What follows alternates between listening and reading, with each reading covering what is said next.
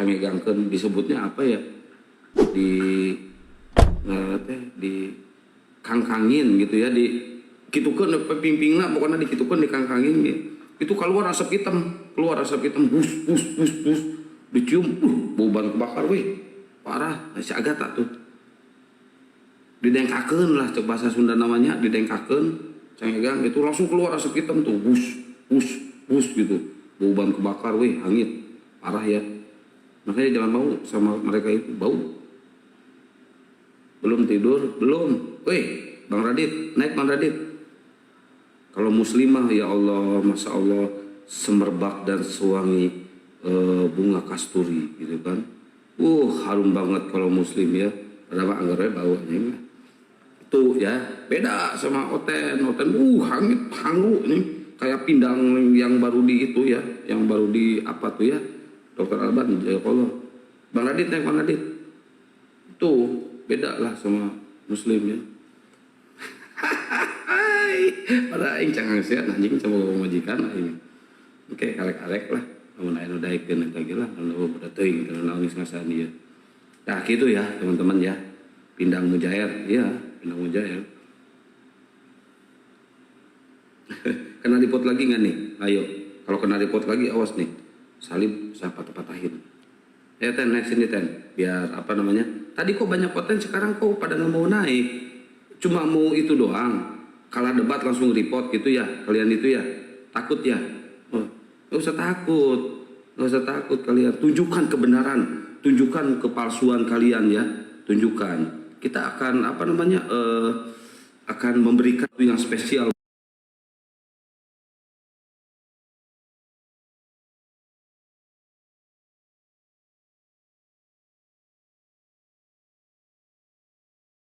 Dengan suara Gurunda yang khas, mengiang-ngiang di telinga katanya Gurunda, masya Allah. Sekarang udah mengiang-ngiang di telinga, masya Allah. Gimana suara saya, Kang? Bagus, keren. Bagus. Subhanallah. Syukurlah. Gimana Gurunda, sehat Gurunda? Sehat, seperti biasa, tetap ganteng. Udah kenyang durennya? Duren. Tadi katanya makan duren. Makan duren? Enggak. Bersama duren kali. Oh, duren, dudak keren. Saya dong gitu mah. Ikut-ikutan lo ya. Akang ini ikut-ikutan aja. Aduh, dudak keren yang gak laku-laku. Ayo buat Kristen yang mau naik silakan kita diskusi, kita ngobrol santai, keluarin semua unek-unek kalian terhadap Islam, biar apa namanya, biar enak ya, biar ngemplong ya kalau udah dikeluarin. Mumpung ada Gurunda di atas. Masya Allah. Ini akun saya tolong jangan di ini dong, jangan dilaporin lagi dong. Iya, saya juga tadi kena report. Ini ada tahu bulat. Ya, yang Akian Santang yang tadi padahal banyak konten tadi. Tahu bulat. Ini tahu bulat musim Bapak Kristen. Apa ya? Nggak minta naik kok Bang. Bang Juma, assalamualaikum. Waalaikumsalam warahmatullahi Tapi kesentuh wabarakatuh. bagaimana ya? Oh ya udah turun aja dulu ya kalau misalkan Di gitu bawah ya. aja ya. Ya, Apa ya? Sudah ya gitu ya. Maaf ya. Iya, tapi suaranya bagus juga nih. Iya atuh Kang, atuh udah orang Sunda Mas Sararai. Oh iya, mantap. Ya buat teman-teman yang di Jabar silakan nabung karena nanti tahun depan kita akan mengadakan milad yang kedua di Makassar ya. Minimal 5 orang harus datang ya dari Jabar. Jabotabek udah mau tuh 5 orang. Paling sedikit. Yang Jabar juga jangan kalah sama Jabotabek ya. Menyalip. Assalamualaikum. Waalaikumsalam. Assalamualaikum Gurunda, Kang Kian. Waalaikumsalam warahmatullahi wabarakatuh. Ya, yang mau ikut silahkan nabung dari sekarang ya ke Makassar. Kita ramekan kota Makassar. Kita penuhi kota Makassar dengan api ya, dengan teman-teman api. Biar kelihatan meriahnya milad yang kedua. Jangan kalah sama yang kemarin.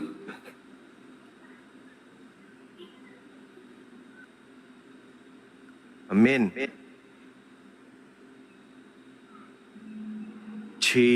Suara saya ada kan ya? Ada, bagus Gurunda, bagus ini. Aman. Oke.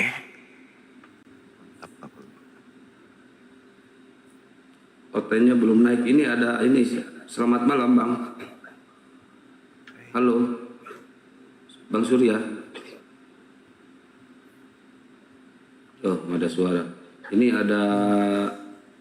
Waduh, malah ngajak aku bang. Aku nggak tahu agama bang. Nggak tahu agama. Ya udah di bawah aja kalau nggak tahu agama. Kau cuma mau dagang aja bang. Siap. Abang dari Muslim apa Kristen Bang? Muslim. Oh baik. Ini ada Andika. Andika, selamat malam. Aku dengar aja ya bang. Andika, selamat malam. Moderator dipantau ya. Aman. Ya, Ya, dari Kristen ya Bang? Muslim? mualaf bang, mualaf. Mualaf, Masya Allah. Udah lama mualafnya apa baru Bang? Masya Allah. Salim kenal, salam kenal. 4 bulan bang, baru 4 bulan. Baru 4 Oh, bulan, baru. Masya Allah.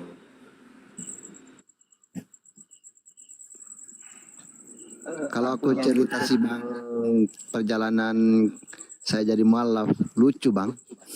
Iya, gimana ceritanya Bang? Ya nanti bang, nanti ku ceritakan. Cukup dengar-dengar dulu. Ya. Assalamualaikum warahmatullahi wabarakatuh. Waalaikumsalam warahmatullahi wabarakatuh. Wih, Bunda. Bagi kita kembar, Bu. Masya Allah. Masih mau kau datang besok? Masih mau kau datang besok. Masya Allah, Masya Allah. Allahu Akbar. Baju kita sama gimana dong? Masya Allah. Lanjutkan Gerunda sehat-sehat. Aduh, rindu, ada rindu. Masya Allah. Subhanallah. Allahumma shalli ala sayyidina. Silakan lanjutkan. Iya. Allahu Akbar. ini teman Dibawa. kita yang mualaf ini Andika ini kenapa? Mualafnya gara-gara apa Bang? Masuk Islamnya? Ya, oke bang ya. Saya cerita sedikit. Begini, kami kan kerja di perusahaan. Di perusahaan itu bang, sebelum saya mualaf, lucu lah bang. Artinya di perusahaan itu kan ada istilah laundry, tempat cuci baju itu. Iya. Kalau saya sih asli Kalimantan ya. Artinya apa dulu sebelumnya jadi mualaf itu mempercayai adanya Tuhan gitu.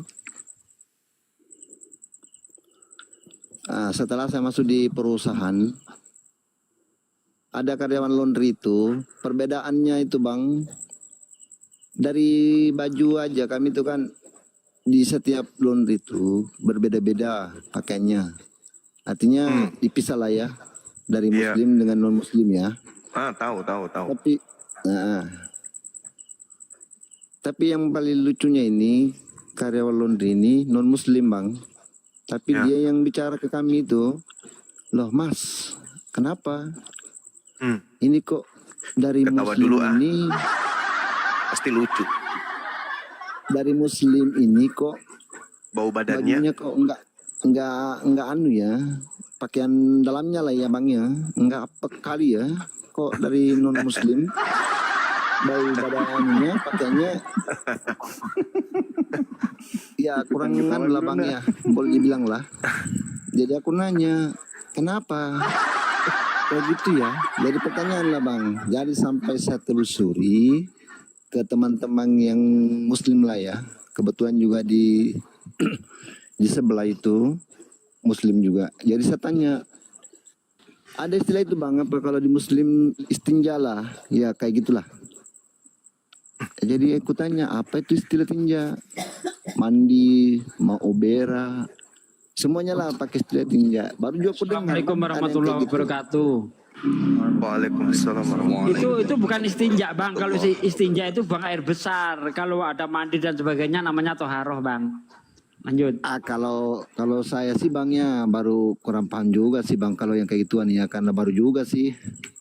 Sampai sekarang ini bang tahap pembelajaran loh bang, saya masih belajar lah. Bapak saya luruskan aja bang. Istinja itu mengacu kepada buang air besar.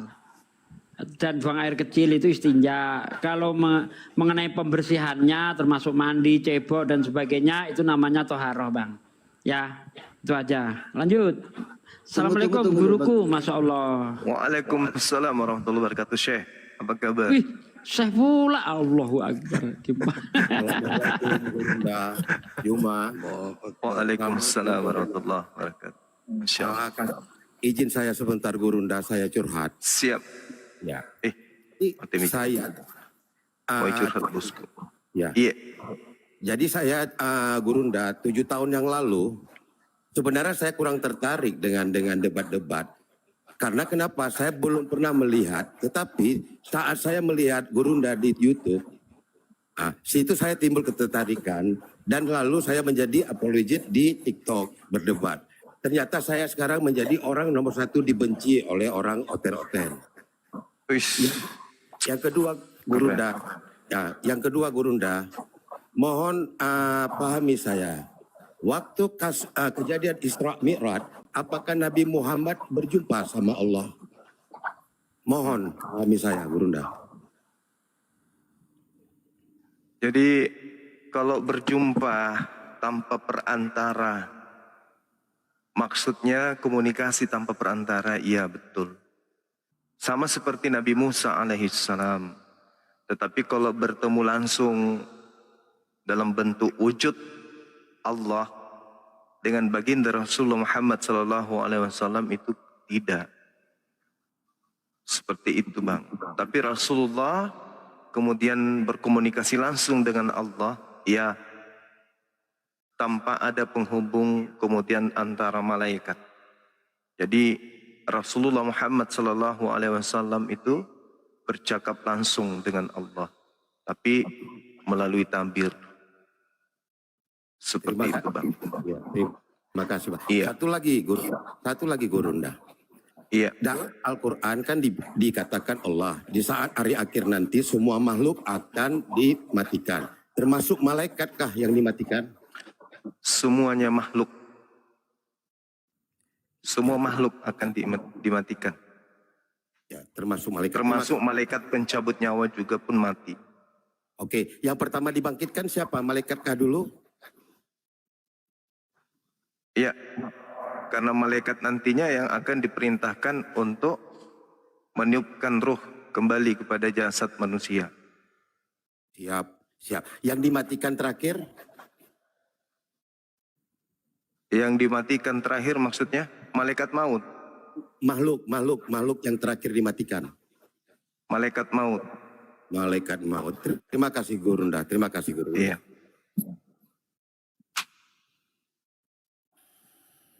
Ini kenapa sahabat ini mengatakan kalau abang ini paling dibenci di antara seluruh apologet? Tidak mau diterima lagi Bang Gurunda. Maksudnya? Orang oten-oten dari Tungtung, dari Oneness, dari Katolik untuk namanya Gun Saleh, termasuk TikTok sendiri sudah memblokir saya. Maka itu namanya saya robah menjadi Gun Jales. Tadinya nama akunnya apa?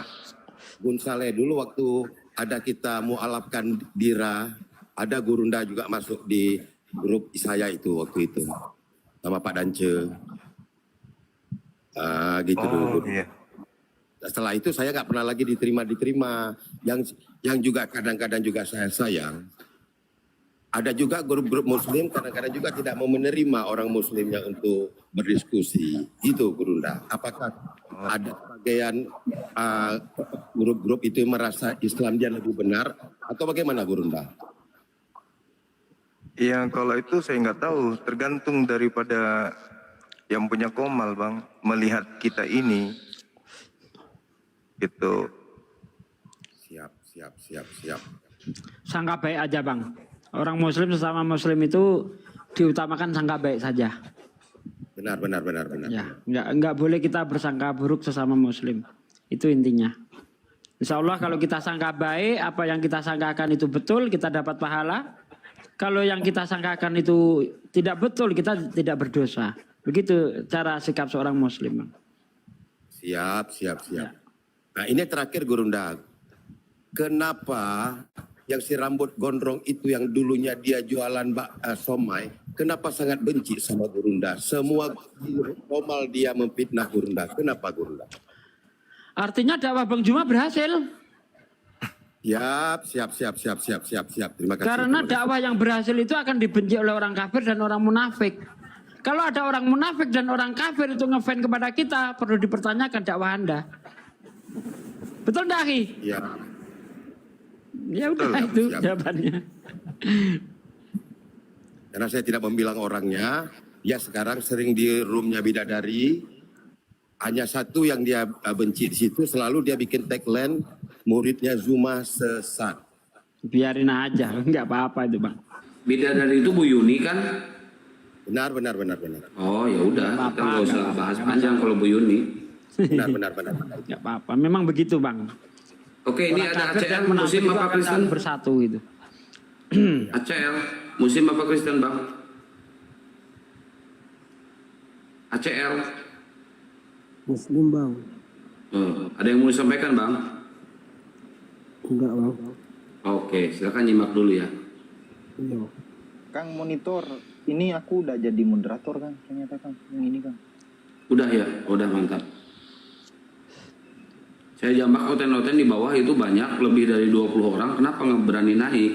Naik aja di sini, naik kita ngobrol santai di atas. Keluarin semua unek-unek kalian, kebencian kalian terhadap Islam, silakan. Kita kasih kebebasan, tapi kalian harus menerima jawaban dari Gurunda Juma, Ustaz Suki dan lain-lain ya. Silakan naik. Gurunda, mau tanya Gurunda, siapa duluan ada Hindu sama Kristen?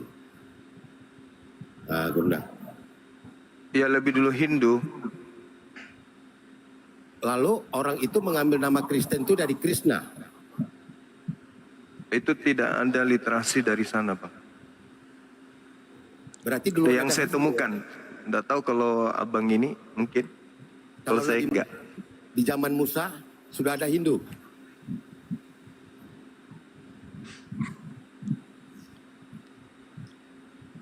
Enggak tahu, Bang.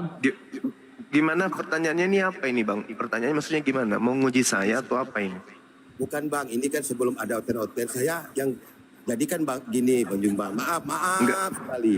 Mungkin bagusnya kalau abang ini memberikan materi aja di sini. Kan abang salah satu orang yang paling ditakuti dan paling dibenci oleh Kristen. Kan gitu Bang. Mending abang kasih pengarahan kita di sini, kasih motivasi atau apa gitu daripada Anda bertanya sesuatu yang ya sifatnya seakan-akan ingin menjebak sesama saudara sendiri gitu. Kayak Anda. Ya, Patikawa, Toisage, selamat malam. Patikawa, noise banget Patikawa. Pertanyaannya entah apa ditanya. Selamat malam Babang Zuma, Singa Allah. Assalamualaikum warahmatullahi wabarakatuh. Waalaikumsalam warahmatullahi wabarakatuh. Salam kenal abang-abang semua, salam kenal Abang Zuma, salam kenal dari Putra Minang, Sumatera Barat. Ya, salam kenal Bang. Masya Allah. Ya, Bang Patikawa suaranya noise, Bang Patikawa kencang banget noise-nya. Dibenerin dulu ininya ya, Bang Patikawa, mohon maaf ya. Soalnya noise-nya kencang banget. siap. Ini lagi live di YouTube soalnya. Ini hostnya juga kalau ada yang naik kesini nanya yang aneh-aneh langsung aja diturunin. Iya, langsung saya turunin barusan juga. Ya, pertanyaan tua mana Hindu dengan Nabi Musa? Tanya di mana? Tanya di Google. Pantas banyak yang benci ke dia.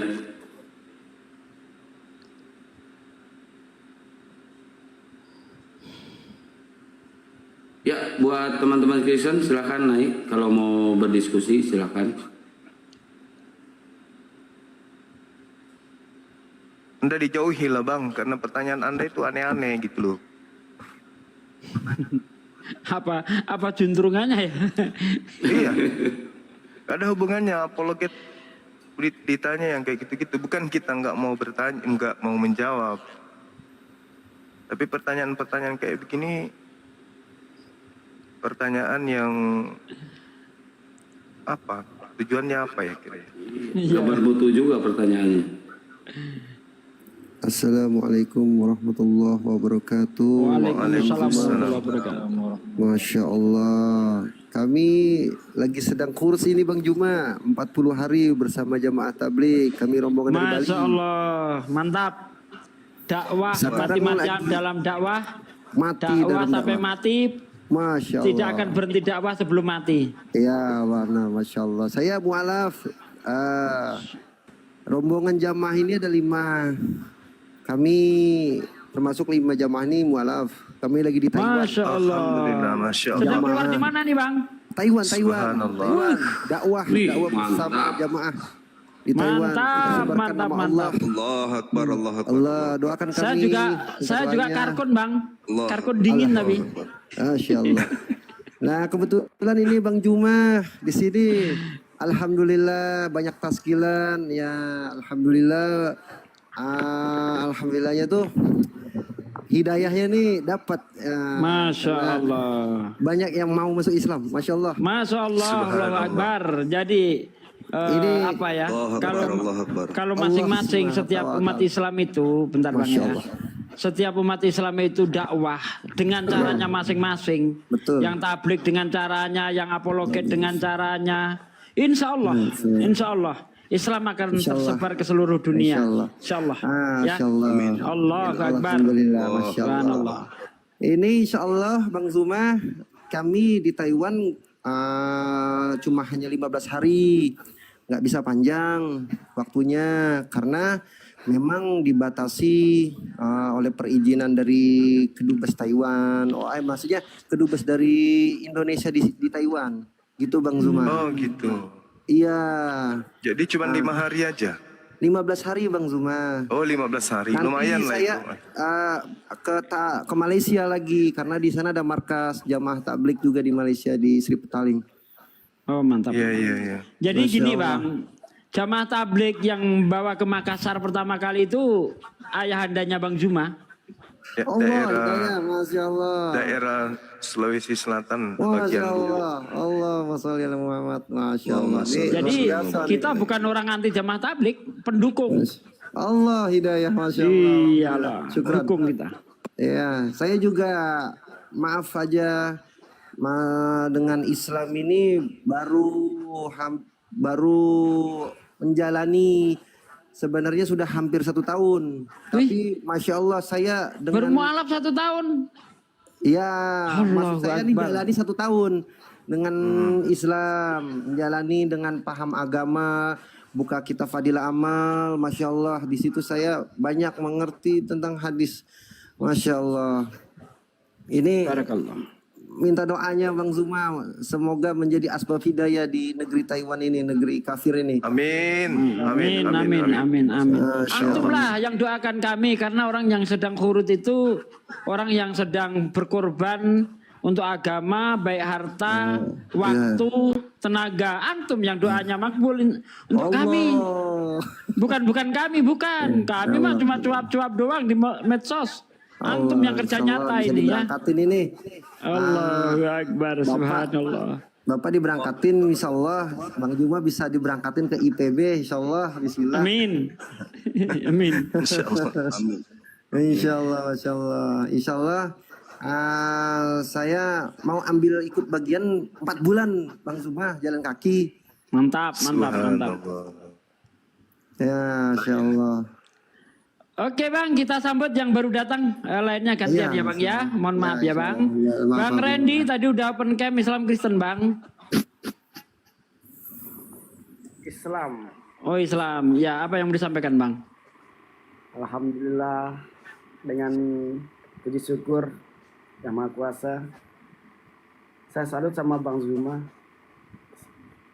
Dari awal sampai akhir saya Salut itu hanya kepada Allah saja Bang. Jangan salut sama seseorang. Orang kalau salut sama seseorang nanti ketika orang itu aneh-aneh bisa kecewa kita Bang. Salut sama Allah ya. Ya jalani dengan positifnya aja Bang. Saya melihat menyebarkan agama Islam itu memang saya akui Bang Zuma. Saya pengen berat sama Bang Zuma. Karena Allah.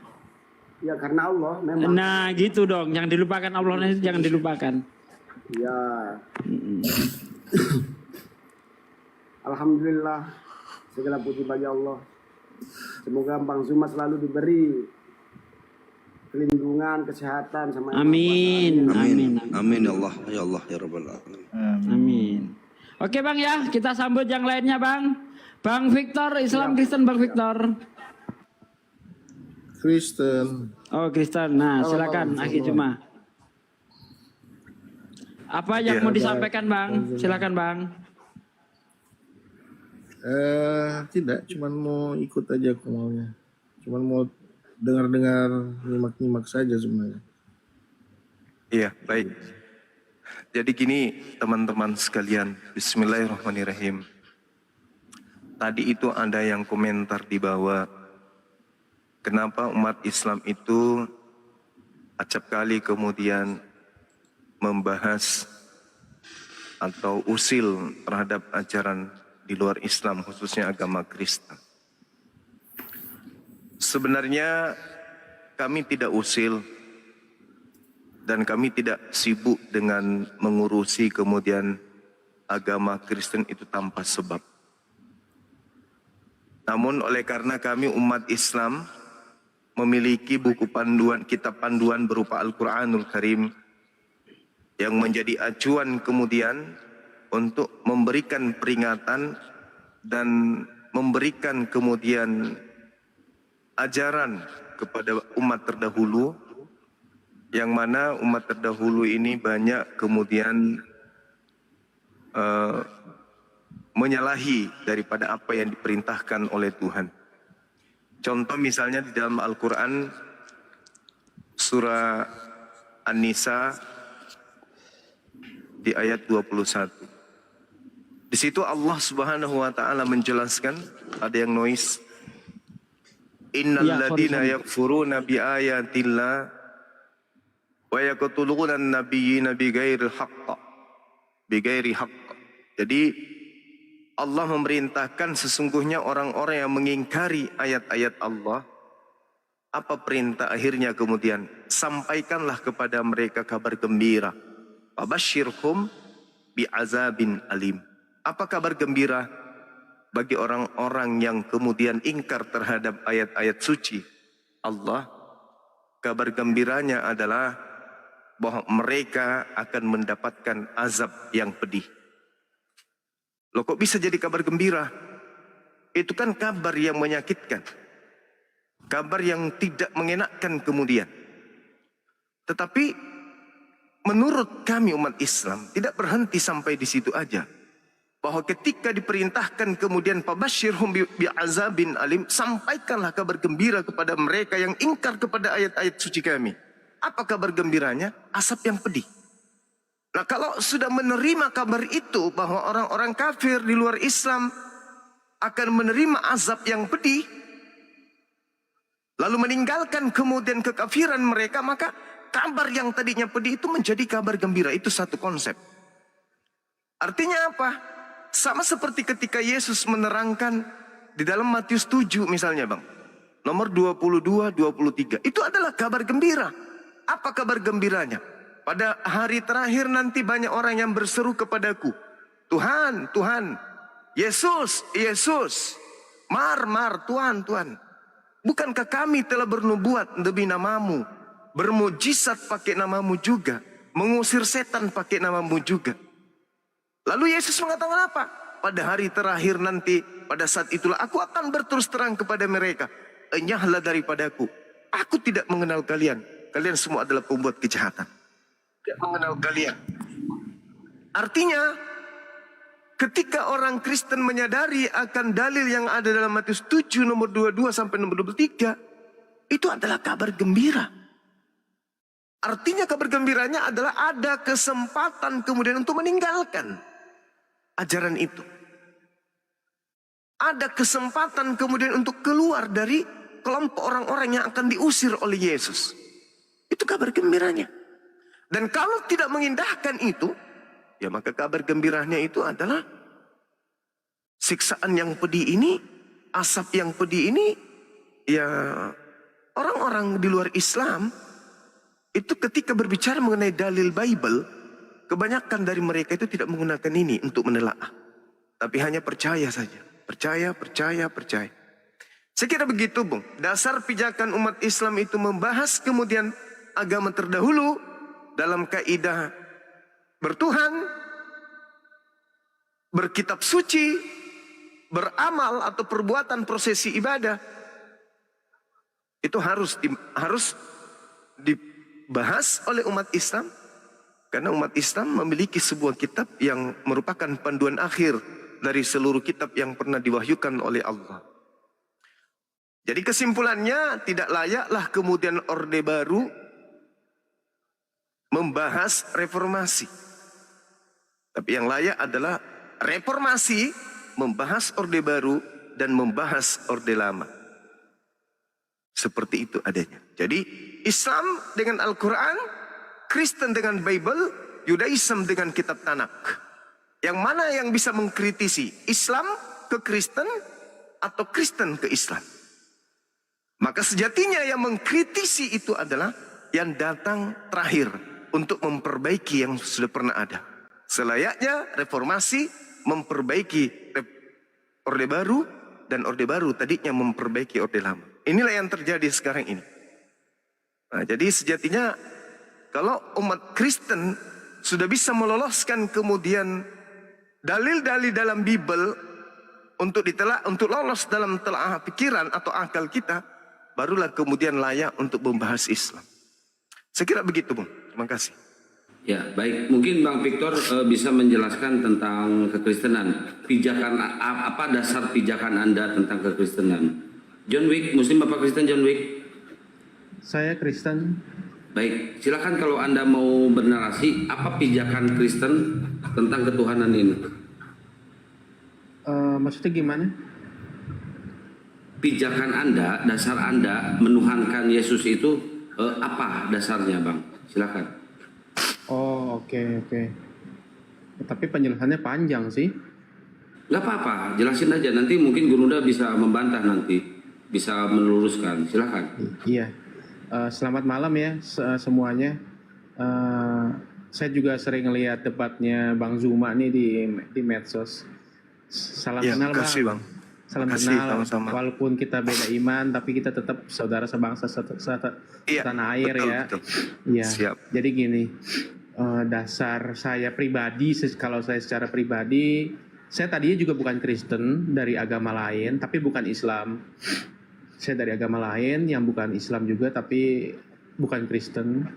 Saya juga sering berdebat dengan pendeta ya zaman dulu itu, dengan memakai ayat-ayat Yohanes 17 ayat 3, terus Matius 7 ayat 21 sampai 23 sampai 24 gitu. Jadi sering lah. Jadi pada intinya gini, kenapa saya percaya bahwa Yesus Tuhan? Karena saya percaya bahwa Tuhannya Abraham, Ishak dan Yakub itu, Tuhannya Musa, Tuhan yang menciptakan langit dan bumi itu 2000 tahun yang lalu turun ke dunia menjadi manusia, yaitu Yesus Kristus, dalam misi untuk penebusan dosa, karena manusia pertama telah kehilangan kemuliaan Allah karena telah jatuh ke dalam dosa.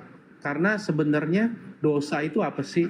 Dosa itu kan pelanggaran terhadap firman-Nya. Ketika Tuhan berkata jangan buat A, dia buat A, nah itu pelanggaran, nah itu dosa. Seperti Tuhan berkata jangan makan, kalau di Alkitab kan dikatakan jangan makan buah pengetahuan yang baik dan jahat. Bila mana engkau makannya maka engkau akan mati. Mati di sini artinya mati secara rohani, jiwa, dan yang terakhir adalah mati secara tubuh. Nah, kalau di Islam kan diajarkan jangan makan buah koldi. Nah akhirnya karena dia melanggar, yaitu Adam, manusia pertama, akhirnya dibuang kan. Jadi sebenarnya dosanya Adam kan bukannya membunuh, bukan berzina, bukan mencuri ya kan gitu, tapi dosanya cuma makan doang gitu loh. Kenapa makan doang bisa jadi dosa? Karena di hadapan Allah yang Maha Suci itu, atau Tuhan yang Maha Suci itu adalah ketika Tuhan mengatakan A, manusia ciptakannya melakukannya sebaliknya, yaitu dosa, pelanggaran yang namanya tidak taat. Maka dari itu kenapa? Karena semua Bang John, bisa langsung ke poinnya Bang John, biar cepat diskusinya. Iya, poinnya kurang lebih itu. Nah jadi ya makanya kenapa saya menuhankan Tuhan, bukan menuhankan, tapi memang di dalam iman saya bahwa Yesus Kristus itu adalah Yahweh atau Yehova itu, atau Allah yang Esa itu, tapi juga Ehad. Ehad artinya suatu kesatuan gitu, karena matematikanya Tuhan sama matematikanya kita manusia berbeda gitu. Nah jadi ya kurang lebih sih seperti itu sih. Baik, mungkin Gurunda mau membantah, silakan Gurunda. Iya, baik. Jadi kalau kita berbicara mengenai konsep Tuhan, Tuhan itu jelas adalah entitas absolut, entitas tunggal yang absolut. Tunggalnya Tuhan di sini bukan satu, tetapi esa. Dia tidak bisa dibagi dua. Kalau satu masih bisa bagi dua, bagi tiga, bagi empat, bagi lima, dan seterusnya. Sedangkan Tuhan itu tunggal, dia tidak berbilang. Dia tidak bisa dibagi dua, dia tidak bisa dibagi tiga. Sesuatu yang bisa dibagi, berarti dia bukan tunggal, karena bisa menjadi pribadi-pribadi yang lain. Itu bukan tunggal itu. Nah, sedangkan manusia, pada sisi yang berbeda, manusia itu sebagai ciptaan menempati ruang dan menempuh perjalanan waktu. Jadi ketika Anda mengatakan 2000 tahun yang lalu Tuhan berubah menjadi manusia, tentu itu tidak masuk akal. Nah, kalau sudah tidak masuk akal, dan itu adalah konsep, maka Tuhan itu tidak maha mengetahui. Kenapa tidak maha mengetahui? Karena Tuhan menciptakan manusia tidak mengetahui bahwa akal yang dia ciptakan berupa objek pada diri manusia itu ternyata tidak mampu menelaah dirinya. Itu satu. Kalau kemudian Tuhan itu tidak masuk dalam logika manusia, berarti Tuhan tidak berhasil menciptakan manusia sebagai pemimpin. Karena manusia tidak mampu kemudian dengan kemampuan dirinya sampai kepada eksistensi keberadaan Tuhan. Nah, itu kalau yang Anda usung tadi. Maka Tuhan Anda tidak maha mengetahui. Coba. Pasti Anda akan ingin mengatakan manusia tidak akan sampai. Logika manusia tidak akan sampai melogikakan Tuhan. Kenapa? Karena Anda yang membuat karikatur sendiri tentang Tuhan. Sementara Tuhan menerangkan dirinya dalam Al-Quran maupun dalam kitabnya orang Yahudi. Laisa kamislihi syai' lam yalid wa lam yulad. Jelas itu. Bilangan 23 nomor 19. Bukan manusia dan bukan anak manusia. Lam yalid wa lam yulad. Laisa kamislihi syai'. 2 Samuel 7 nomor 22. Tuhan maha tinggi. Tidak sama seperti apapun. Tidak ada yang serupa dengan Tuhan. Nah, lalu Anda kemudian mengatakan 2000 tahun lalu Tuhan datang nuzul menjadi manusia.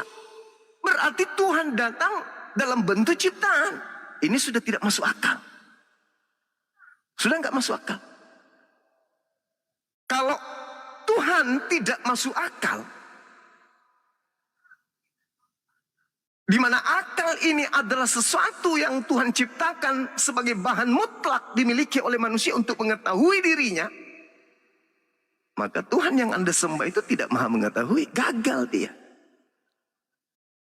Gagal.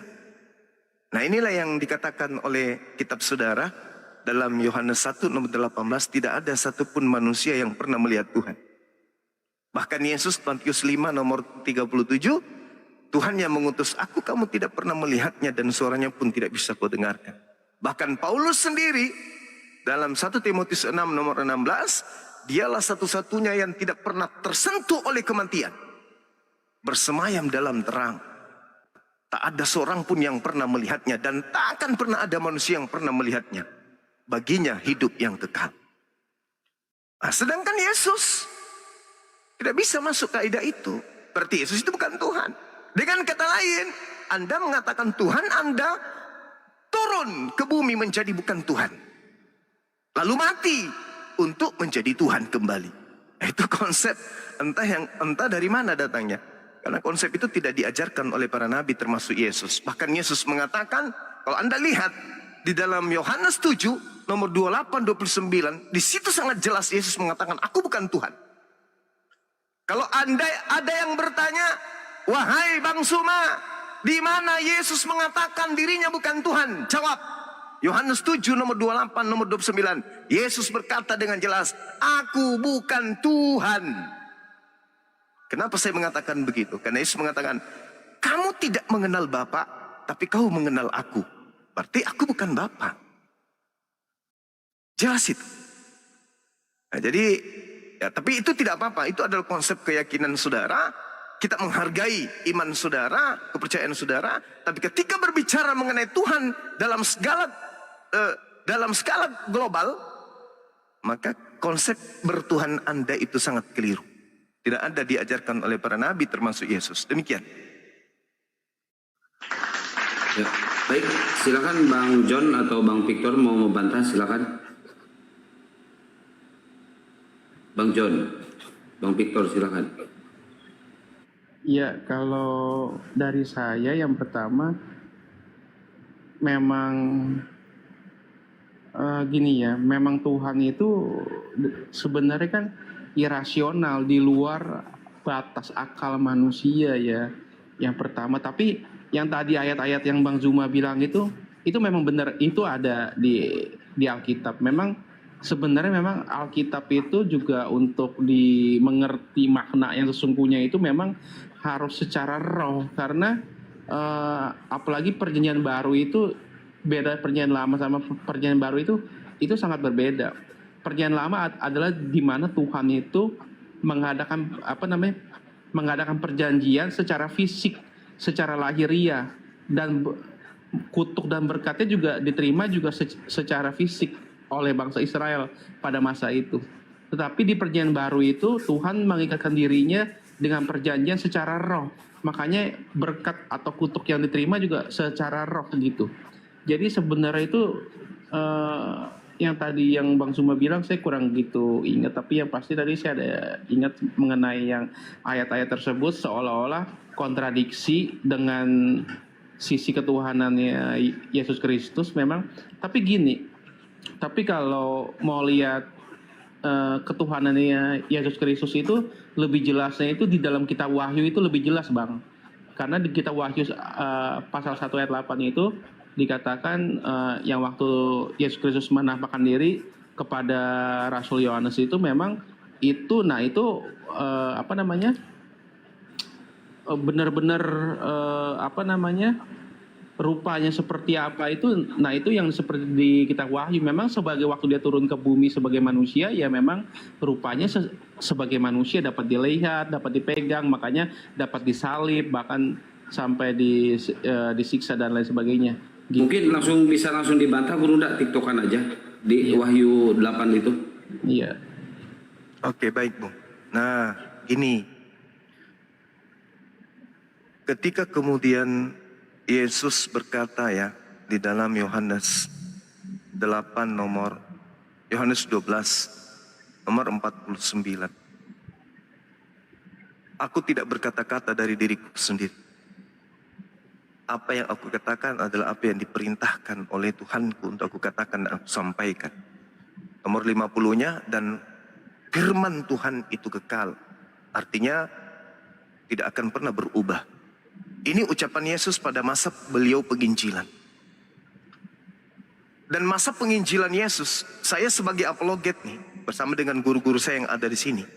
Itu kita sudah berapa puluh tahun mengkaji Bible. Tidak ada satupun pernyataan dari Yesus yang sesuai dengan pernyataan penulis di Pulau Patmos, yaitu buku mimpi, atau yang sekarang kita kenal dengan kitab Wahyu. Itu tak ada satupun pernyataan Yesus yang seirama dengan itu. Akulah Alfa, akulah Omega, akulah yang terdahulu, akulah yang terkemudian. Tak ada sedikit pun. Bahkan kalau Anda melihat data Yohanes 8:42, aku datang bukan atas kehendakku.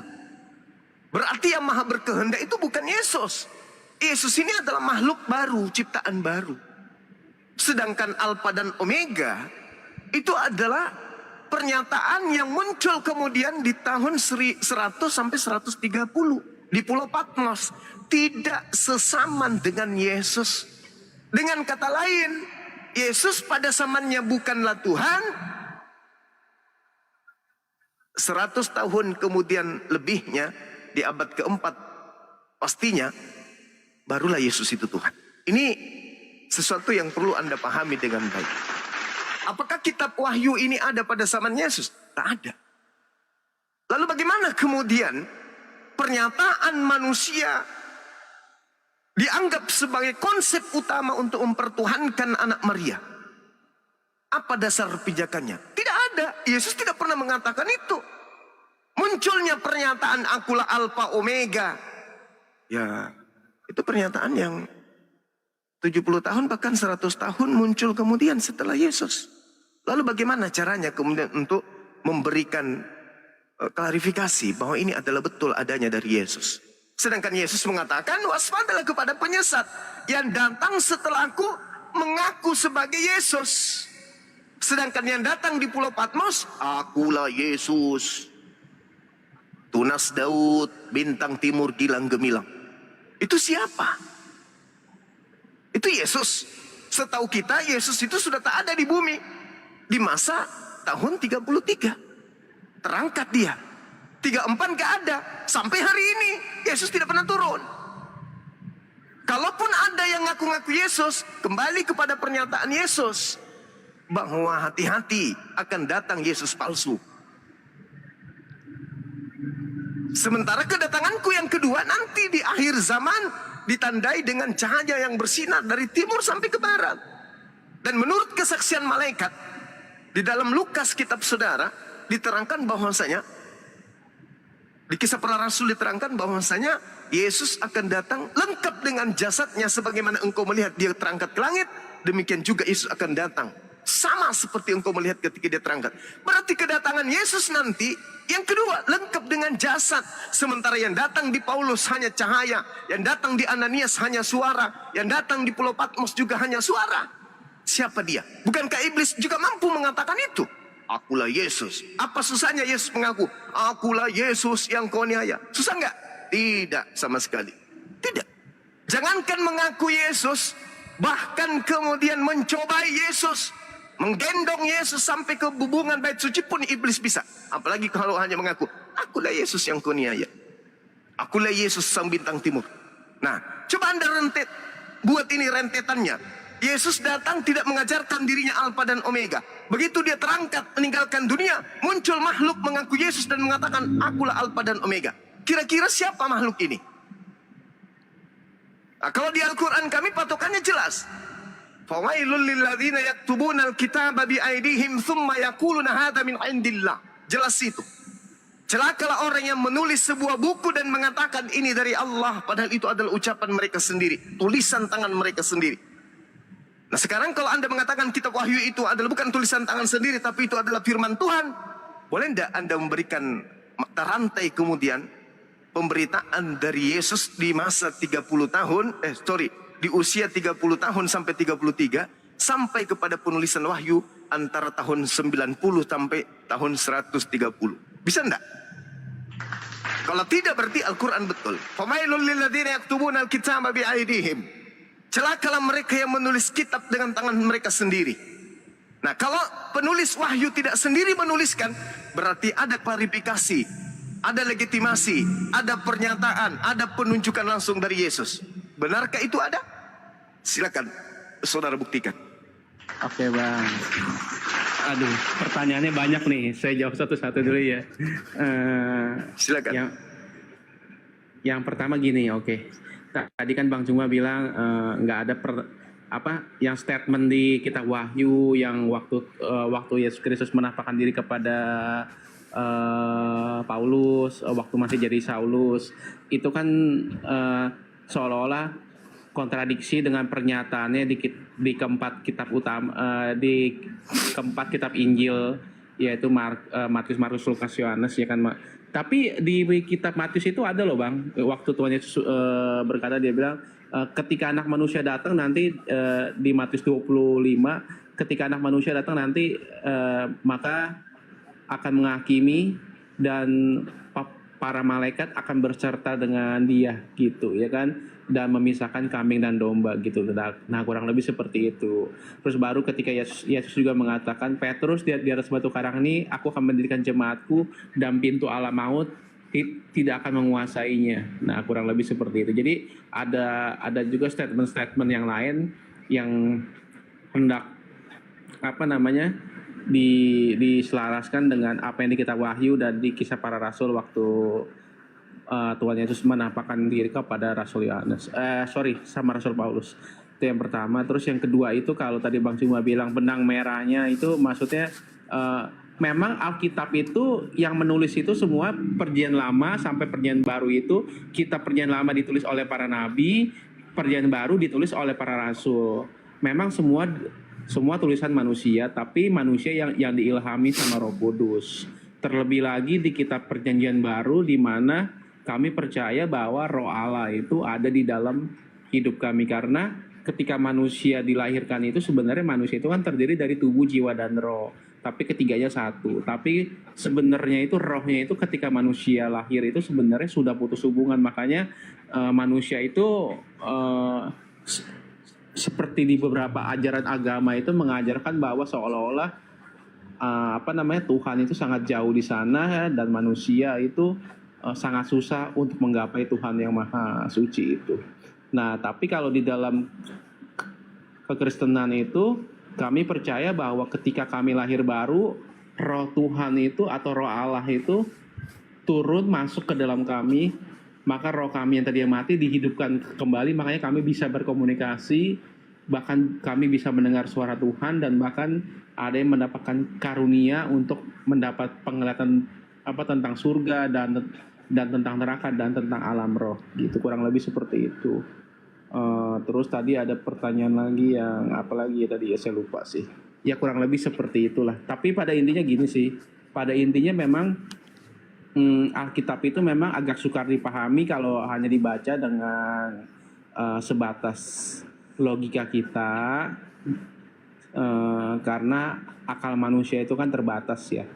Gitu kalau kita mau mencoba memahami Tuhan yang di luar batas akalan kita, karena Tuhan itu kan di luar time, space, and matter, di luar waktu, benda dan tempat ya. Dia di luar dimensi itu. Jadi transcendent lah ya. Jadi sebenarnya kita tuh susah mau menggapai itu kalau kita tidak diberikan pengertian atau understanding gitu. Baik, mungkin menurut Anda memahami Bible itu harus pakai akal dan logika. Silakan Gerunda, apa dong? Baik, host, kalau saya kepanjangan mohon untuk di-cut aja ya. Jadi gini, ketika kita berbicara mengenai Tuhan, satu-satunya agama yang konsep Tuhannya rasional, seimbang antara akal dan pewahyuan itu hanya Islam. Al-Quran mengatakan bahwasanya sesungguhnya dengan adanya siang dan malam, penciptaan malam dan siang, itu bukti keberadaan Tuhan. Jadi pencipta alam semesta ketika dikatakan laisa kamitslihi syai', tidak serupa dengan apapun, 2 Samuel 7 nomor 22, tidak sama seperti apapun. Yesus mengatakan kamu tidak pernah melihatnya. Paulus mengatakan tak ada seorang pun yang pernah melihatnya. Maka bagaimana kemudian Tuhan itu bisa menyatakan dirinya? Kalau di Al-Quran jelas Allah menyatakan diri pada diri manusia, pada alam semesta ini. Makanya dikatakan dalam Al-Quran, wa nahnu akrabu ilaihi min hablil warid. Bahkan aku, kata Allah, lebih dekat kepada manusia dari urat leher mereka sendiri. Jadi ketika kita berbicara mengenai keberadaan Tuhan, Tuhan kita ini menciptakan 2 alam. Alam semesta dan alam diri kita ini. alam kecil. Itulah cara Allah memberikan bukti kehadiran dirinya.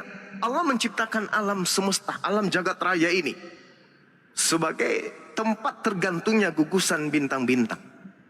Sedangkan alam kedua adalah ya tubuh kita ini alam kecil. Jadi Tuhan menyatakan eksistensi keberadaannya, kehadirannya kepada kita manusia dengan cara Tuhan menciptakan alam semesta. Bukti Tuhan itu hadir adanya alam semesta. Siang dan malam, hujan, terik, tumbuhan, binatang, manusia, malaikat, daratan, lautan, awan. Itu bukti bahwa Tuhan itu hadir. Tuhan itu ada menyertai kita. Kita bisa berbicara, kita bisa mendengarkan, kita bisa tidur, kita bisa makan, kita bisa merasakan apapun. Bukti kehadiran Tuhan. Kalau tidak ada Tuhan, kita juga tak ada. Bukti adanya Tuhan ya kita ini ada. Kita ini siapa? Tangan ini bukan punya kita. Mulut bukan punya kita. Mata bukan punya kita. Kuping bukan punya kita. Tubuh seluruhnya bukan punya kita. Ini cuma pinjaman dari Tuhan. Apa yang kita punya? Tak ada. Bahkan isi kepala yang kita katakan, kita klaim ini punya kita. Kita nggak tahu apa yang ada di dalam. Apa yang ada dalam rongga perut, rongga dada kita, kita tidak tahu. Tapi kita mengklaim ini adalah punya kita. Padahal kita pun tidak tahu. Menjadi laki-laki, menjadi perempuan pada saat dilahirkan, kita tidak pernah kemudian mengatakan, Tuhan ciptakan aku dalam bentuk laki-laki, perempuan. Tak pernah. Seketika kita ada kun fayakun. Artinya, kita ini milik Sang Pencipta. Dengan demikian, membuktikan kehadiran Tuhan, ya adanya kita. Inilah yang dikatakan bahwasanya Tuhan ciptakan dua alam sebagai pertanda kehadiran dirinya. Alam jagat raya dan alam kecil yang adalah tubuh manusia. Jadi tidak perlu Tuhan itu datang bagi orang yang berakal. Tuhan datang jadi bayi. Oh Tuhan itu ada. Tidak kayak begitu, Bung. Ketika Tuhan menjadi manusia, berarti Tuhan menjadi ciptaan. Apakah itu tidak masuk? Apakah itu masuk akal? Tidak masuk akal. Maka alasan Kristen, memang kami punya Tuhan tidak bisa dilogikakan. Berarti Tuhanmu tidak maha mengetahui. Tuhan itu harus dilogikakan, harus masuk logika kita. Nah, logikanya di mana? Allah mengatakan walaqad khalaqnal insan wa na'lamu ma tuwaswisu bihi nafsu. Itu kata Allah.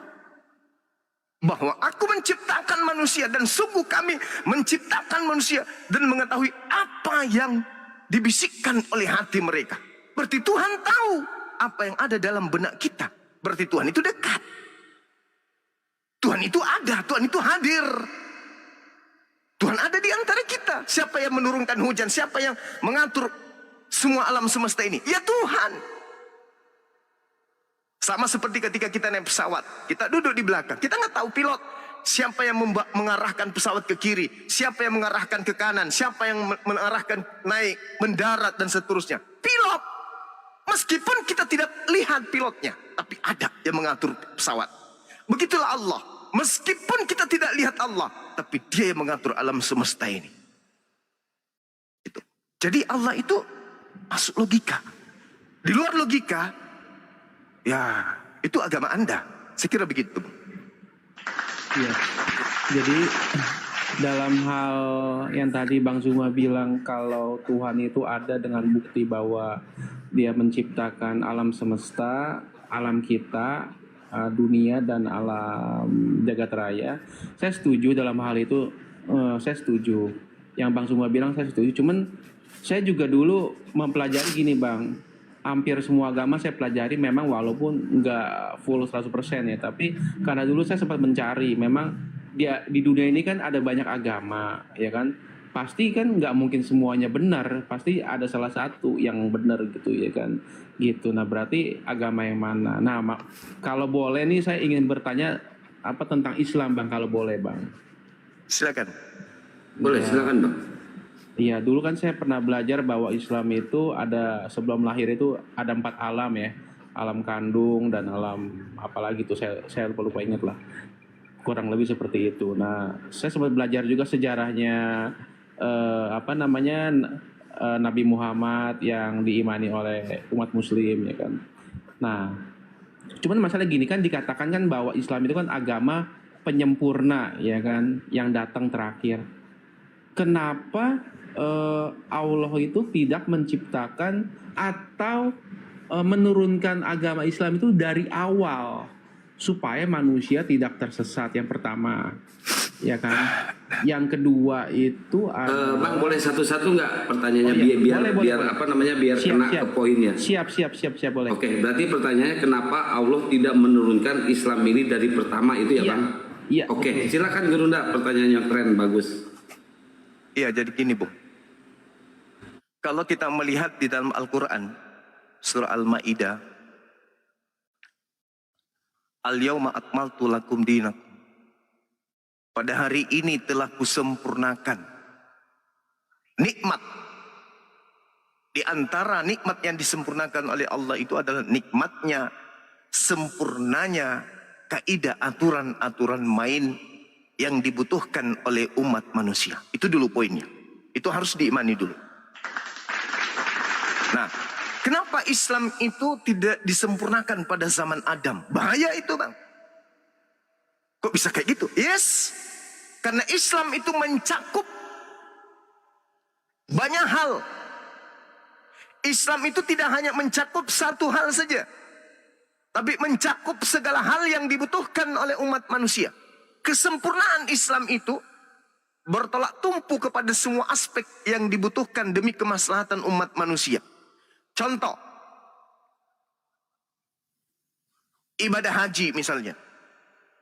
Bagaimana seandainya pada masa Adam alaihissalam sudah ada perintah haji? Apakah relevan? Enggak relevan. Maka ketika kemudian Islam itu dikatakan disempurnakan, berarti item-item pengajaran tentang dinul Islam, ajaran Islam, itu sudah Allah tanamkan sejak Nabi Adam alaihissalam. Apa itu? Ketaatan. Perintah untuk taat kepada Tuhan. Maka ketika kemudian satu pelanggaran yang dilakukan oleh Adam alaihissalam, maka dia dihukum oleh Tuhan. Karena melanggar perintah. Nah, Islam itu datang damai sejahtera. Shalom, salam. Islam adalah damai sejahtera. Ketika Adam alaihissalam kemudian mentaati perintah-perintah Tuhan, hidupnya akan damai. Hidupnya akan sejahtera. Adam bertuhankan satu Tuhan. Itu kaidah. Itu aturan. Nah, ketika melanggar satu perintah, maka Adam kemudian kena pelanggaran. Tapi di Islam kemudian diajarkan fatalaqa Adamu min rabbih kalimatin fataba alaih. Innahu huwat tawwabur rahim. Ketika Adam kemudian bersalah, Allah kemudian memberikan kalimat untuk bertaubat. Lalu Adam alaihissalam bertaubat. Taubatnya diterima. Tak ada dosa waris. Keturunannya tak ada yang mewarisi dosanya. Tak ada. Karena kenapa? Adam bertobat, tobatnya diterima. Selesai perkara. Nah, kenapa tidak dia sampaikan Islam pada masa itu? Sudah disampaikan. Yang sampai pada Adam masa itu adalah Islam. Dalam skala kecil. Belum disempurnakan. Islam kemudian beranjak kepada masa Abraham alaihissalam. Islam sudah ada. Abraham diajarkan kemudian ajaran Islam. Namun belum sempurna. Setelah itu kepada Nabi Musa. Islam sudah ada. Belum sempurna. Nabi Isa, Yesus. Islam sudah ada. Belum sempurna. Belum, tapi sempurna pada zamannya. Karena ajaran-ajaran kepada Abraham, kepada Nabi Musa, kepada Nabi Isa, itu sifatnya hanya bersifat sementara. Karena kenapa? Itu hanya berlaku pada zamannya. Karena ajaran itu tidak relevan dengan semua zaman. Ketika Islam datang, maka seluruh aturan Islam, seluruh hukum Islam, itu relevan dengan secanggih apapun, semodern apapun zaman itu. Sampai kiamat, ajaran Islam tetap relevan untuk dilakukan. Contoh. Contoh ketika ada perintah kemudian di dalam ajaran Yahudi. Seperti Sabat misalnya. Hari Sabtu. Gak boleh melakukan apapun. Tak boleh menyalakan lampu. Gak boleh melakukan apapun. Ingat bang. Hari ini. Perbankan. 1 jam aja listrik padam. Apa yang terjadi? Di negara kita ini dulu. Di negara kita ini dulu. 1 jam listrik padam, perbankan tanpa genset, tanpa cadangan kemudian aliran listrik, maka perekonomian akan beku. Dan itu akan mendatangkan kerugian yang sangat luar biasa. Sabat, kalau sungguh-sungguh sabat, listrik tak boleh dinyalakan. Satu hari 24 jam listrik tidak dinyalakan sama sekali. Ekonomi dunia buntu. Dan itu terjadi 4 kali dalam sebulan. Kacau bumi ini. Kacau bumi ini. Itu baru satu aspek kehidupan. Baru perbankan. Belum kesehatan rumah sakit dan seterusnya. Bagaimana orang yang mau operasi jantung? Bagaimana orang yang kemudian diopnam, masuk UGD dan seterusnya? Mati lampu selama 24 jam karena sabat. Apakah itu masih bisa dilakukan? Tidak bisa. Maka Allah menggantikan hukum itu. Apa hukum yang digunakan oleh Allah kemudian? Ya ayyuhalladzina amanu idza nudiya lis-salati min yaumil jum'ah. Maka hukum yang setelah sabat berganti untuk seluruh manusia sampai hari kiamat adalah salat Jumat. Maka Allah mendatangkan hukum yang selaras kemudian dengan kehidupan kemaslahatan hidup manusia. Apa itu? Kesempurnaan ajaran Allah yang datang kepada Nabi Adam alaihissalam berujung pada datangnya Nabi Muhammad sallallahu alaihi wasallam. Itu Bung. Itu jawaban sederhana saya. Silakan. Ya, baik. Bisa dimengerti Bang John pertanyaannya. Bang Pri, sebentar kita sama Bang John dulu. Nanti ke Bang Pri dan Bang Victor. Silakan Bang John. Iya, jawabannya sih masuk akal sih yang mengenai yang hari Sabat itu. Memang itu juga sama seperti umat Hindu di Bali kan, sama kurang lebih jadi hari Nyepi. Ya itu masuk akal sih. Tapi nah terus begini, ada yang saya mau tanyakan lagi. Jadi kan begini ya, tapi kan kalau dikatakan Islam diturunkannya di terakhir, baru kan dari awal kejadian kan, dari awal kisah permulaan dunia itu dari keturunan Adam terus. Nah itu kan banyak orang tidak mengenal, katakanlah tidak mengenal Allah atau Allah yang tauhid itu ya kan, sehingga banyak orang yang menjadi kafir ya kan, boleh dikatakan seperti itu. Lalu mereka kalau dikatakan di ajaran agama Islam kan masuk neraka. Berarti apakah itu tidak seperti pembiaran gitu? Jadi pembiaran, jadi banyak orang nanti jadi masuk neraka atau jadi tersesat atau bagaimana? Kira-kira gimana Bang? Ya. Coba Anda bayangkan, Adam, segala kenikmatan diberikan oleh Allah. Bahkan menurut konsep Al-Quran dan Bible, Adam itu dicipta di sebuah taman. Di Gan Bi Eden. Taman di dalam Eden. Eden itu jannah atau salah satu dari surga. Dicipta. Cuman satu larangan tok. Jangan kau makan buah ilmu pengetahuan baik dan jahat. Satu aja. Dilanggar nggak sama Nabi Adam? Dilanggar ya. Dilanggar. Kalau 2 perintah larangan, 3, 4, 6, 7, 8, 9, 10. Kira-kira berapa perintah yang dilanggar oleh Adam alaihissalam?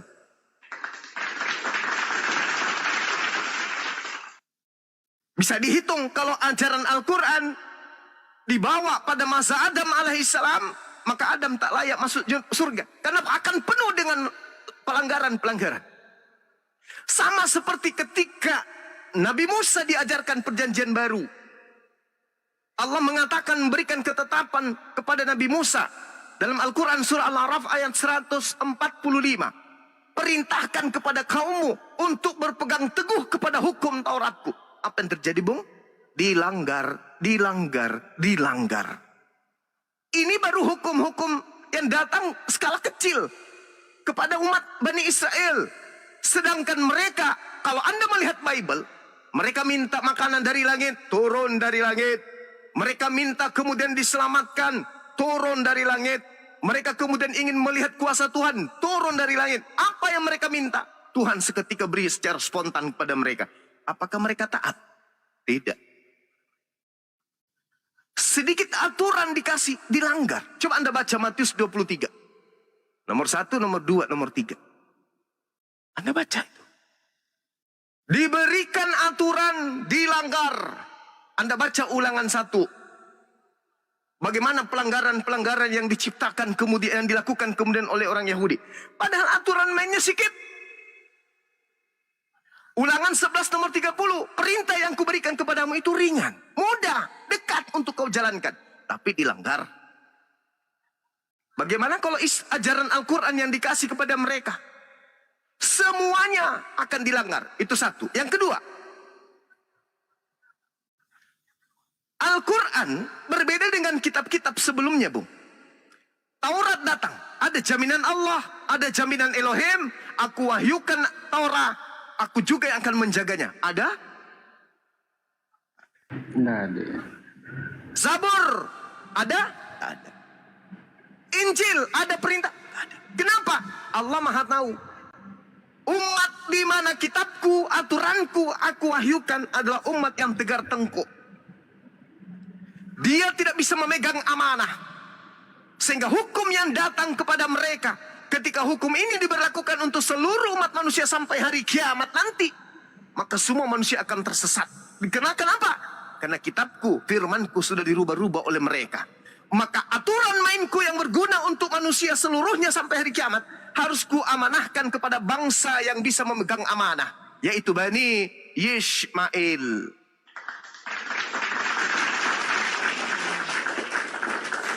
Kalau Al-Quran datang ke bangsa Yahudi, Bung, coba lihat Taurat, coba lihat Zabur, coba lihat Injil. Ada Injil asli tiba di tangan Anda? Tak ada. Yang ada hanya terjemahan, revisi. Dari mana asalnya? Mengakunya dari orang Farisi. Bagaimana sekiranya Al-Quran yang diberlakukan seperti itu? Maka tak ada keselamatan sampai akhir zaman oleh manusia yang belum lahir. Mereka yang oleh karena kita menerima sebuah kitab yang hanya editan, akan mendapatkan neraka sepenuhnya sampai hari kiamat. Orang yang lahir setelah kita semuanya kiamat ke neraka. Kenapa? Karena tak ada lagi kitab suci yang kita berikan kepada mereka. Kita hanya mewariskan kitab terjemahan revisian barat. Revisian lembaga yang tidak kita ketahui orang benar atau tidak mereka ini. Merevisi kitab-kitab kita kemudian. Tapi dengan Allah mewahyukan Al-Quran kepada bangsa yang sudah ditunjuk sebagai pembawa hukum-hukum yang menaklukkan seluruh hukum jahiliyah di atas muka bumi. Amanah. Inna nahnu nazzalna zikra wa inna lahu lahafizun. Aku mewahyukan Al-Quran kepada orang yang amanah, Siddiq, Al-Amin, yang terpercaya. Maka Al-Quran itu sampai pada hari akhir zaman. Maka ketetapan itu sampai kepada seluruh umat manusia. Maka tak ada lagi nanti di hari kiamat memprotes, ya Rabb, aku tidak masuk pada kelompok orang selamat, karena kepada aku tidak ada kitab suci yang murni darimu. Tak ada lagi ucapan itu. Kenapa? Karena Al-Quran terjaga oleh umatnya Nabi Muhammad sampai hari kiamat. Siapapun Anda, apapun titel Anda, apapun agama Anda, Al-Quran membuka diri untuk Anda pelajari. Sekarang kalau saya mau belajar Bible, contoh, saya baca Lukas. Apa yang saya temukan? Penulis Lukas tidak pernah bertemu langsung dengan Yesus. Kecewalah saya. Bagaimana mungkin saya ingin beriman kepada sebuah buku di mana buku ini tidak memiliki legitimasi daripada orang yang saya jadikan sebagai acuan. Lukas ditulis tahun 60-an. Yesus sudah tak ada di muka bumi.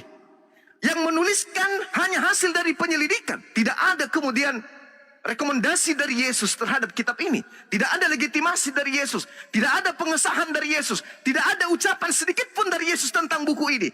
Buku ini yang ingin saya bawa mati. Itu. Buku ini yang ingin saya bawa ke alam kubur. Tidak mau saya. Karena saya orang berakal.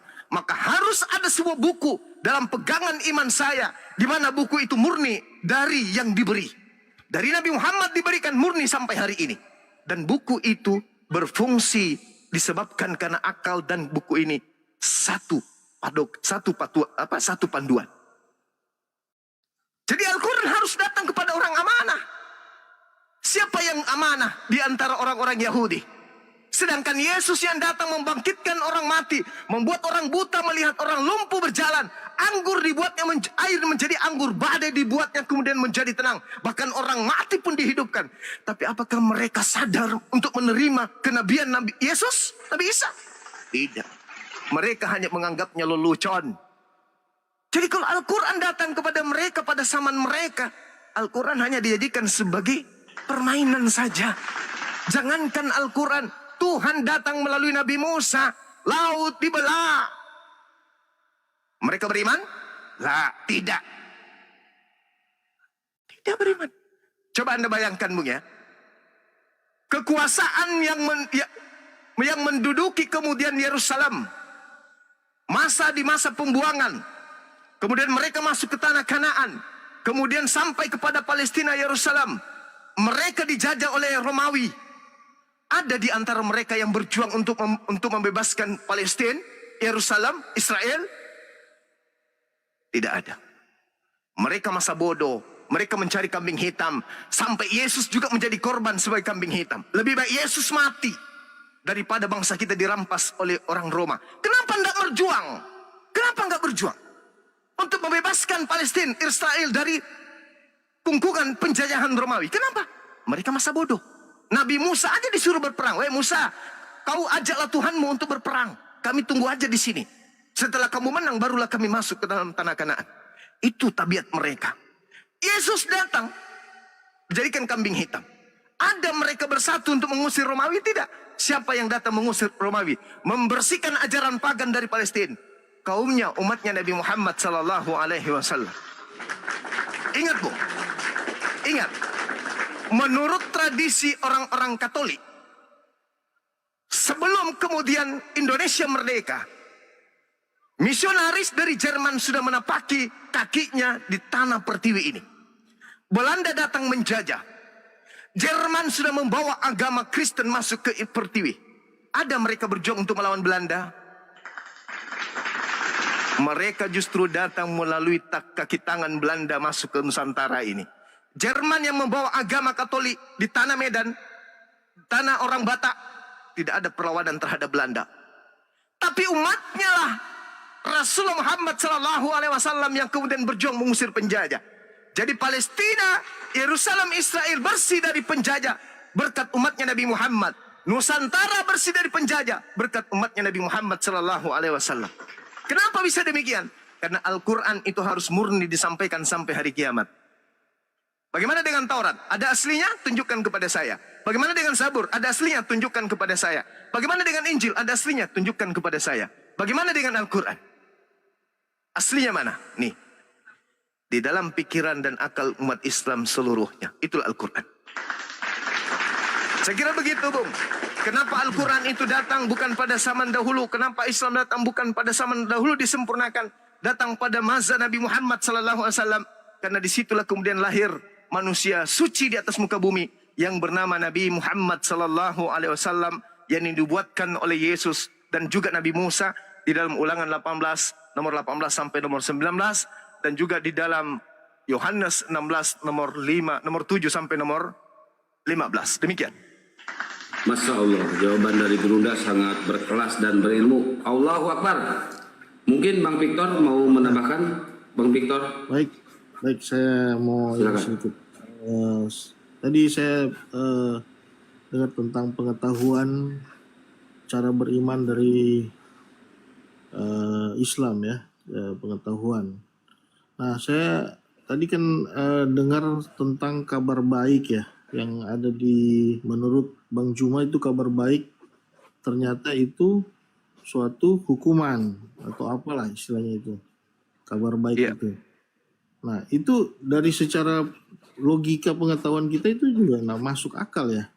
Kok kabar baik, kok bisa dia dapat hukum? Di mana ada kabar baik yang ternyata kita dapat hukuman kan gitu? Ya, jadi menurut saya logikanya nggak masuk. Nah, yang kita percaya kabar baik itu justru yang datang dari Injil, bahwa dosaku sudah diampuni.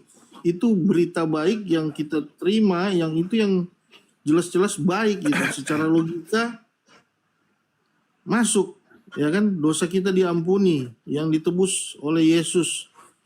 itu benar-benar kabar baik yang masuk akal gitu. Justru yang tadi Bang Juma jelaskan itu justru nggak masuk akal ya. Baik, boleh dibantah sama Gurunda ya, Pak Victor? Boleh dijawab ya? Ya. Baik, silakan Gurunda. Mau dilanjut atau itu dulu ya? Oke. Ya, saya pun tidak panjang, Bang. Jadi gini, saya kasih analogi. Ketika ada orang kemudian berdiri di atas atau di tengah jalan, datanglah kemudian juru selamat menyampaikan kepada orang yang tadi, kamu berdiri di sini, kamu akan digilas kereta. Itu kabar gembira bagi orang yang berakal. Kabar gembiranya di mana? Dengan dia menggunakan akal, kalau saya tetap berdiri di sini, saya akan digilas motor. Saya digilas oleh kereta. Tapi kalau dia tidak mengindahkan kemudian berita itu, kata Al-Quran, "Fabashshirhum bi'azabin alim." Maka kabar gembiranya adalah asap yang pedih. Karena dia tidak mengindahkan kabar gembira tadi, maka asap yang pedih. Mati dia, digilas oleh kereta.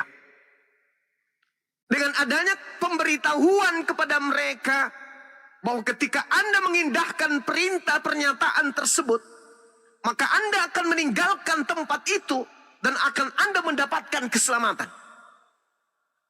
Contoh, Matius 7, nomor 22 sampai nomor 23. Pada hari terakhir nanti, ini kata Yesus, banyak orang yang akan berseru kepadaku, Tuhan, Tuhan, bukankah kami Kristen bernubuat pakai namamu Yesus, mengusir setan pakai namamu Yesus, bermujizat pakai namamu Yesus.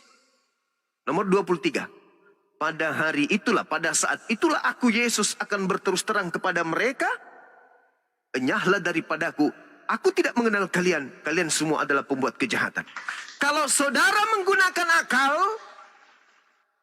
maka saudara tidak akan memanggil Yesus Tuhan, tidak akan bermujizat, tidak akan mengusir setan, tidak akan bernubuat dengan menggunakan nama Yesus. Dengan kata lain, Anda meninggalkan agama Kristen. Itu kabar gembira. Tapi ketika Anda tetap mati dalam keadaan Kristen, bermujizat, bernubuat, memanggil nama Yesus, maka Anda akan mendapatkan azab yang pedih. Paham sampai di sana? Itulah Al-Quran menerangkan itu. Innalladzina yakfuruna bi ayatillah wa yaqtuluna nabi, dan seterusnya. Al-Quran menerangkan seperti itu. Fabashshirhum bi'azabin alim. Sampaikanlah kepada mereka kabar gembira, yaitu tentang azab yang pedih. Kalau Anda mengindahkan azab pedih ini, Anda pergi, tinggalkan itu. Innalladzina kafaru min ahlil kitabi wal musyrikina fi nari jahannam khalidina fiha abada. Sesungguhnya orang-orang kafir, kesimpulannya dikatakan, mereka akan masuk ke dalam neraka jahanam, kekal di dalamnya. Itu kabar gembira. Karena Anda dalam keadaan kafir, diberitakan kepada Anda, wahai kafir, ya, kalau Anda mati dalam kekafiran, Anda akan masuk ke dalam neraka, kekal di dalam neraka. Maka Anda meninggalkan kemudian kekafiran, berarti itu kabar gembira untuk Anda. Alhamdulillah, Bang Suma datang kepadaku sebagai juru selamatku, mengingatkan aku agar aku tidak mati dalam keadaan kafir. Kabar gembira. Tapi kalau Anda tidak mengindahkan, akal Anda matikan, Anda tetap aja di situ, bahkan menganggap Bang Suma sebagai penghujat, maka Anda akan mendapatkan asap yang pedih. Kabar gembiranya berubah menjadi asap pedih.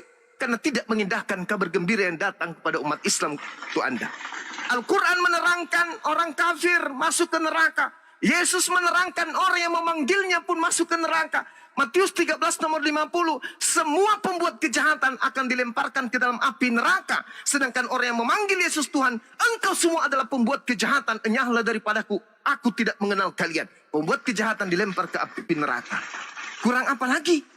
Sekarang Anda mau menerima kabar gembiranya ini, Anda jadikan sebagai kabar asap yang pedih, atau Anda ingin menjadikan ini adalah solusi untuk keluar daripada asap yang pedih tersebut? Kembali kepada saudara.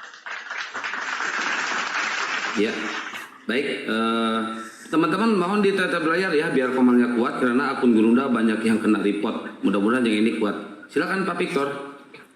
Ya, baik. Jadi kabar gembira itu mungkin lebih tepatnya suatu nasihat atau peringatan mungkin ya. Lebih tepatnya kalau menurut saya nasihat untuk biar tidak dihukum kan begitu. Kalau kabar gembira kalau menurut saya lebih tepatnya kabar gembiranya yaitu kita mendapat sesuatu yang tidak seharusnya kita dapat itu namanya kabar gembira kalau yang menurut saya secara logika saya gitu. Nah, kemudian soal Yesus Tuhan ya, ini kita lanjut lagi aja. Untuk Yesus Tuhan menurut kita kenapa kita menuhankan manusia atau apalah istilahnya. Nah, kita tidak pernah merasa menuhankan manusia sebagai orang Kristen karena sebagai orang Kristen itu kita percaya bahwa Yesuslah memang dari awalnya dia adalah Tuhan. Dia menjadi manusia. Jadi tetap dia adalah Tuhan, bukan manusia yang dituhankan, begitu. Nah, kenapa dia di dalam Alkitab tidak pernah mau cari dalilnya bahwa Yesus mengaku dia Tuhan atau dialah Tuhan atau apalah istilahnya yang ditanyakan berulang-ulang oleh Bang Juma dan kawan-kawan, itu tidak akan ketemu memang, karena memang Tuhan itu datang ke dunia ini bukan untuk mengaku bahwa dia adalah Tuhan atau percayalah kepada aku kan gitu. Dia tidak perlu datang untuk kita percaya kepada dia, tidak perlu dia datang sebagai manusia. Begitu, sebagai Yesusnya ini.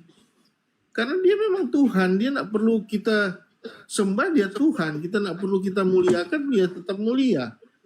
Begitu, itu yang saya pahami. Gitu. Jadi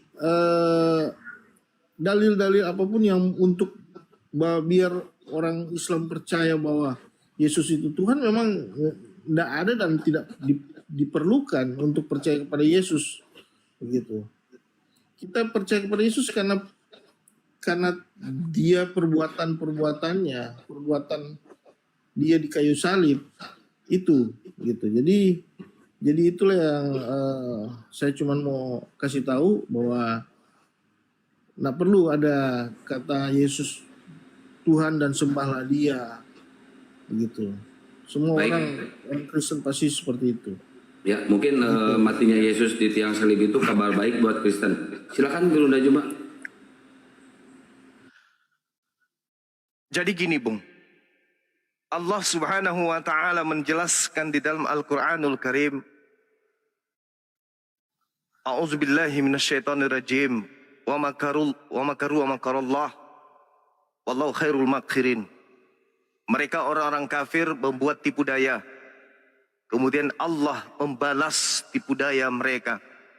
Dan sungguh Allah itu adalah sebaik-baiknya pembalas tipu daya. Jadi kalau ada orang menipu, lalu kemudian tipuannya dianggap berhasil, padahal ternyata tipuannya memakan dirinya sendiri, inilah saudara-saudara Kristen. Inilah yang terjadi pada saudara.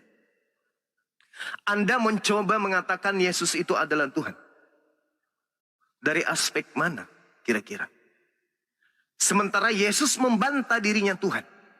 Kenapa Yesus tidak mengajarkan dirinya Tuhan? Karena Yesus sadar, dia bukan orang gila. Dia sadar sesadar-sadarnya kalau dia adalah manusia. Kesaksiannya Yohanes 5 nomor 36. Ada kesaksianku yang lebih penting dari kesaksian Yohanes Pembaptis. Bahwa semua mujizat yang aku lakukan, mujizat itulah yang bersaksi tentang aku. Bahwa Bapa Tuhan yang telah mengutus aku. Jelas itu, Bang. Itu kesaksian Yesus. Jadi kalau saya malam ini bersaksi di hadapan saudara, Yesus itu bukan Tuhan, apalah Bang Zuma ini? Siapalah Bang Zuma ini? Hanya manusia biasa, penginjil jalanan biasa. Sedangkan Yesus yang Anda jadikan Tuhan sendiri sudah bersaksi dengan nyata. Ada kesaksianku yang lebih penting dari kesaksian Yohanes Pembaptis.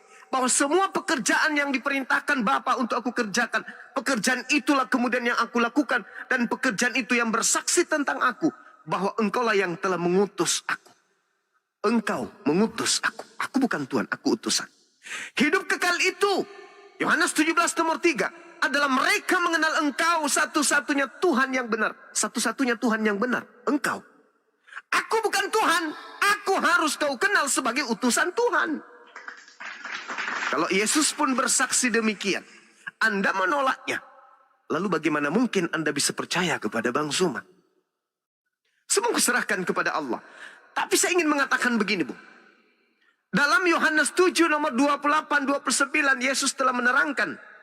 Kita baca sama-sama apa yang dikatakan oleh Yesus di sana. Engkau tidak mengenal Allah. Engkau tidak mengenal Bapa. Engkau tidak mengenal Tuhan. Engkau memang mengenal aku. Tapi engkau tidak mengenal Bapakku. Dari pernyataan Yesus itu saja, kita sudah tahu bahwa Yesus ini sedang menyatakan kalau dirinya itu bukan Tuhan. Yohanes 7 nomor 28. Memang aku kamu kenal dan kamu tahu dari mana aku berasal, kata Yesus. Namun aku datang bukan atas kehendakku sendiri, tetapi aku diutus oleh Dia yang benar, yang tidak kamu kenal. Aku datang bukan atas kehendakku, tetapi atas kehendak Dia yang tidak kamu kenal. Engkau memang mengenal aku, tapi kamu tidak mengenal Dia yang mengutus aku. Kamu mengenal aku, tapi kamu tidak mengenal Dia yang mengutus aku. Berarti aku dan Dia yang mengutusku bukan sesuatu yang satu. Aku kenal Dia. Aku kenal Dia. Sebab aku datang dari Dia. Dialah yang mengutus aku. Kamu mengenal aku, tapi kamu tidak mengenal Dia. Kurang apa lagi coba? Iya, silakan. Salam, apa kabar Bang Zuma? Baik. Apa kabar teman semua? Baik kawan. Cuman sering mau bersin ini. Waduh, semoga cepat sehat ya. Iya, amin, amin. Tadi saya sempat dengar Bang Zuma mengatakan di hidup yang kekal itu di berapa? Yohanes 17 nomor 3. Yohanes 17 ayat 3. Bentar. Inilah hidup yang kekal itu, yaitu mereka mengenal Engkau, satu-satunya Allah yang benar, dan mengenal Yesus Kristus yang telah Engkau utus. Itu ya? Yes. Oh, nah di sini saya ingin tahu Bang Zuma, apa Bang Zuma Allahnya itu Bapa Bang Zuma atau Allahnya siapa? Pencipta Rabbus Samawati wal Ardh, pencipta langit dan bumi. Yang maha suci lagi maha tinggi. Ya, siap. Maksud saya di sini kan ini menceritakan tentang Bapa. Yang dimaksud dengan Allah ini adalah Bapa. Iya, yang dimaksud Tuhan di situ Bapa. Kenapa Tuhannya Yahudi kemudian mereka panggil dengan sebutan Bapa? Karena orang-orang Yahudi itu intim dengan Tuhannya. Tuhan bersama dengan mereka. Inni ma'akum. Amsal 3 nomor 11 nomor 12. Dengarkanlah didikan Tuhan. Agar engkau memperoleh hidup. Taatilah perintah Tuhan. Sebab Tuhan mengasihi engkau selayaknya ayah yang memberikan didikan kepada anaknya. Coba Anda baca situ. Jadi itu selayaknya Bapa yang memberikan didikan. Kenapa kemudian disebut Bapa? Karena dia layak disebut selayaknya seorang ayah yang memberikan didikan. Orang Yahudi melakukan pembangkangan, Tuhan selalu mendidik. Sampai kemudian pada endingnya Nabi Isa Yesus datang pun Tuhan masih memberikan didikan. Bahkan sampai datangnya Nabi Muhammad, qad ja'akum rasuluna yubayyinu lakum. Telah datang kepadamu wahai orang Yahudi, wahai pembangkang nabi-nabiku, wahai pembunuh para nabiku, telah datang kepadamu rasulku yaitu Nabi Muhammad. Diperintahkan, ikutlah kepadanya untuk jalan keselamatan. Qul in kuntum tuhibbunallah fattabi'uni yuhibbukumullah wa yaghfir lakum dzunubakum. Itu kata Allah, wahai ahli kitab, ikutlah kepada nabiku. Barang siapa yang ikut kepada beliau, maka engkau akan kuampuni dosa-dosamu. Aku akan mencintaimu, kata Allah. Saking cintanya Allah kepada mereka. Tapi meskipun demikian, mereka selalu ingkar sehingga mendatangkan kemungkaran Allah. Makanya mereka itu ibarat ayah dan anak. Makanya orang-orang Yahudi ini memanggil Tuhannya dengan sebutan apa? Sebutan Bapak. Menurut tradisi Bible, perjanjian lama dan perjanjian baru. Nah itu, kita masih pendekatan itu yang kita pakai. Artinya, ketika Yesus memanggil Bapa, dia sedang memanggil Tuhannya. Mana buktinya?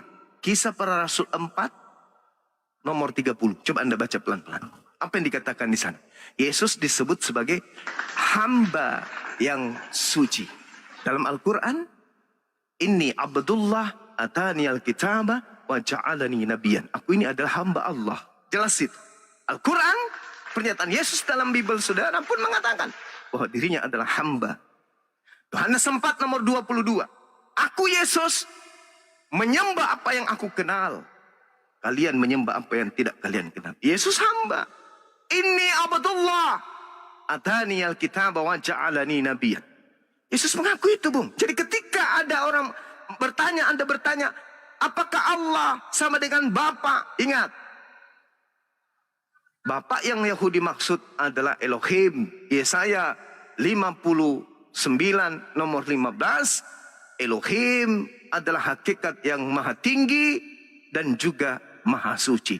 Dalam Al-Quran disebut Subhanahu wa ta'ala. Jelas itu.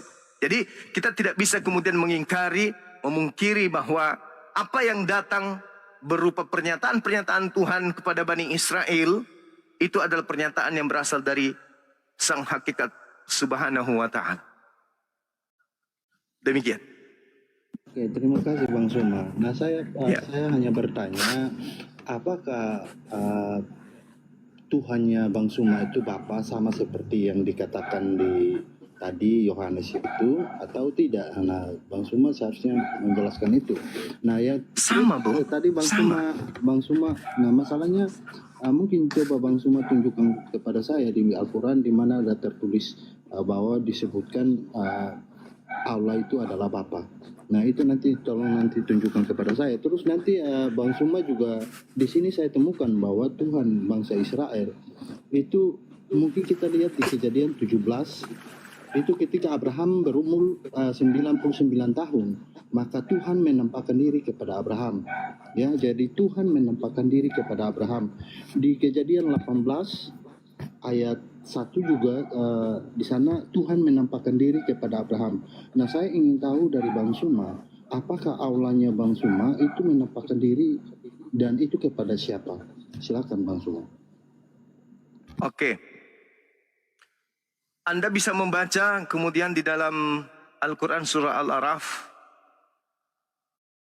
Al-Quran surah Al-A'raf. Ya, sebentar. Al-A'raf itu Al-Quran surah berapa ya? Ya, ketika kemudian Allah, Nabi Musa alaihi salam, atau baca di dalam Al-Quran surah Taha. Yang penampakan Anda baca dalam di mana? Yang penampakan di balik pohon tuh ya, suara di balik pohon tuh ya. Iya, betul.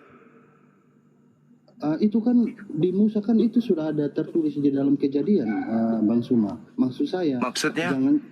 Maksud saya itu sebelum ada, misalnya kan dari Adam sampai sampai Nabi Muhammad, ya kan? Yeah. Nabi Muhammad kan yang memperkenalkan Allah kan Nabi Muhammad.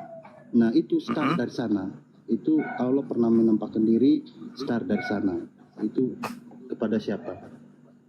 Kepada Nabi Musa kan maksudnya ini ya? Enggak, maksud saya begini Bang Suma. Maksud saya Nabi Adam, mulai dari Adam sampai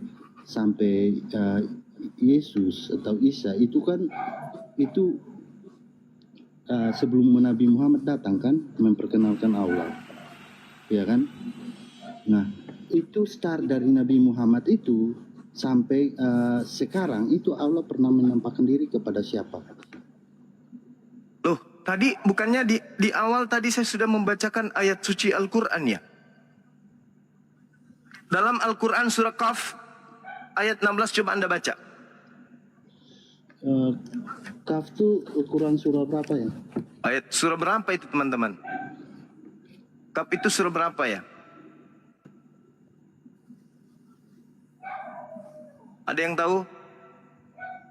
Qaf ayat 16. Qaf itu surah berapa? Ada yang tahu?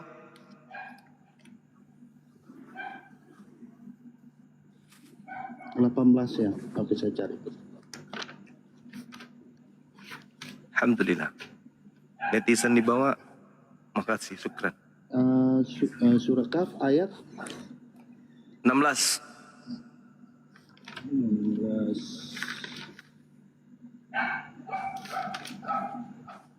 16. Dan jika kami hendak membinasakan Walakad khalaqnal insan wa na'lamu ma tuwaswisu bihi nafsu. Salah, sorry. Salah. Kelewatan dia. Kaf ayat Surah 50 katanya ya. surah 50 Teman-teman saya di atas ini pada tidur. 50. Alhamdulillah. 50 ya. Ayat 16.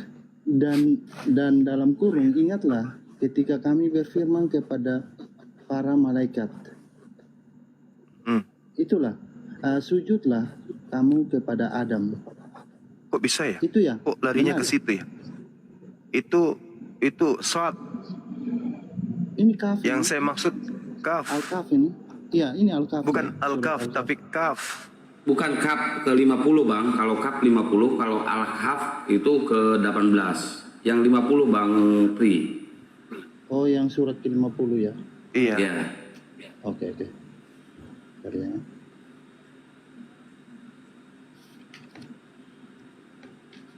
Walaqad khalaqnal insan wa na'lamu ma tuwaswisu bihi nafsuh. Oh, Kaf. Kaf ayat ke berapa Bang Suma? 16. 16. Bentar ya.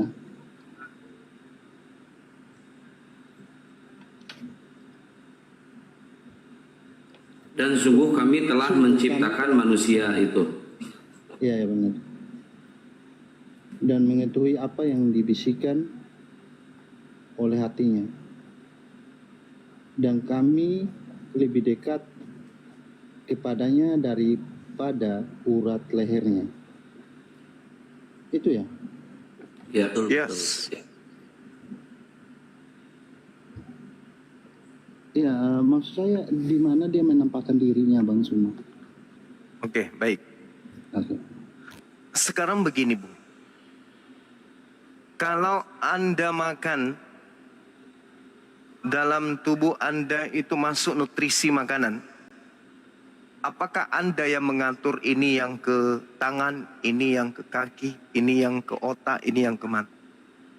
Anda yang mengaturnya.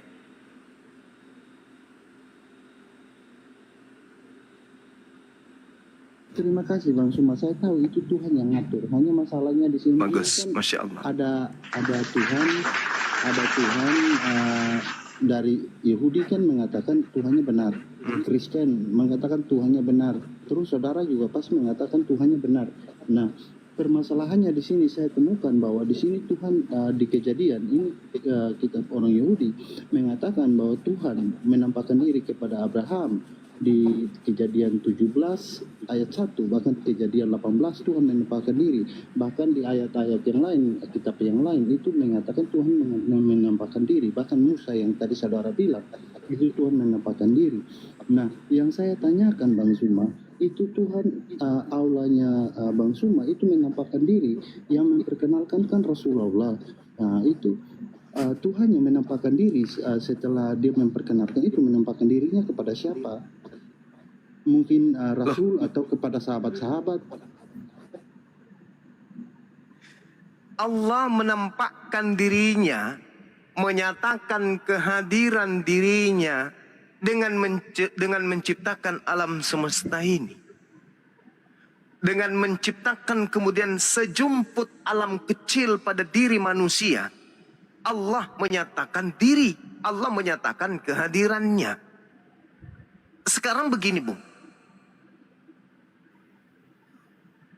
Bang Suma bukan menyatakan diri, menampakkan diri, Bang Suma. Mungkin Bang Suma baca dulu kejadian 18-nya atau kejadian 17-nya. Biar yang punya kitab itu nggak pernah memahami Tuhan menampakkan diri. Tapi dalam pemahaman mereka adalah malaikat, Bang. Yesus aja yang Anda tanya, adakah Tuhan itu bisa dilihat? Tanya Yesus. Di dalam Yohanes 5 nomor 37, Yesus mengatakan Tuhan tidak bisa dilihat. Yohanes menerangkan, penulis Yohanes menerangkan Yohanes 1 nomor 18, tidak ada manusia yang pernah melihat Tuhan. Jadi yang dilihat oleh Abraham itu apa? Malak Elohim, malaikat Elohim. Kejadian 33 nomor 11 Anda baca. Jadi tidak ada kemudian ketika Musa menerangkan dalam Keluaran 33 nomor 20, tidak ada manusia yang bisa melihat Tuhan, bisa hidup. Itu bukti bahwa yang datang kepada Abraham itu bukan Tuhan.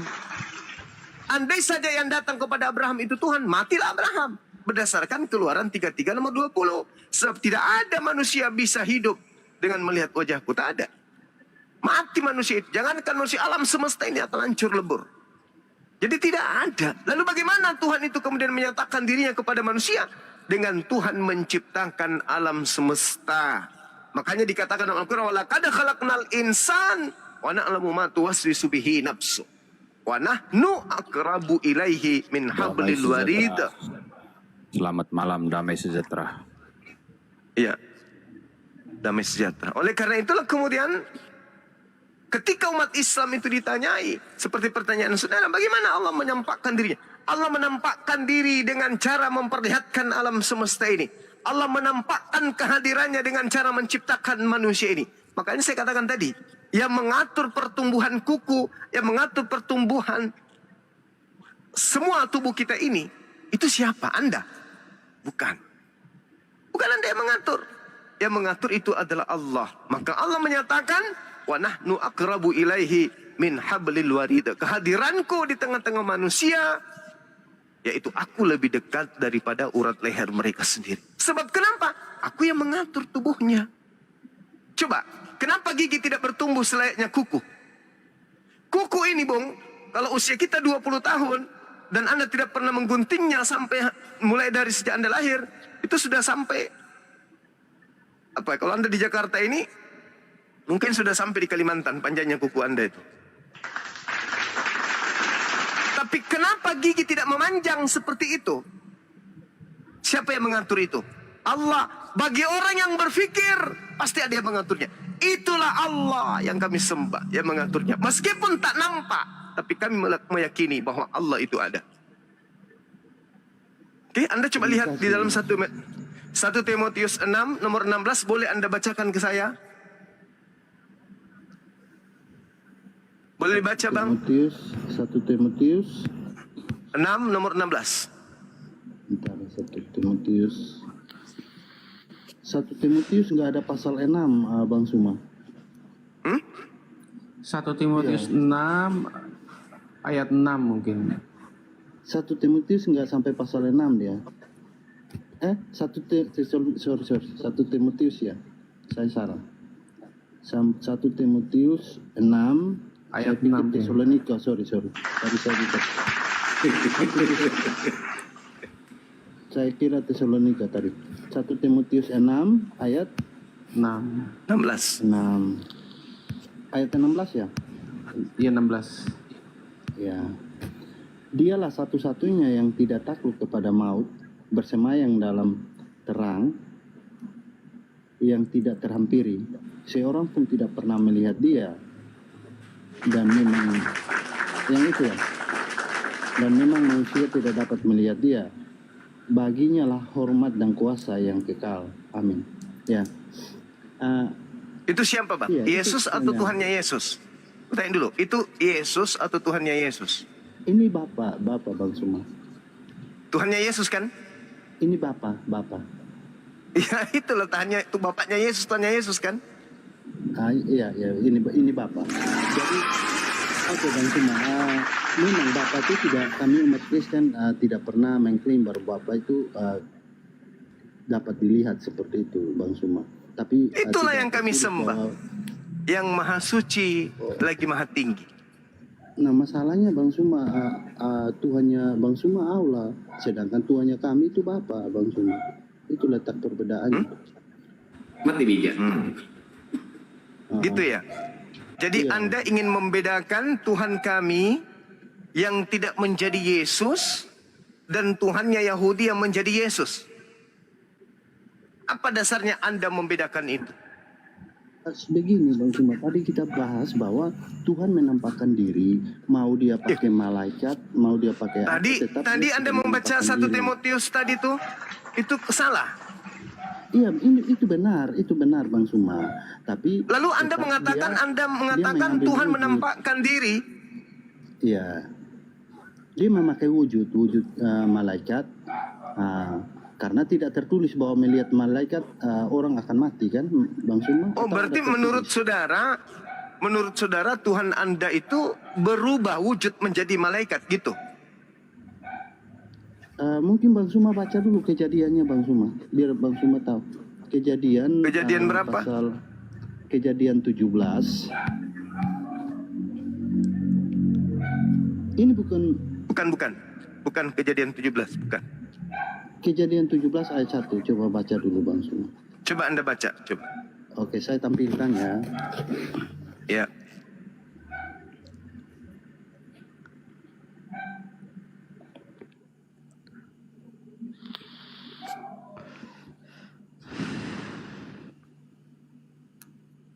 Tolong dibesarkan, host.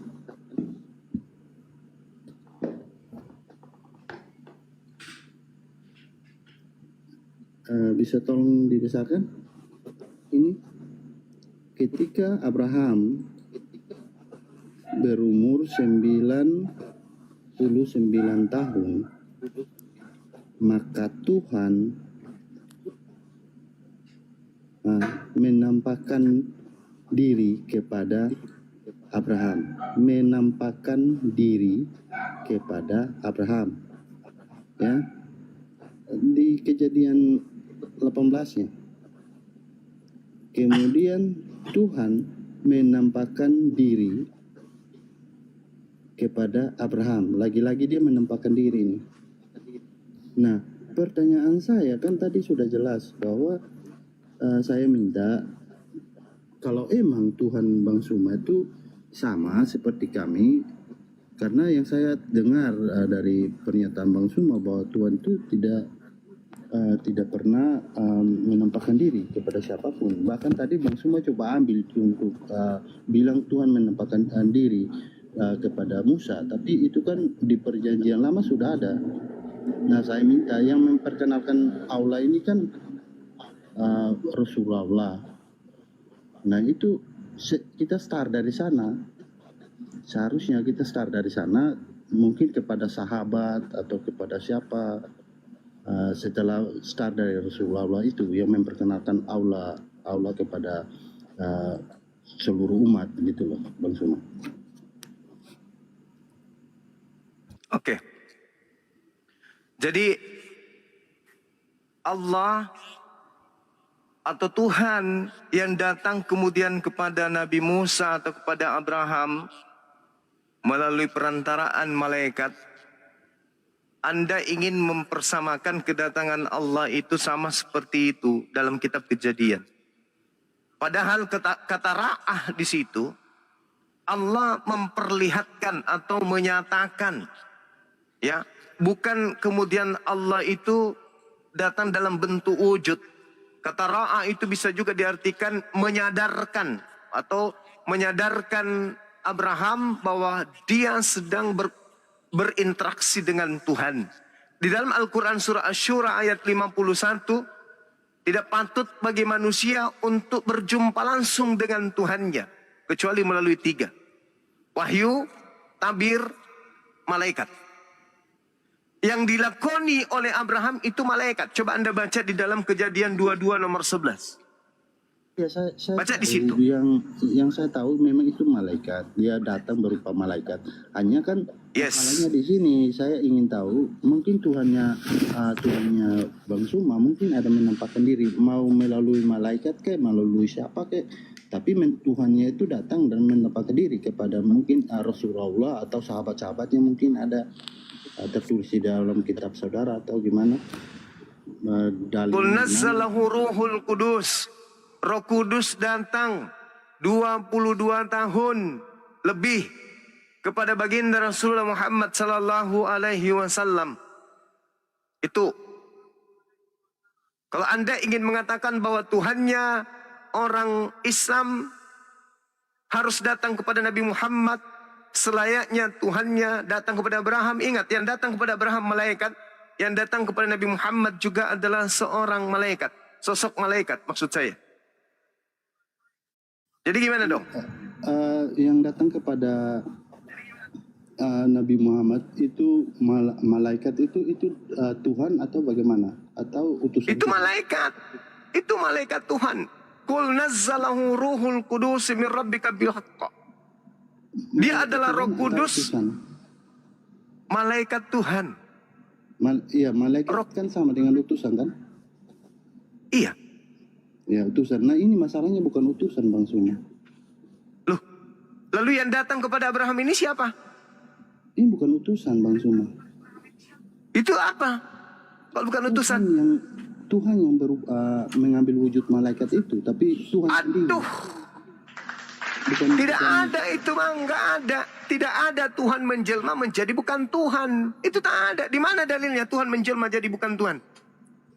Di mana dalilnya Tuhan menjelma menjadi malaikat? Bang Suma, tadi saya tunjukkan ini ya, Bang Suma. Mungkin Bang Suma lihat lagi deh. Ini Bang Suma lihat lagi. Ya. Sekarang malaikat itu Tuhan atau bukan? Makanya Bang Suma lihat dulu. Enggak, aku tanya dulu, Bang. Malaikat itu Tuhan atau bukan? Bang Suma lihat dulu. Kenapa di sini ditulis Tuhan? Ya. Dijawab oleh Yesus di dalam Yohanes 10 nomor 34, 35, 36. Yesus yang menjawabnya, jangan saya. Jangan saya. Yesus yang menjawab itu. Iya, kita jangan loncat-loncat dulu. Ada ayat yang Yesus yang menjawab itu, Bung. Yesus mengatakan di dalam kitabmu sendiri, ya. Bukankah di dalam kitab Taurat dikatakan siapapun yang datang menyampaikan firman maka dia adalah Tuhan. Begini Bang Suma lihat kalau di sini kalau malaikat maka pasti tulis maka malaikat Tuhan datang kepada Abraham. Masalahnya di sini ditulis maka Tuhan menampakkan diri. Bung. Ya. Tuhan menampakkan diri melalui ciptaan. Itu tidak salah. Tetapi bukan Tuhan yang datang dalam bentuk ciptaan. Tuhan menyatakan, Tuhan menampakkan, Tuhan memperlihatkan keberadaannya melalui ciptaan. Itu tidak salah. Tuhan menyatakan keberadaannya, kehadirannya melalui ciptaannya. Itu tidak salah. Adanya malaikat bukti adanya Tuhan. Tetapi malaikat ini bukanlah Tuhan. Coba Anda baca di dalam Kejadian 22 nomor 11 yang saya tunjukkan tadi. Dan Anda baca lagi pengakuan Yesus dalam Yohanes 10. Nomor 34, nomor 35, 36. Bukankah di dalam kitab Taurat dikatakan siapapun yang diserai tugas untuk menyampaikan firman, maka dia adalah Allah. Tuh, itu jelas itu, Bu. Oke, Bang Suma, masalahnya di sini tertulis begitu. Masa saya harus percaya yang tidak tertulis kan tidak mungkin, Bang Suma. Mazmur 82 itu juga nggak disebut malaikat, tapi di situ malaikat. Coba Anda baca Mazmur 82 itu. Iya, saya kan tadi bawa ke kejadian mungkin. Iya. Bang Zuma itu sudah menerangkan bahkan malaikat pun bisa disebut Tuhan. Musa disebut Tuhan. Musa Keluaran disebut Tuhan. 7. Keluaran 7 nomor 1. Keluaran 7 ya, entar saya lihat. Berfirmanlah Tuhan kepada Musa, lihatlah aku mengangkat engkau sebagai Allah bagi Firaun dan Harun abang. Nah di sini Tuhan mengangkat Musa sebagai Tuhan bagi Firaun. Nah pertanyaannya, kalau Musa saja diangkat sebagai Tuhan, kenapa kenapa Bang Suma menolak Yesus sebagai Tuhan? Nggak paham dia Bang Juma. Padahal dari diterangkan tadi itu Yohanes 10 ayat 34. Nah itu beda, ini beda lagi ayatnya. Jadi maksud dari begini Bang Suma, kenapa Tuhan mengangkat Musa sebagai Tuhan bagi Firaun? Maksudnya begini, supaya bangsa Israel bahkan Firaun itu harus taat kepada hukum Taurat yang dibawa oleh Musa itu, ajaran-ajarannya Musa itu. Jadi taat kepada ajarannya Musa itu sama dengan taat kepada Tuhan Yahweh itu. Nah begitupun kami Kristen, taat kepada Yesus itu sama artinya taat kepada Bapa, begitu saudara. Oke. Anda ke gereja ibadah sembahyang hari Minggu itu taat kepada siapa? Nah kalau kami masalah hari itu ibadah itu bukan hari Minggu saja. Di sana letak kekeliruan Bang Suma. Kami Pertanyaan saya, Anda ibadah hari Minggu itu siapa yang perintahkan dan Anda taat kepada siapa? Anda kan tadi mengatakan taat kepada perintah Yesus sama dengan taat kepada perintah Tuhan Bapa. Pertanyaan saya, Anda taat ke Sabat?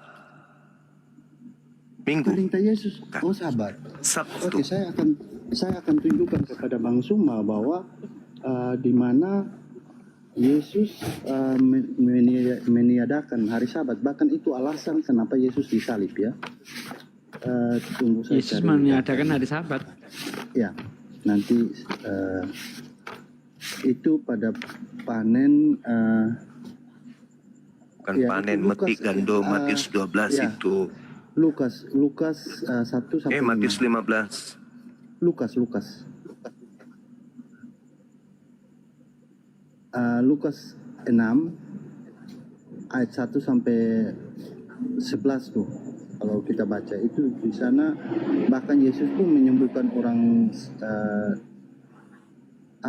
Iya, yang saya tanya perintah ibadah minggunya itu dari mana? Kan berbicara mengenai ketaatan. Siapa yang Anda taati sampai Anda ibadah minggu? Ada perintah? Di sini kan tadi Bang Suma bawa hari Sabat. Ini saya ikuti. Di sini ternyata hari Sabat pun itu kan hari Sabat kan nggak boleh melakukan pekerjaan. Yesus sendiri menyembuhkan orang sakit. Itu sudah diterangkan dalam Al-Quran, menghalalkan sebagian diharamkan kepada itu dah. Sekarang yang ditanya itu hari Minggu.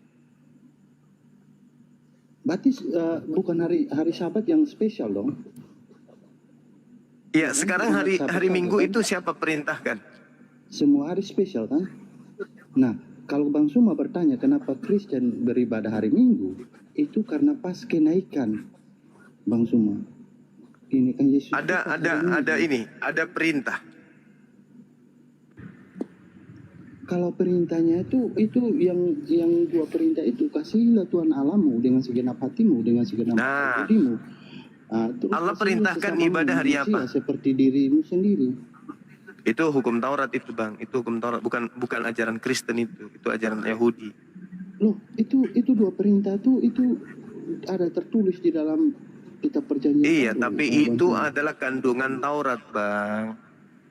Matius 12 nomor 32. 33 34.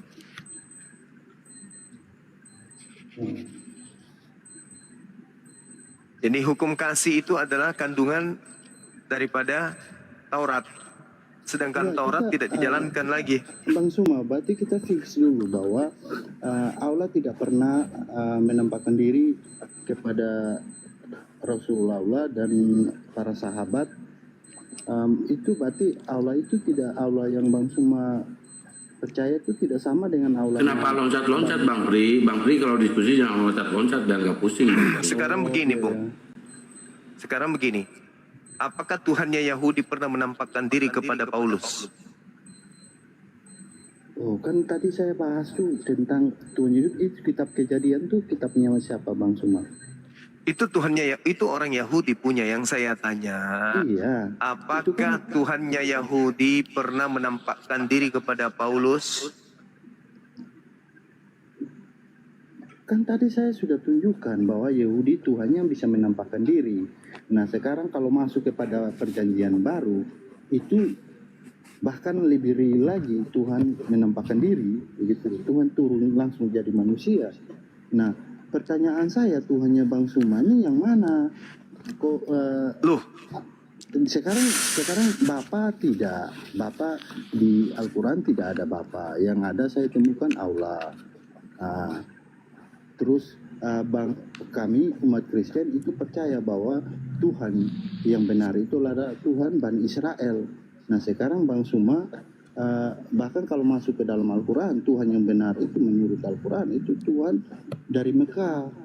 Nah ini saya jadi bingung sendiri Bang Suma, yang benar yang mana, Tuhan yang mana nih, Bani Israel atau Tuhan Mekah nih? Begitu Bang Suma. Sekarang saya tanya sama saudara, dengarkan saya. Tuhannya Bani Israel itu apakah Tuhan di negeri Mekah atau bukan?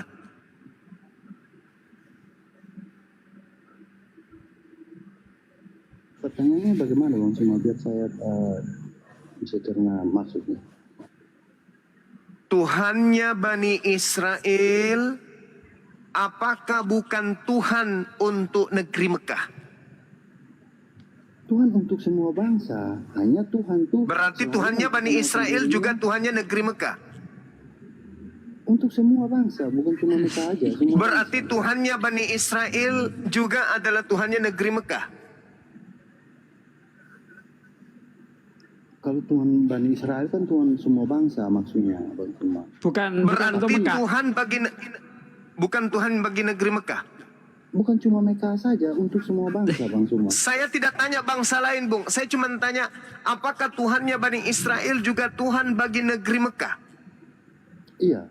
Ya atau tidak? Iya benar. Nah, selesai kita ya. Tapi Tuhan tidak pernah menyampaikan segala sesuatu kepada bangsa lain. Yang datang ke Pulau Patmos itu apa? Yang terbang-terbang itu? Enggak, maksudnya Tuhan tidak pernah menyampaikan firman-Nya kepada bangsa lain, Bang Suma, maksud saya begitu. Lukas bangsa apa, Bang? Nah, kalau kita lihat kan itu tadi saya sudah tunjukkan ya. Enggak, Lukas bangsa apa? Aku tanya dulu.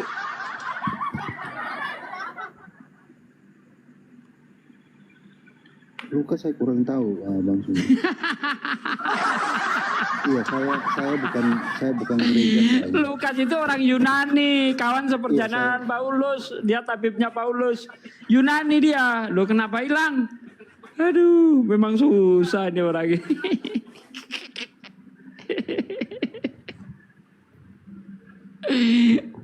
Pusing dia, pusing.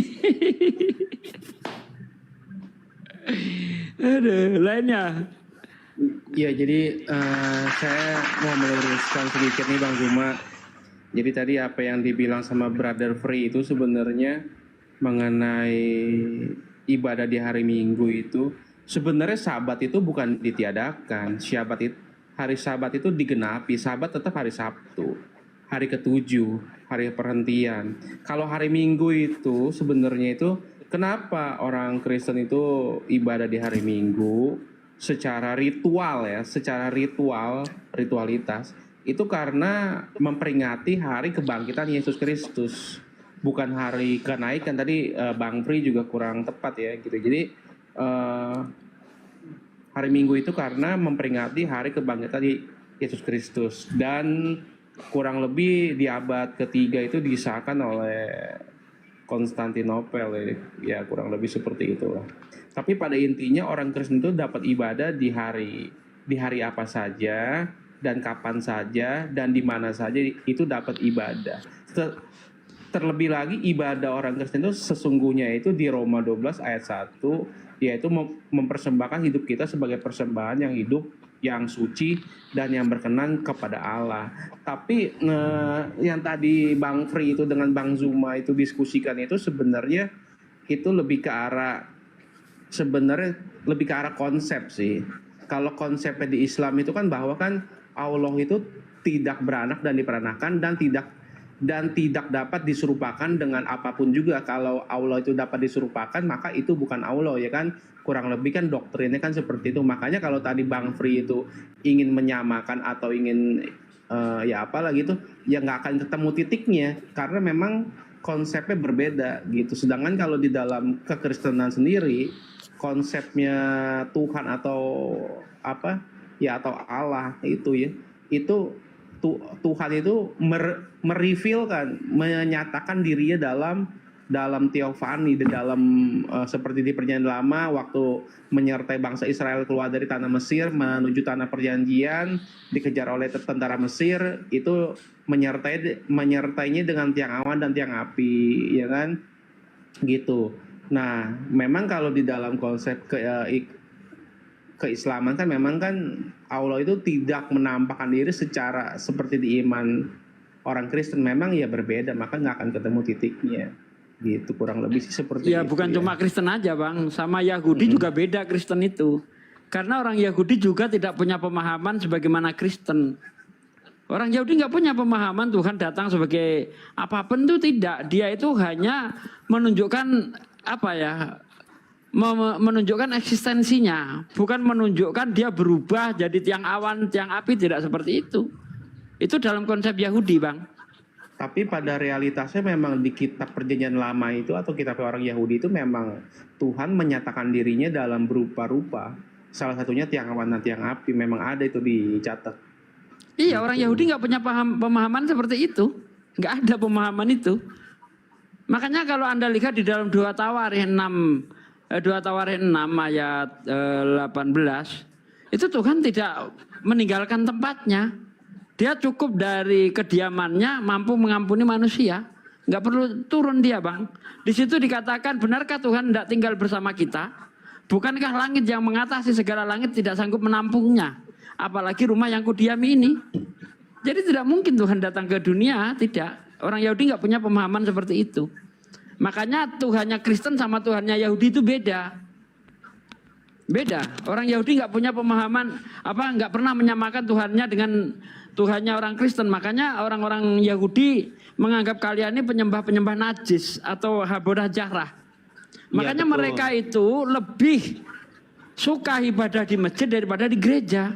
Karena mereka menganggap Tuhannya sama, seperti yang dikatakan oleh Rabi Saadia Gaon bahwa Tuhannya Yahudi dan Tuhannya Islam itu sama. Kita nggak pernah menyamakan, dia sendiri yang menyamakan, Bang. Nggak ada satu kata pun dari rabi-rabi Yahudi yang mengatakan bahwa Tuhannya Kristen dan Tuhan mereka sama. Nggak ada. Anda bisa tunjukkan bukti. Iya, jadi gini, saya luruskan sedikit. Jadi begini, orang Yahudi itu memang dari sejak awal itu menolak konsep di mana Tuhan itu datang ke dunia menjadi manusia. Dia percayanya Mesias itu ya dalam keturunan manusia, tapi bukannya Allah yang menjadi manusia. Makanya ketika Yesus berkata sebelum Abraham ada, aku telah ada, di Yohanes 8 itu dikatakan seperti itu. Maka orang-orang Yahudi mengambil batu dan melempari Yesus, tapi Yesus menghilang. Ya, jadi memang dalam konsep orang Yahudi dan di dalam paradigma pemikiran orang Yahudi kebanyakan mayoritasnya memang seperti itu, kecuali para nabi, karena para nabi itu memang menubuatkan bahwa Mesias itu akan datang, ya kan, gitu. Jadi sebenarnya yang datang itu sedikit, Bang. Mesias dalam pandangan Yahudi itu bukan Tuhan yang datang sebagai manusia. Kalau Anda lihat di dalam kitab Yesaya 19 ayat 20, ketika Tuhan hendak menyelamatkan satu bangsa, Tuhan mengutus juru selamat. Siapa dia? Musa. Coba baca. Jadi bukan cuma juru selamat itu bukan cuma Yesus, Musa juga juru selamat. Betul enggak, akhi, guruku? Ya, betul. Lanjut akhi, lanjut. Saya nyala sedikit aja. Silakan. Cukup. Silakan. Iya, jadi saya teruskan sedikit. Jadi memang di dalam konsep orang Yahudi, di dalam pemikirannya sampai kapanpun, kecuali nanti sesudah masa tribulasi, kalau kalian pernah dengar kata-kata tribulasi, ya sampai masa tribulasi tiba, ya mereka akan tetap sebagian besar, hampir 90% itu menolak kekristenan atau menolak Yesus Kristus, karena mereka saja yang menghasut pemerintah Romawi pada masa itu untuk menyalibkan Yesus Kristus. Maka dari itu orang Israel itu kan dihukum di tahun 70 Masehi, bait suci Yahudi yang kedua kali dibangun oleh Raja Salomo itu dihancurkan, akhirnya mereka diserahkan ke seluruh penjuru dunia. Baru tahun 1948 dipulangkan pulang kembali ke Yerusalem di diaspora, ya kan? Ya memang mereka selama kurang lebih 2000 tahun itu memang sedang dihukum oleh Tuhan gitu, ya kan? Tetapi di sini yang kita mau bicarakan adalah sebenarnya memang di dalam konsep ketuhanan Kristen dan Islam itu memang titik ketemunya memang nggak akan pernah ketemu titik kalau dicarinya gitu, karena yang satu konsepnya adalah ya seperti itu, yang satu bahwa Allah itu tidak beranak dan diperanakan dan tidak dapat menyerupai apapun juga. Kalau menyerupai apapun juga berarti itu sama dengan ciptaan, ya kan, kurang lebih seperti itu, ya kan. Dan tauhid juga sih. Sedangkan kalau di dalam iman kekristenan adalah Tuhan itu adalah ehad. Ehad itu merupakan satu kesatuan. Buset, ehad kok kesatuan.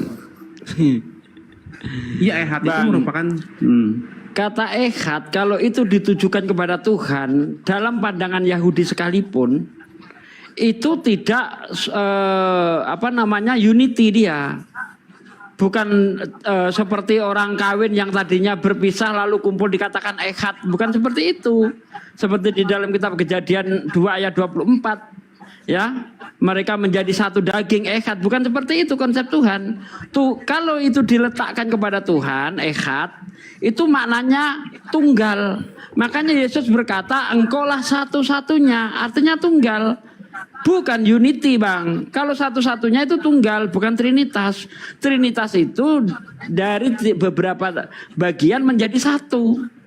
Sementara Tuhan tidak seperti itu. Makanya Yesus tidak pernah mengajarkan tentang trinitas. Dan konsep ketuhanan Kristen ini dia nyempal sendiri, berbeda dengan konsep ketuhanan yang diajarkan para nabi, juga berbeda dengan konsep ketuhanan Islam. Tidak ada orang Yahudi itu memahami bahwa Tuhan itu trinitas. Bahkan para murid sekalipun tidak pernah memahami Tuhan itu trinitas. Kalau Anda lihat di dalam Kisah Para Rasul 19 ayat 2, Paulus bertanya kepada para murid, sudahkah kamu ketika kamu menjadi percaya, sudahkah kamu menerima Roh Kudus? Mereka menjawab belum, bahkan kami tidak kenal ada Roh Kudus. Coba, ini janggal enggak kalau memang Tuhan itu trinitas? Kenapa para guru mereka tidak mengatakan bahwa Roh Kudus itu adalah Tuhan? Bahkan mereka tidak kenal ada Roh Kudus. Ini membuktikan bahwa ajaran Trinitas tidak pernah disandangkan, tidak pernah diajarkan oleh Yesus ataupun siapapun. Tidak pernah. Trinitas itu hadir nanti ketika Konsili Kalkedon tahun 381 seingat saya. Iya, ya? saya luruskan sedikit. Jadi gini, saya luruskan sedikit ya. Kata-kata tauhid, kata-kata Tritunggal memang tidak pernah ada tertulis secara letterlux di dalam Alkitab. Sama seperti kata tauhid itu tidak pernah ada tertulis secara letterlux di Al-Qur'an. Tetapi di di kitab Yohanes dikatakan oleh Yesus Kristus bahwa barang siapa mau menyembah Bapa, dia harus menyembah di dalam roh dan kebenaran, karena Allah itu roh. Ya kan? Lalu Yesus juga pernah berkata bahwa perkataanku ialah roh dan kehidupan. Artinya adalah Allah itu yang diimani oleh orang Kristen itu adalah Allah yang sifatnya adalah roh atau apa namanya mahazatnya itu roh seperti Oke, saya di komentari dalam Bang. Oke, saya komentari. Ketika Yesus bercerita atau mengabarkan tentang Bapa, mengabarkan tentang Tuhan, itu dia menggunakan bahasa perumpamaan. Di mana bisa kita lihat dalam Yohanes 16 ayat 25. Semuanya ini aku katakan kepadamu dengan perumpamaan. Ada saatnya nanti aku akan berkata kepadamu secara terus terang memberitakan tentang Bapa. Jadi ketika Yesus berkata Allah itu roh, itu bukan berarti wujudnya Allah itu adalah roh kayak Casper, bukan. Maksud Yesus Allah itu tidak terlihat. Sebagaimana yang diterangkan Yesus di dalam Yohanes 5 ayat 37. Dia yang mengutus aku, suaranya tidak pernah kamu dengar, rupanya pun tidak pernah kamu lihat. Itulah maksudnya Allah itu roh. Tetapi kalau Anda tetap memahami roh di situ adalah secara harafiah, kenapa ketika ada ayat di Bible yang mengatakan Allah itu api yang membakar, api itu gunung batu, kenapa nggak Anda pahami secara harafiah? Padahal diksinya sama. Allah itu roh, Allah gunung batu, Allah api yang membakar. Kalau Anda pahami secara Anda tidak boleh standar ganda karena diksinya sama. Seharusnya Tuhan Anda adalah gunung batu, Tuhan Anda adalah api. Bagaimana kalau begitu? Itu kan harus sesuai dengan konteks ya Pak. Nah, makanya dilihat konteks. Nah gini, kalau kita membahas Alkitab ya, itu harus sesuai dengan konteks. Kalau di luar konteks, maka akan berbeda lagi. Yang tadi dikatakan bahwa barang siapa menyembah Allah harus di dalam roh dan kebenaran karena Allah itu ada roh. Itu paralel dengan di kitab Kejadian dikatakan di mana ketika bumi belum ketika Allah menciptakan langit dan bumi, maka bumi belum berbentuk dan samudra raya, maka roh Allah atau ruah hakodes atau roh Elohim melayang-layang di atas permukaan air, ya kan? Lebih tepat itu mengerami sebenarnya ketika bumi watohu wabohu wakosek, ketika bumi bercampur baur dan kacau. Nah itu maknanya dalam lagi ada tersendiri penjelasannya. Tetapi di sini yang mau saya tekankan adalah dari kitab Kejadian sampai kitab Wahyu semuanya itu paralel, semuanya itu ada benang merahnya gitu. Dan kita nggak bisa mencomot ayat Alkitab lalu kita artikan sesuai dengan paradigma kita. Nah itu nggak bisa, nggak cocok. Nah gitu. Seharusnya ketika Anda memahami kitabnya orang Yahudi jangan pakai pemahaman Kristen. Karena ketika di dalam kitab Kejadian 1 ayat 2 roh Allah melayang-layang di atas permukaan air, orang Yahudi tidak pernah memahami bahwa Allah itu wujudnya roh. Tetapi itu adalah dipahami sebagai angin. Makanya kalau Anda lihat di dalam Sefaria itu wind gini. Of God. Gini Pak. Gimana? Gini Pak. Orang Yahudi itu memang nggak mengenal. Nah, sekarang mana yang saya percaya? Anda yang mencomot kitabnya Yahudi atau orang Yahudi sendiri yang memberi pemahaman? Itu kitabnya Yahudi. Maka standar yang kita pakai adalah pernyataan Yahudi, bukan pernyataan Kristen. Itu bukan kitabnya Kristen. Gitu loh. Bahkan rabi-rabi Yahudi seperti Rasi juga menafsirkan bahwa itu adalah angin. Makanya kalau Anda lihat di Sefaria itu dikatakan wind of God. Enggak, sebentar begitu gini. Bang. Iya sebentar gini. Jadi nggak bisa ya kan standarisasinya harus dari para rabi, karena para rabi saja tidak mengakui Yesus Kristus telah datang sebagai manusia, sebagai juru selamat, ya kan? Kan seperti itu. Karena gitu. memang Yesus tidak cocok, Bang. Yesus tidak cocok dengan nubuatan. Contoh, di dalam Daniel 9 ayat 25, semenjak firman itu keluar, Yerusalem akan dipulihkan. Coba saya tanya, ketika Yesus datang, apa yang dipulihkan Yesus di Yerusalem? Cocok enggak dengan Yesus? Itu nubuatan tentang akhir zaman, Pak. Oh, akhir itu beda zaman. Lagi. Iya, itu namanya eskatologi. Bapak kan nggak ngerti nubuatan 70 kali 7 masa. Itu jangan ambil comot dari Daniel 9 ayat 24 sampai tanggal. Kedatangan yang ditunggu-tunggu oleh orang Yahudi adalah yang bisa membebaskan Yerusalem dari penjajahan Roma, Bang. Saya jelasin. Itu yang ditunggu-tunggu. Bentar Bang John, jangan debat kusir. Kayak tadi kan ya. Jangan debat kusir. Orang Yahudi berdasarkan kitab mereka, ya, yang ditunggu-tunggu adalah seorang Mesias yang bisa membebaskan Yerusalem dari penjajahan, bukan penyelamat dari dosa. Orang Yahudi nggak pernah berpikir itu. Di kitab mereka pun tidak ada Yesus dikatakan akan jadi juru selamat. Ayat mana coba? Ayo, nubuatan mana yang mau Anda pakai cocok dengan Yesus? Silakan. Nah, saya tunggu. Ya, jadi gini. Kalau misalkan tadi Bapak bilang orang Yahudi itu konsep Mesiasnya itu nggak seperti apa yang konsepnya orang Kristen, itu memang benar karena dari awal pun juga benar lagi. Enggak, sebentar saya selesaikan dulu. Iya kan, belum selesai kan saya bicara. Jadi gini, makanya kenapa sampai Petrus pun ketika Yesus mau disalib pun Petrus berkata, janganlah kiranya hal itu terjadi, kata Yesus, nyala engkau iblis karena engkau memikirkan apa yang dipikirkan oleh manusia, bukan apa yang dipikirkan oleh Allah, ya kan? Jadi sebenarnya orang di dalam perjanjian lama itu, termasuk murid-murid Yesus pun itu nggak mengerti bahwa kedatangan Yesus Kristus itu ke dalam dunia itu untuk menyelesaikan penebusan dosa. Nah, ini saya minta Mereka ayatnya nih. Ajaran Yesus mana yang mengatakan bahwa dia itu disalib untuk menebus dosa? Ayo, mana ayatnya? Anak manusia datang untuk memberikan tebusan atau nyawa bagi banyak orang. Kan ada. Saya ayatnya nggak gitu hafal. Yang pasti ada tertulis. Kan Bang Zuma lebih hafal ayat Alkitab kayaknya. Pasti Bang Zuma pasti pernah baca kalau memang itu gitu. Masih banyak lagi sih sebenarnya. Di kitab Ibrani dikatakan Yesusnya. Kalau Paulus memang mengajarkan bahwa konsep keselamatan itu dengan cara dia mati disalib. Karena menurut Paulus di dalam 1 Korintus 15 ayat 16-18, kalau Yesus tidak disalib, tidak mati dan tidak bangkit, maka sia-sialah ajaranku. Sekarang Yesus itu tidak pernah meletakkan keselamatan itu pada penyaliban. Makanya ketika ada orang kaya bertanya kepada Yesus, ketika orang kaya itu ingin masuk surga itu caranya seperti apa, Yesus tidak menunjukkan penyaliban. Yang ditunjukkan Yesus, kamu harus taat terhadap perintah Tuhan. Anda baca Lukas 18 ayat 18 ataupun di dalam Matius 19 ayat 17 dan seterusnya. Anda baca. Yesus nggak pernah percaya kalau aku disalib kamu masuk surga. Nggak ada Yesus mengatakan itu. Oke, boleh saya jawab ya? Ya. Jadi gini, di kitab Matius itu mau di Matius, di Lukas, di Markus itu ada ayatnya.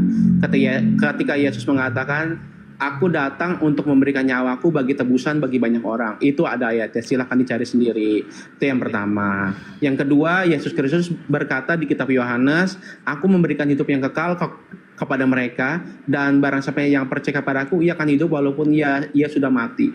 Gitu, ya kan? Dan masih banyak ayat-ayat lagi.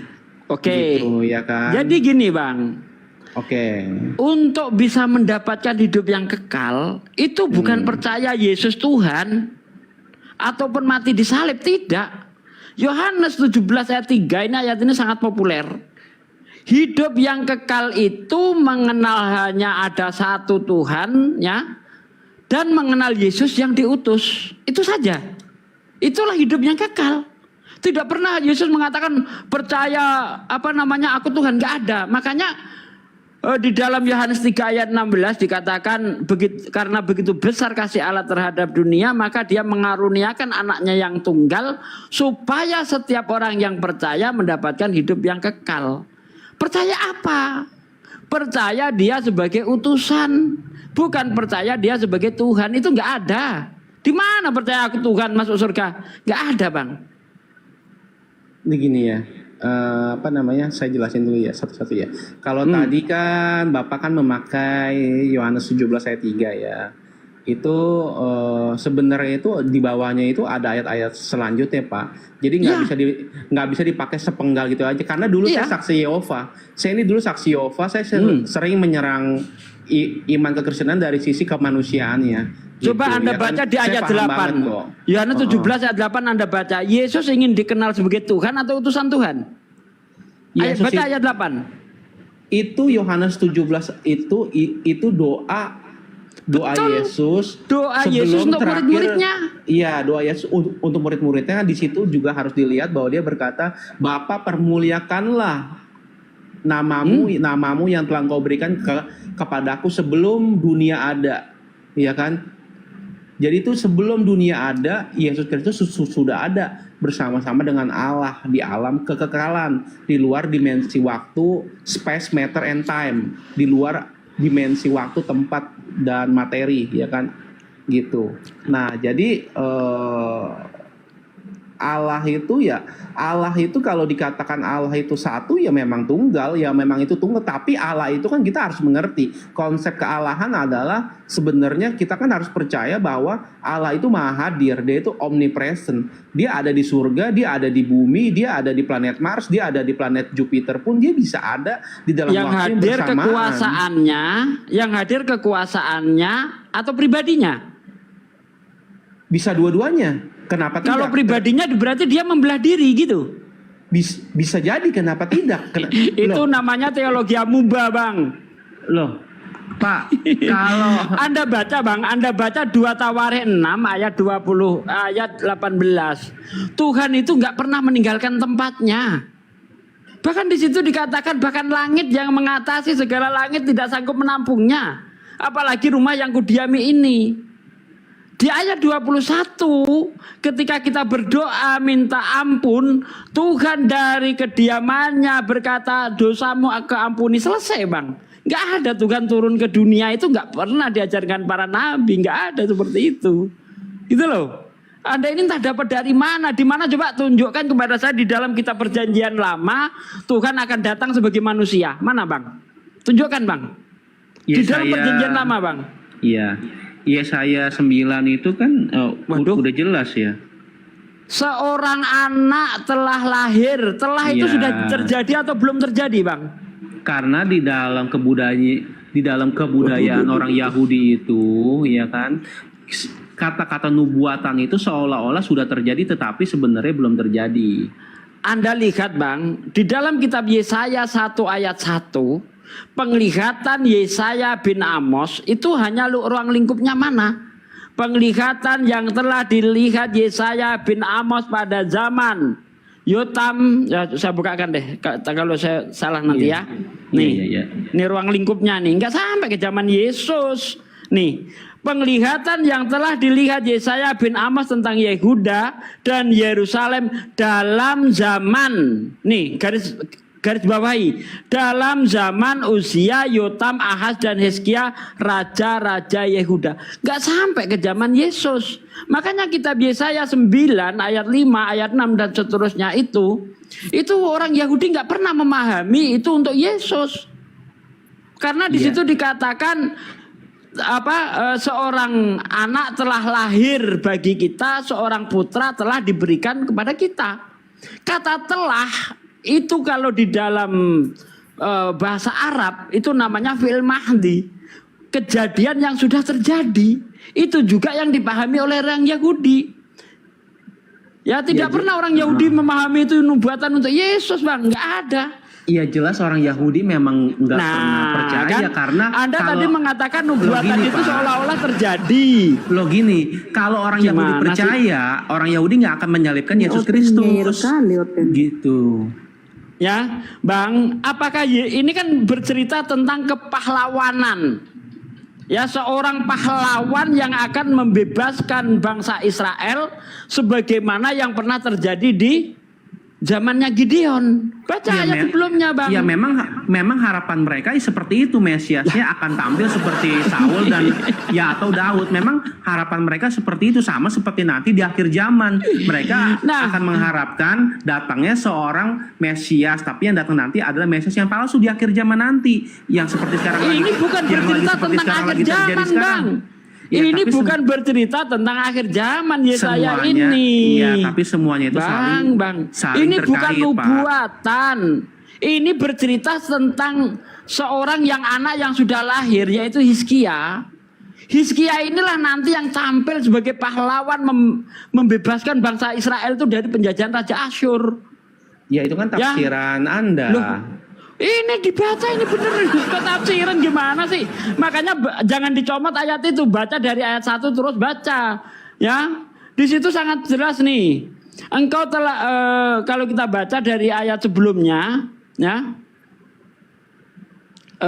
di ayat sebelumnya kita baca di ayat 1, tetapi tidak selamanya akan ada kesuraman untuk negeri yang terimpit itu. Kalau dahulu Tuhan merendahkan tanah Zebulon dan tanah Naftali, maka di kemudian hari ia akan memuliakan jalan ke laut, daerah seberang sungai Yordan, wilayah bangsa-bangsa lain. Bangsa yang berjalan di dalam gelap telah melihat terang yang besar, mereka yang diam di negeri kekelaman atas terang telah bersinar. Engkau telah menimbulkan banyak sorak-sorai dan sukacita besar. Yang besar, mereka telah bersukacita di hadapanmu seperti sukacita di waktu panen, seperti orang-orang bersorak-sorai di waktu membagi-bagi jarahan. Sebab kuk yang menekan dan gandar yang di atas baunya serta tongkat si penindas telah kupatahkan seperti pada hari kekalahan Median. Nah itu dia. Sebab setiap sepatu tentara yang berderap-derap dan setiap jubah yang berlumuran darah akan menjadi umpan api. Ini sebab seorang anak telah lahir bagi kita. Bagaimana mungkin kata telah dipahami akan terjadi? Ini gimana sih? Nggak bisa bang. Anda telah makan artinya Anda belum makan.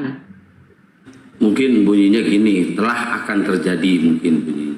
Ya. Jadi dua kaki itu. Saya telah makan artinya saya belum makan gitu. Telah akan makan. Kalau kita lihat Yesaya 1 ayat 1, pandangan Yesaya tidak sampai ke zaman Yesus. Itu hanya pada zaman siapa Pak Bang? Iya, Baca Yesaya 1 ayat 1. Saya lagi nggak pegang Alkitab sih Pak. Tapi yang pasti gini, yang pasti gini Pak. Yang jelas saya lagi nggak pegang Alkitab ya kan. Tapi yang jelas gini, biar bagaimanapun ya kan, Pak Sugi ini tidak akan pernah mengerti konsep kekristenan secara keseluruhan. Kenapa? Karena Pak Sugi kurang lebih sama seperti bangsa Israel yang melihat Alkitab itu dari sisi fisik, dari sisi lahiriah. Jadi nggak akan pernah mengerti secara Pak, saya lurusin. Kalau bangsa Israel tidak kenal dengan namanya perjanjian baru Pak. Nggak mengenal. Dia nggak mengenal Bible Pak. Ya betul ya. Kalau ya makanya Bapak jangan memframing bahwa Ustaz Sugi sama kayak orang di Israel yang tidak percaya dengan Bible gitu loh Pak. Bukan begitu Bang. Loh, Jadi seandainya Pak Sugi percaya dengan Alkitab kan juga nggak mungkin Pak Sugi memeluk agama Islam kan Pak, gitu loh. Pak Sugi kan mempelajari mempelajari Alkitab kan hanya untuk mencari kekurangannya, kelemahannya. Bukan mencari ya kekurangan, kan? Saya itu mempelajari Bible itu meluruskan paham Kristen yang salah. Karena apa yang dipahami Kristen itu beda sekali dengan yang diajarkan oleh para nabi termasuk yang diajarkan Yesus. Beda, jauh beda Bang. Nggak ada bedanya sih Pak. Loh, nggak contoh, ada bedanya. Yang disembah Yesus siapa? Yesus tidak ada menyembah siapa-siapa. Kami menyembah apa yang kami kenal. Yohanes 4 ayat 22. Yesus di situ berkata kami menyembah apa yang kami kenal. Yesus nggak nyembah. Itu dalam kapasitasnya sebagai manusia, dalam arti menyembah. Sebagai kapasitasnya sebagai manusia dia nyembah enggak? Itu dalam kapasitasnya sebagai manusia dia berfellowship. Iya, dia nyembah tidak? Enggak, Pak Sugi ngerti berfellowship nggak? Nggak ada di ajaran Yesus seperti itu, nggak ada. Di mana Yesus berkata bahwa dia adalah firman yang jadi manusia? Saya juga susah jelasin ya Bang, Pak. saya tanya di mana Yesus berkata dia adalah firman yang jadi manusia? Di mana? Di mana juga dikatakan bahwa Yesus bukan firman yang menjadi manusia. Ya karena Yesus mengatakan bahwa dia itu penyampai firman. Kalau memang Yesus itu adalah firman yang jadi manusia, ngapain Yesus nyampaikan firman lagi? Lalu jelaskan kepada saya apa arti makna kata-kata Yesus Kristus waktu dia berkata, perkataanku ialah roh dan kehidupan. Apa itu maknanya Pak? Pernyataan Yesus itu sama. Kalau dia percaya Yesus sebagai utusan Tuhan, dia akan hidup. Itulah roh. Dan kebenaran memang yang disampaikan. Loh, kok tertawa? Hehehe. Apa? Loh, benar enggak? Roh di situ adalah yang membawa manusia itu hidup yang kekal itu tadi maksudnya. Makanya hidup yang kekal itu adalah percaya Yesus utusan Tuhan. Dari tadi saya minta kepada Anda, di mana Yesus mengajarkan bahwa untuk masuk surga percaya Dia adalah Tuhan. Itu di mana? Di Yohanes ada, Pak. Bapak baca. Yohanes mana? Bapak Yohanes baca mana? kitab Yohanes sudah Inilah hidup yang kekal itu, yaitu mereka percaya bahwa Aku adalah Tuhan. Di mana? Jangan main tafsir-tafsir. Barang siapa percaya kepadaku, ia akan hidup sampai selama-lamanya. Nah, percaya sebagai apa, Bang? Percaya sebagai juru selamat, Pak. Nah, nggak masalah kalau juru selamat, karena memang ketika Tuhan ingin menolong manusia, Dia mengutus juru selamat berupa manusia. Mana ayatnya? Yesaya 19 ayat 20. Nggak ada masalah itu. Tapi kalau juru selamat ini yang dituhankan, ini yang kacau. Pak, karena nih Pak Sugi, sebentar saya potong ya. Pak Sugi harus ngerti, di konsep perjanjian lama itu satu-satunya juru selamat itu cuma Yahweh atau Yehova. Coba baca Yesaya 19 ayat 20, coba baca dulu. Saya Yesaya, kita, Pak. Nah itu dia, kamu cuma modal ngeyel. Nih saya bacakan nih, Yesaya 19. Bukan cuma Yesus yang jadi juru selamat. Nih, itu akan terjadi tanda kesaksian bagi Tuhan semesta alam di tanah Mesir. Apabila mereka berseru kepada Tuhan oleh karena seorang orang penindas, maka Ia akan mengirimkan seorang juru selamat kepada mereka yang akan berjuang dan akan melepaskan mereka. Tuh, juru selamat bukan Tuhan yang jadi manusia, tapi manusia yang diutus oleh Tuhan, itulah juru selamat.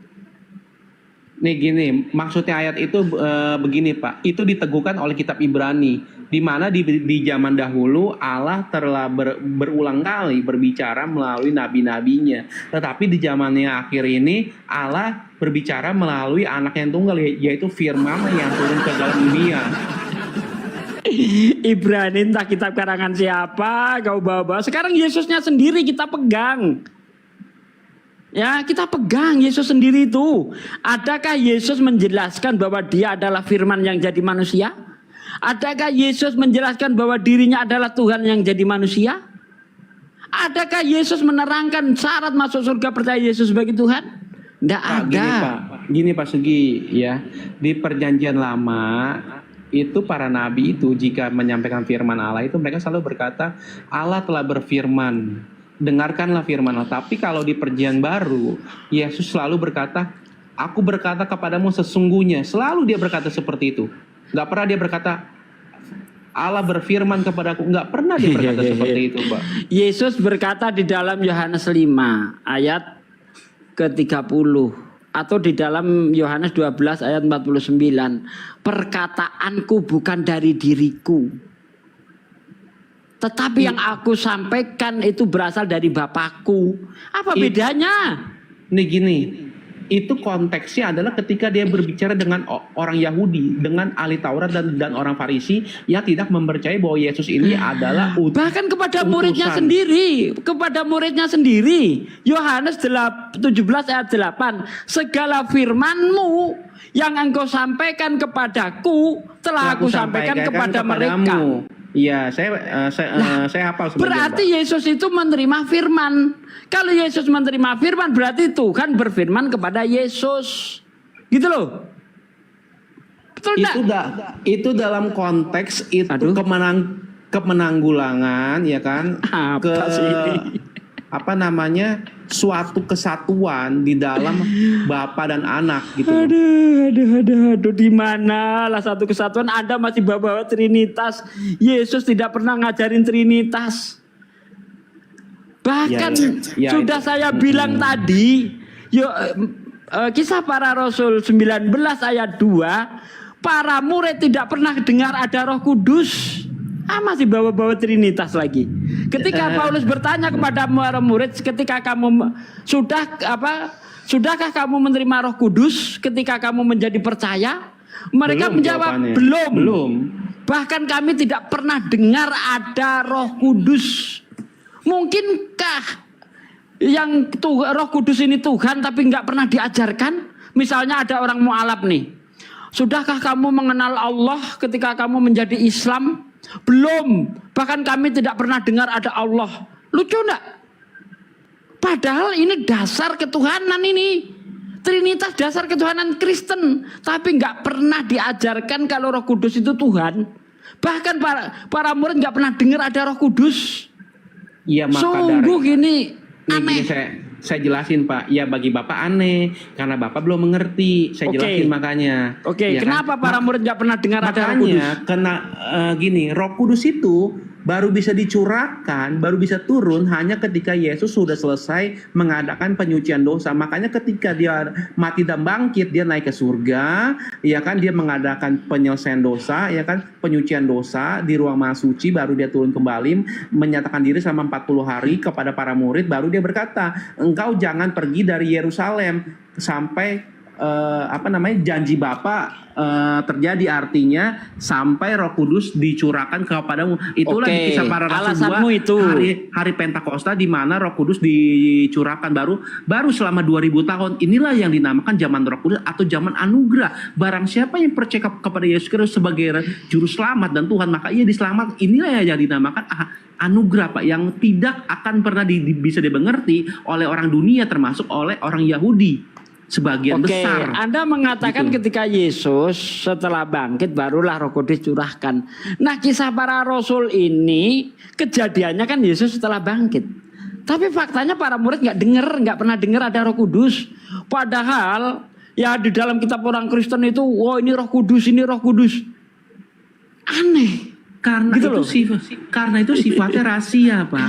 Lah, karena itu sifatnya rahasia. Konsep ketuhanan dirahasiakan gimana sih? Makanya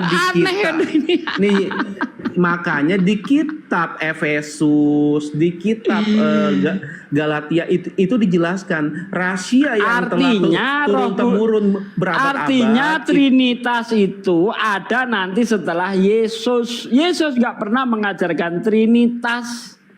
Para nabi nggak pernah mengajarkan Trinitas, Bang. Ya, nggak ada Trinitas diajarkan. Di mana Yesus mengatakan bahwa Roh Kudus itu Allah, itu di mana? Ini gini ya, saya jelaskan ya.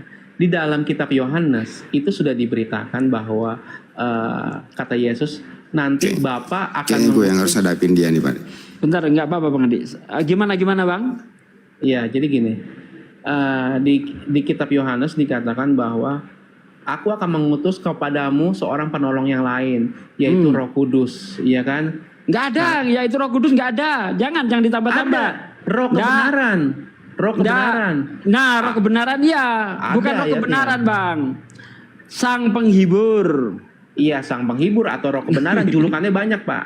Julukannya banyak. Tapi jangan langsung disebut Roh Kudus. Anda nambah-nambah kalau disebut Roh Kudus. Roh Kudus itu di dalam Yohanes 14 ayat 16. Aku akan minta kepada Bapa seorang penolong yang lain.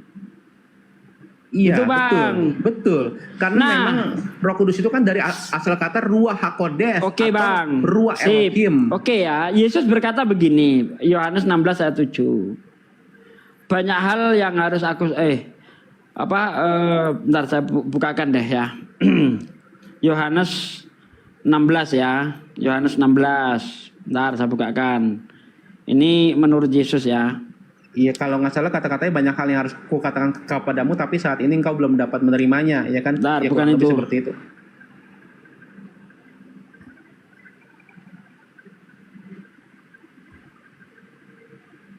Gurunda tidur kali ya.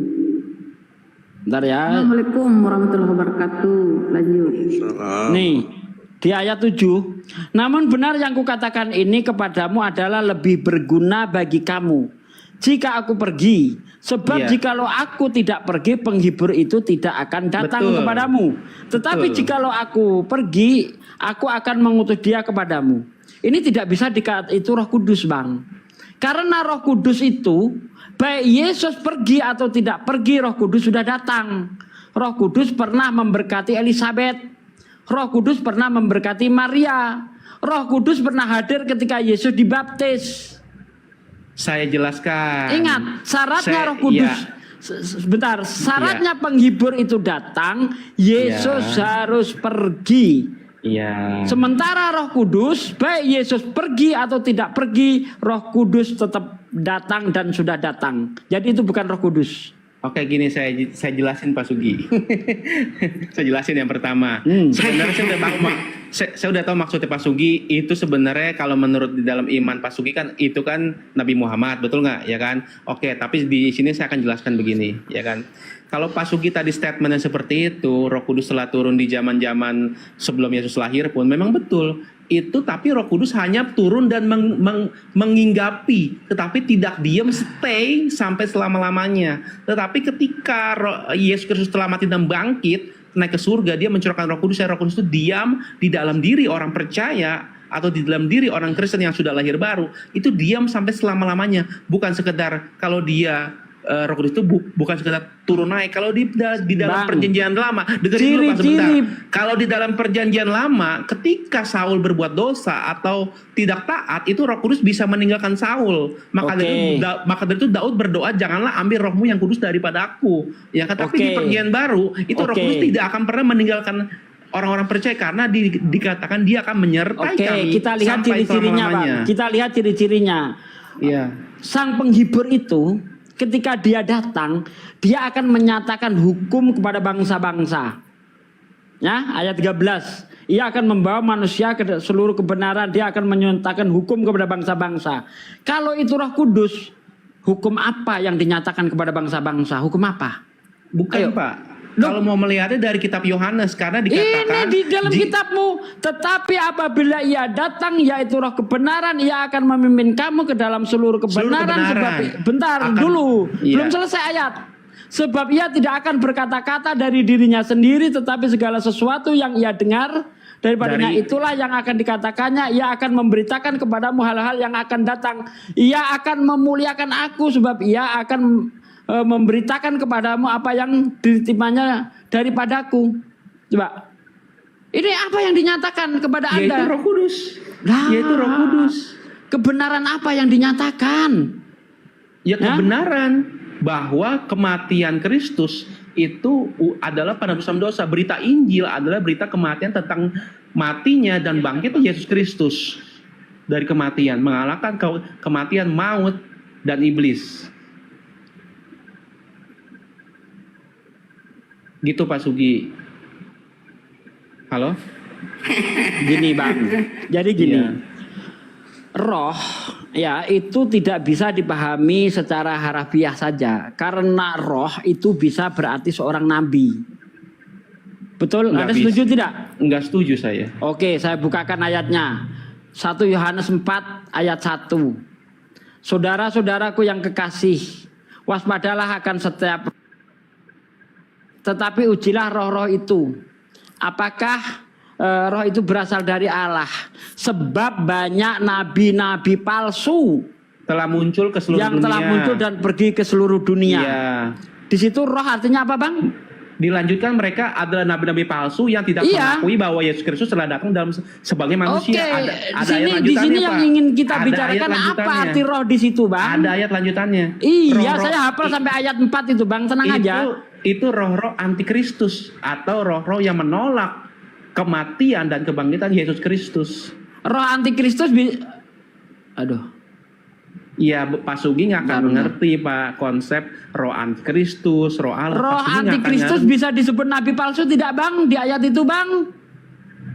Nabi palsunya bukan roh antikris, tapi rohnya itu ada di dalam nabi palsu itu.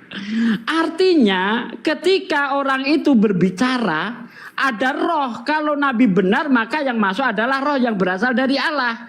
Kalau itu nabi palsu yang datang adalah roh penyesat, gitu loh Bang. Makanya antara roh dengan nabi di situ dikaitkan. Saudara-saudaraku yang kekasih, aku nggak pakai peci, dia apa pula nih? Aku pakai peci dulu ya.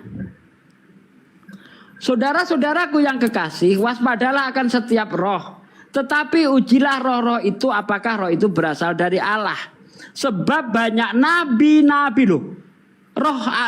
Banyak nabi-nabi palsu. Kok terus ayatnya sebab banyak nabi-nabi palsu. Berarti antara roh dengan nabi itu ada kaitannya. Kalau tidak ada kaitannya ngapain di situ disebut nabi palsu? Artinya di situ ingin mengatakan apa? Bahwa roh penyesat itu adalah nabi palsu. Begitu loh. Oke, saya tanggapi ya. Nabi palsu itu bukan nabi, Pak. Namanya juga nabi palsu. Ya jelas bukan nabi. Ya dia nabi tapi nabi palsu, Bang. Nggak ada yang namanya nabi tapi nabi palsu. Nggak ada, Pak. Yang ada orang mengaku nabi Lah tapi kenapa di sebenarnya situ bukan disebut nabi palsu? Ya karena dia kan di ayat selanjutnya kan dijelaskan barang siapa yang tidak mengakui bahwa Yesus Kristus telah datang sebagai manusia. Kan ada ayat selanjutnya. Penyesat itu artinya nabi palsu. Apa sih ini orang? Di kitabmu ada nabi palsu kok nggak ada nabi palsu gimana sih? Itu jelas-jelas disebut sebab banyak nabi-nabi palsu yang telah pergi dan pergi ke seluruh dunia. Pergi ke seluruh dunia. Demikianlah kita mengenal roh Allah. Yaitu Dan apabila roh Antikristus itu mengaku bahwa Yesus Kristus telah datang sebagai manusia, berasal dari Allah. Nah, roh palsu itu menyangkal Yesus itu bukan manusia yang berasal dari Allah. Betul. Kan begitu. Betul. Artinya apa? Bahwa ada orang-orang ya yang akan menyesatkan manusia, itulah roh penyesat atau nabi palsu. Ya, udah makanya pasti. Pak, di dalam Yohanes 14 ayat 16, aku akan minta kepada Bapa seorang penolong yang lain di ayat 17-nya, yaitu roh kebenaran. Betul. Masa orang tapi roh? Gimana sih? Makanya supaya tidak terjadi kontradiksi antara 16 dan 17, roh di situ harus kita pahami sebagai manusia. Kenapa apa bisa? Bisa karena roh bisa berarti seorang nabi. Nah, gini, gitu Pak. Bang. Oke, saya tanggapin Pak. Jadi gini, di kitab Yohanes dengan Injil Yohanes 1, 2 dan 3 itu berbeda konteks, Pak. Nggak bisa disamain. Itu konteksnya beda, Pak. Memang, tapi di situ menerangkan bahwa roh itu bisa berarti seorang nabi. Oke, sekarang gini Pak ya. Sekarang gini. Gimana sih orang ini? Enggak, ya kalau itu kan argumen Bapak. Saya kan juga punya argumen bukan sendiri. Argumen saya, ya Bang. Kan? Coba sekarang kalau itu bukan roh itu bukan seorang nabi, kenapa di situ ada kata nabi-nabi palsu? Kenapa? Apa korelasinya antara roh dengan nabi kalau itu roh bukan nabi? Ya itu penyesat. Lah iya. Roh penyesat artinya nabi palsu. Cocok enggak? Bukan arti nabi palsu. Orang itu dimasuki roh penyesat. Artinya nabi yang benar dirasui oleh roh kebenaran. Kan gitu. Gimana sih kamu ini? Lah iya. Makanya yang dinubuatkan di situ bukan hanya roh, tetapi seseorang yang akan membawa manusia dalam seluruh kebenaran. Makanya Pak, di ayat 16 dikatakan seorang penolong. Oke, sekarang saya tanya sama Bapak. Ayat itu kan nggak berarti sampai di sana. Di sana kan dituliskan roh, dan roh itu akan menyertai kamu sampai selama-lamanya. Sekarang nabi mana yang dapat menyertai manusia sampai selama-lamanya? Saya tanya, nabi mana Pak? Ada nggak nabi yang selama-lamanya hidup? Ada nggak nabi? Ada nggak nabi yang Anda tadi kan hidup? Sudah setuju bahwa ya roh di situ roh penyesat merasui orang sehingga dia disebut nabi palsu. Betul? Iya. Kan begitu. Nabi yang benar adalah roh kebenaran yang masuk ke dalam dirinya. Nah, roh itu hanya ada di dalam Al-Quran, di dalam Islam. Karena orang Islam sampai sekarang itu masih menjalankan ya perintah-perintah Tuhan. Al-Quran juga disebut ruh. Ngerti? Al-Quran disebut ruh. Sekarang saya tanya sama Bapak, oke, berhubung Bapak ngomong soal Al-Quran, ada yang saya mau tanyakan. Al-Quran di dalam keimanan Bapak, ya kan? Itu Al-Quran itu diciptakan atau kekal ada dengan sendirinya? Al-Quran yang berupa buku itu tulisan wahyu Allah itu tulisan manusia. Tetapi Al-Quran yang berupa kalam yang disampaikan itu bukan ciptaan, tapi itu adalah firman Allah yang disampaikan kepada Nabi Muhammad SAW. Jadi wahyu itu kekal, sifatnya kekal. Berarti Allah dan firman-Nya sama-sama kekal. Betul. Berarti konsep ketauhidan batal dong Pak. Tauhid itu kan batal gimana? Tauhid itu kan cuma ada satu yang kekal, cuma Allah doang. Kalau Allah dengan firman-Nya berarti ada dua. Bukan dong. Allah dan firman-Nya ini bukan dua sosok. Sejak kapan Allah dan firman-Nya itu dua sosok? Firman itu sifatnya Allah. Sifat Allah itu mutakaliman. Kemampuan berbicara. Kemampuan berkata-kata. Bukan dua sosok. Kalau Anda katakan begitu berarti Tuhan saya itu ada 99 dong. Sifat Allah itu ada 99. Sifat-sifat mulia Allah. Ada juga sifat 20 Allah. Oh banyak nanti. Nah inilah salah pikir Anda. Firman Allah ketika masih melekat dengan Allah, dia adalah Allah. Tapi ketika firman itu telah nujul, dia adalah makhluk. Begitu Bang. Contoh Yesus. Pada mulanya adalah firman.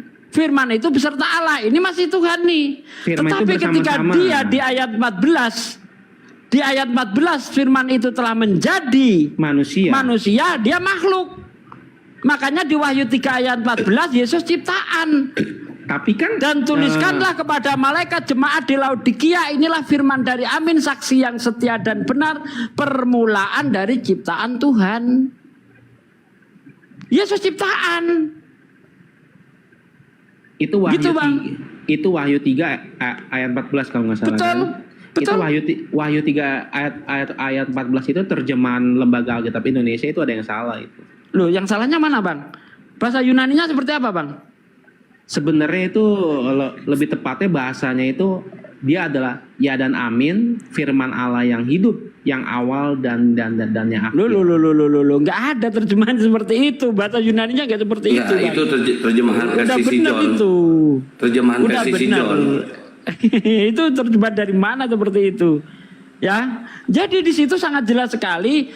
Dan tuliskanlah kepada malaikat jemaat di Laodikia, inilah firman dari Amin, saksi yang setia dan benar, permulaan dari ciptaan Allah. Yesus ciptaan Allah yang mula-mula. Oke, nggak ada masalah. Dalam praeksistensinya sebagai sebelum jadi manusia dia diciptakan. Bukan cuma Yesus yang diciptakan sebelum berbentuk jasad ini. Bahkan kalau di dalam Islam, ya, kami sebelum menjadi manusia sudah ada perjanjian dengan Allah. Allah mengambil kesaksian kepada kita, alastu birabbikum. MOU-nya lah ya. Udah ada MOU-nya, jadi nggak ada masalah itu. Saya tahu itu kan apa konsep di dalam keimanan Islam, saya tahu kok Pak. Gitu. Yang jelas gini lah Pak ya. Kadang-kadang itu yang saya pikirkan gini ya. Ini sekedar sharing sedikit ya. Yang sering paling polemikus Muslim itu mendebat atau menyerang kan hanya kekristenan atau Katolik ya. Tapi kenapa nggak pernah menyerang keimanan agama Buddha, Hindu dan yang lain-lain? Ada apa? Kenapa yang diserang cuman Kristen? Oke, saya jawab. Atau Alkitab? Karena baik Hindu ataupun Buddha dia nggak nyamar-nyamar ke Islam-Islaman. Lihat Kristen, nama Tuhan saya dipakai Allah, kitab saya dipakai Alkitab. Nama kitab saya Rasul, iman, malaikat, nabi, dipakai semua oleh mereka. Loh Pak, jangan salah Pak. Islam itu baru ada di abad ke-7 nih Pak. Kalau tunjuk di dalam kitab Anda, dalam teks Yunaninya ada kata Allah. Tunjuk. Iya, saya jelaskan begini. Saya jelaskan. Memang dalam bahasa aslinya memang bukan Allah atau bukan Allah. Bahasa aslinya adalah dia dengerin saya dulu. Saya jelasin. Bapak mau dengar nggak sekarang saya tanya kalau saya jelasin? Ya kan? Tapi jelasinnya yang benar. Kenapa hanya di Indonesia menggunakan kata Allah dan Alkitab? Kenapa hanya di Indonesia? Iya. Di luar negeri tidak. Silakan. Bentar, saya jelaskan. Saya tahu dia mau kemana, saya tahu Bang. Saya jelaskan. Dia mau pakai Kristen Arab lebih dulu. Bukan. Sebentar. Saya jelaskan ya.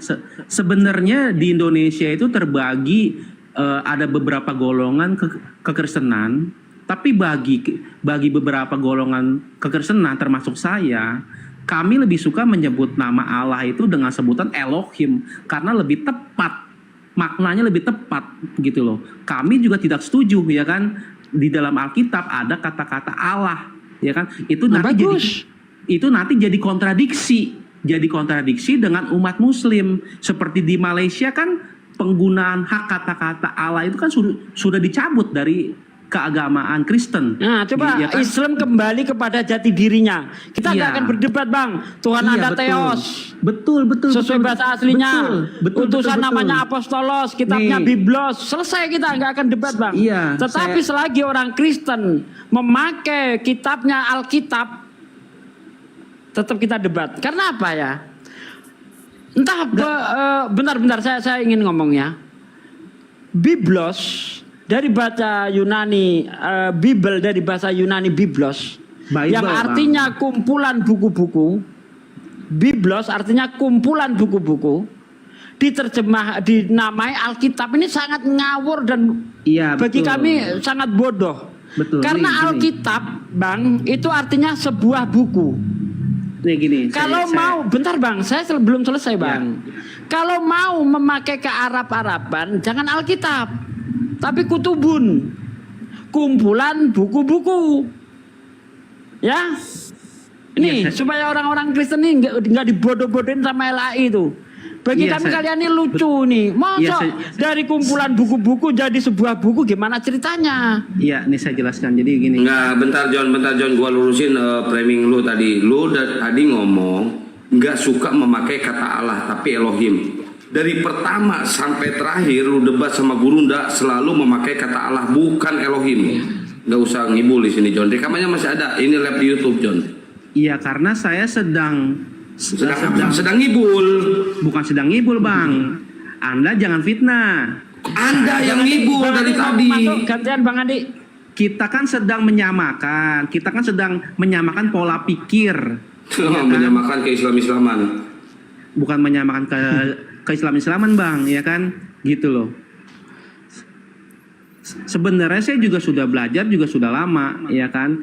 Nah, salah satunya terus terang aja ya, Bang ya. Di sini saya katakan terus terang ya kan. Salah satunya ya kan yang membuat kenapa saya masih tetap Kristen sampai sekarang adalah karena saya tidak melihat adanya kasih di dalam umat muslim. Kebanyakan di dalam kehidupan orang muslim, di dalam kehidupan umat muslim itu sepertinya itu penuh dengan kebencian. Tunjukkan kasihnya di dalam Kristen. Bentar Bang. Tunjukkan kasihnya di dalam Kristen, tunjukkan. Bang Kian Santang, bentar. Bang, kalau Anda melihat agama dari perilaku umat, Kristen agama paling buruk. Kenapa? Karena produsen film porno itu Kristen. Penjajah itu Kristen.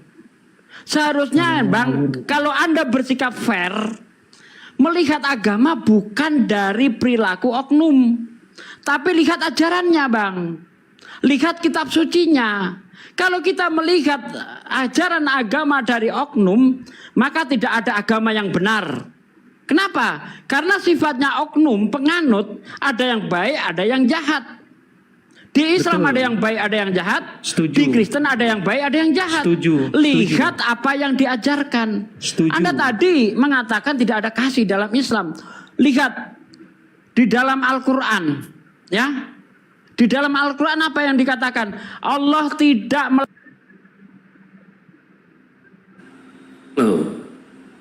Pak D kena ini ya, Pak D kena report.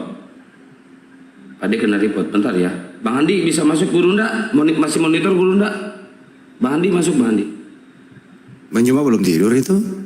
Belum. Coba. Gurunda monitor. Bang Andi masuk dulu aja. Sambil nunggu Pak D. John. Iya. Apa bedanya kesatuan dengan tunggal? Kesatuan dalam perbedaan kesatuan dan tunggal. Kalau tunggal itu lebih tepatnya disebutnya ahad atau satu tunggal. Kalau kesatuan? Tapi kalau suatu kesatuan itu lebih tepatnya disebutnya ehad. Seperti syahadatnya orang Israel adalah Shema Israel. Saya nggak nanya ke syahadat. Apa arti kesatuan dan apa arti tunggal? Ya tadi yang saya sebutkan. Yang pertama tunggal itu lebih tepatnya ke ahad. Kayak misalkan ya kan gelas. Saya nggak nanya ke bahasa Ibrani, ke bahasa apa, ke bahasa Indonesia aja.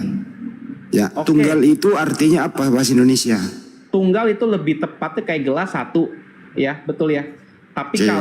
kalau misalkan suatu kesatuan itu lebih tepatnya saya analogikan seperti kopi, betul ya? Ada air, ada Baik. kopinya, ada gulanya. Posisi konsep ketuhananmu itu tunggal atau kesatuan? Suatu kesatuan. Oke, baik. Berarti Tuhanmu itu kesatuan. Apa aja yang disatukan di situ? Analoginya dengan kopi, Tuhanmu itu seperti apa? Bapa, Firman, dan Roh. Oke. Bapak itu siapa? Bapa ya Bapa. Ya. Kalau Firman siapa? Firman ya Firman. Oke. Roh siapa? Roh ya Roh. Ketiganya adalah Elohim. Enggak, ini Tuhan. Bapak, Firman, Roh, ini Tuhanmu. Tuhan itu lebih tepatnya itu sebuah predikat atau jabatan ya. Enggak. Gitu. Tuhan itu artinya Saya ulang sang ya. penguasa. Saya nggak nanya itu. Saya nggak nanya siapa. Ini loh. Bapak ini siapa? Ulang. Bapak ini ya Elohim. Oke, Elohim. Firman ini? Firmannya Elohim. Oke. Roh ini? Rohnya Elohim. Rohnya Elohim. Baik. Yesusnya mana? Yesus itu ketika firmannya berteofani atau berinkarnasi menjadi manusia 2000 tahun yang lalu, nah itu yang disebut manusia Yeshua HaMashiach atau Yesus Kristus. Oke. Yesus sebagai apa di sini? Di sini 2000 tahun yang lalu atau di sini di alam kekekalan, Pak? Terserah Anda. Yesus Kristus itu ialah firman Allah. Dia dia adalah firman Elohim. Sorry kalau mau pakai bahasa aslinya. Dia adalah. Jadi menurut Anda Yesus ini firman.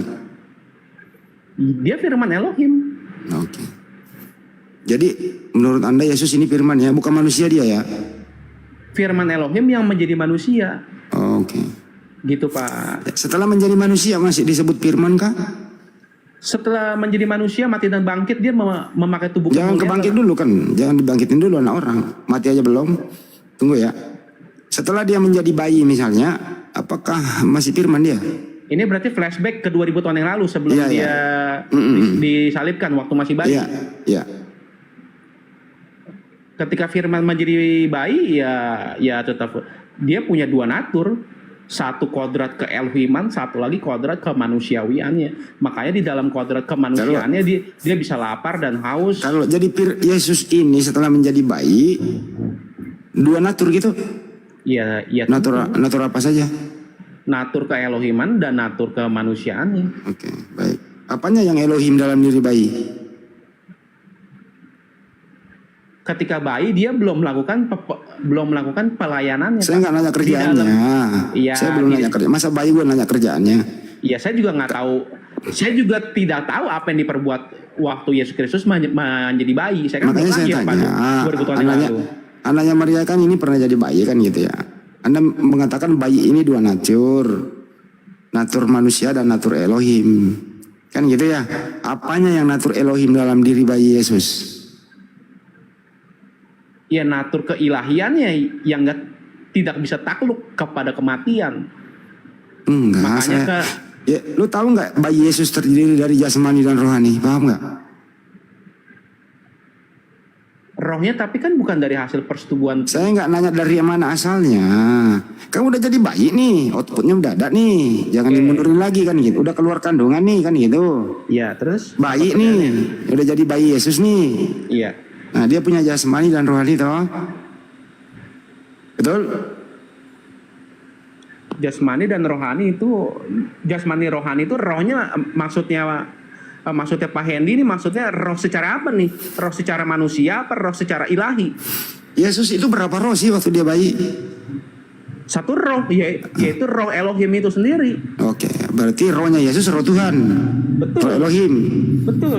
Nah, fisiknya? Manusia mengambil dari kedagingan Maria. Oke, jadi di dalam diri Yesus manusia campur Tuhan gitu ya? 100% manusia, 100% Tuhan. Bercampur atau berpisah itu? Tercampur lah. Iya, artinya Yesus ini anaknya Maria ini manusia bercampur Tuhan atau Tuhan campur manusia, betul? Ya boleh kata bapak seperti itu, boleh lah. Ya Terserah memang bapak, campur. ya kan? Kalau dia berpisah kan mati. Oke. Ya oke, Oke. Mas. Baik. Intinya apa poinnya, Pak? Iya santai dulu. Oke.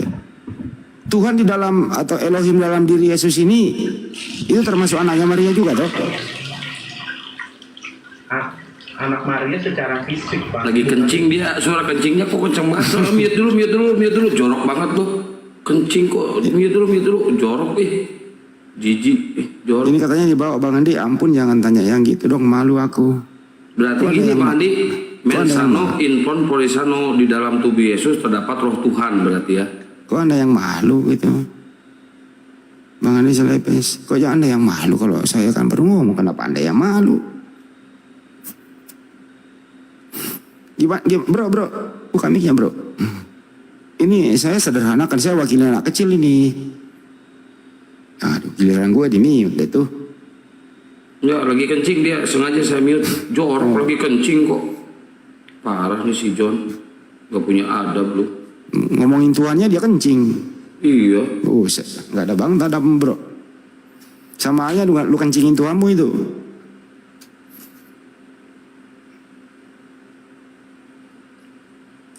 Ya sekarang buka tuh, kalau udah lama banget tuh kencing. Lu kencing apa sih itu? Saya itu cuma ngomong tuh sederhana kalau nggak mau. Saya itu orangnya kan ilmunya juga terbatas. Ya, oke. Apa bedanya roh di dalam diri Yesus dengan roh Bapa di surga? Nggak ada bedanya, sama Pak. Sama ya. Ada berapa roh itu? Satu lah, Pak. Satu tapi tidak terbatas, Pak. Yang mana yang roh asli? Yang di surga atau dalam diri Yesus? Dua-duanya asli. Berarti dua roh. Satu roh tapi bisa jadi berapa saja, Pak. Kan ada satu dalam diri Yesus. Ada satu di surga. Gini, Pak. Ingat ya, kata ruah itu bisa juga Nggak usah ke diartikan- ruah, saya nanya rohnya Yesus. Ya kita kan berbicara roh, jadi harus rohnya digali Yesus, dari- dengerin dulu, harus rohnya Yesus digali kan. dari asal katanya Lu jangan ruah. diputerin, kalau sama gue jangan diputerin, saya ngomongnya ini to the point lu.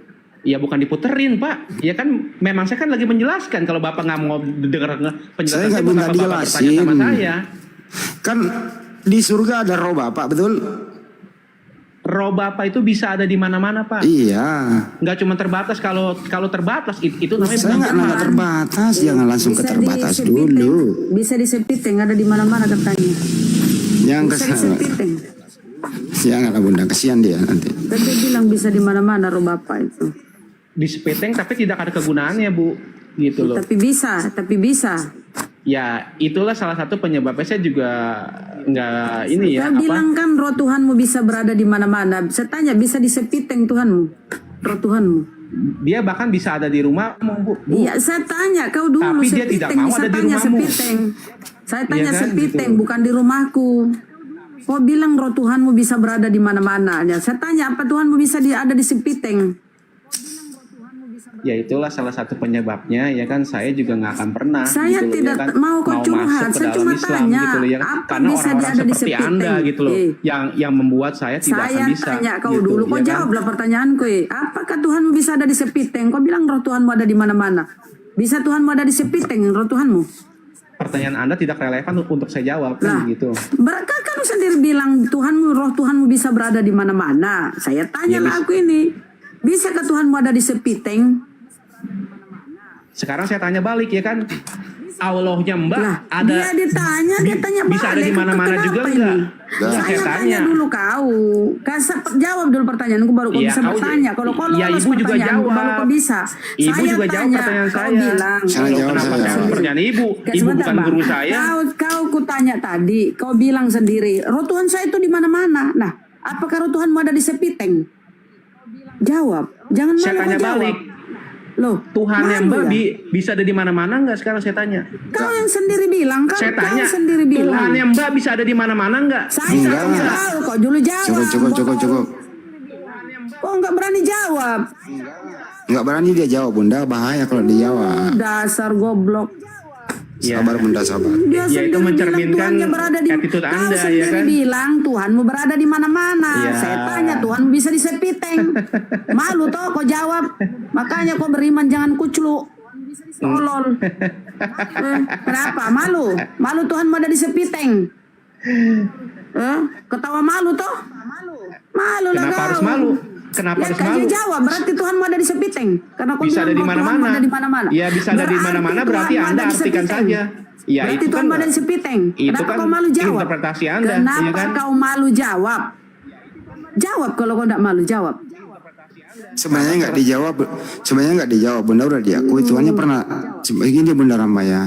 Sebenarnya kalau mengatakan Tuhannya ada di mana-mana dia udah akui kok. Tuhannya pernah ada dalam kandungan, Tuhannya ada dalam diri bayi. Dia udah jawab sebenarnya itu. Nah, Pak Hendy lebih cerdas sih. Oke, kita lanjut ya. Makanya. Ya Anda lebih kelihatan bodohnya dan dungunya Karena kalau Tuhan saya. ada di mana-mana. Kau sendiri bilang Tuhan saya pun bisa berada di mana-mana. Ya berarti bisa ada di sepiteng. Iya, dungu lah kau. Ya kau yang dungu, kau bilang Tuhan berada di mana-mana kan?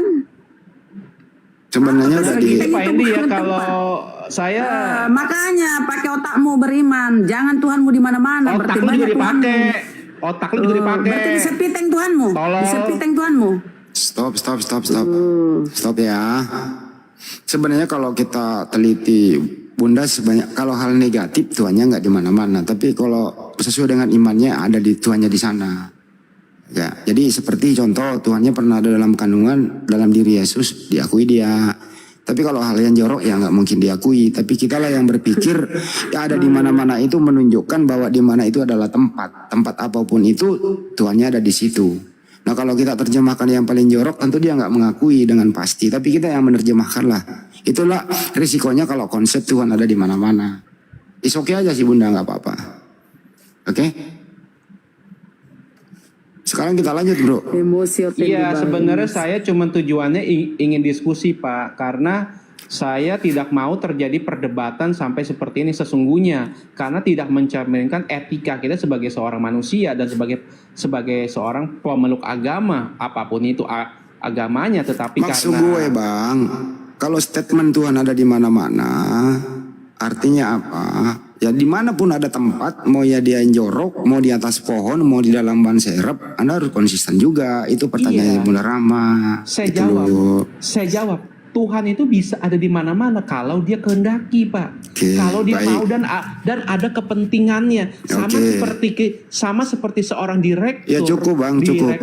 Oke. Apa kepentingan Tuhanmu masuk ke dalam diri bayi Yesus? Apa kepentingannya? Karena untuk menjelma, untuk berinkarnasi, untuk mengalahkan maut, dosa, dan kematian. Karena setelah Adam jatuh ke dalam dosa, Nggak usah dibawa Adam lah. Enggak, karena ini ada korelasinya Pak. Jadi gini, setelah Adam jatuh ke dalam dosa, itu manusia itu terjual di bawah hukum dosa. Dan artinya kepentingannya Tuhanmu, artinya kepentingan Tuhanmu masuk ke dalam diri bayi, ingin menebus dosa manusia dari dosa Adam, kan gitu kesimpulannya, oke? Betul. Nah cukup, lanjut kita ya.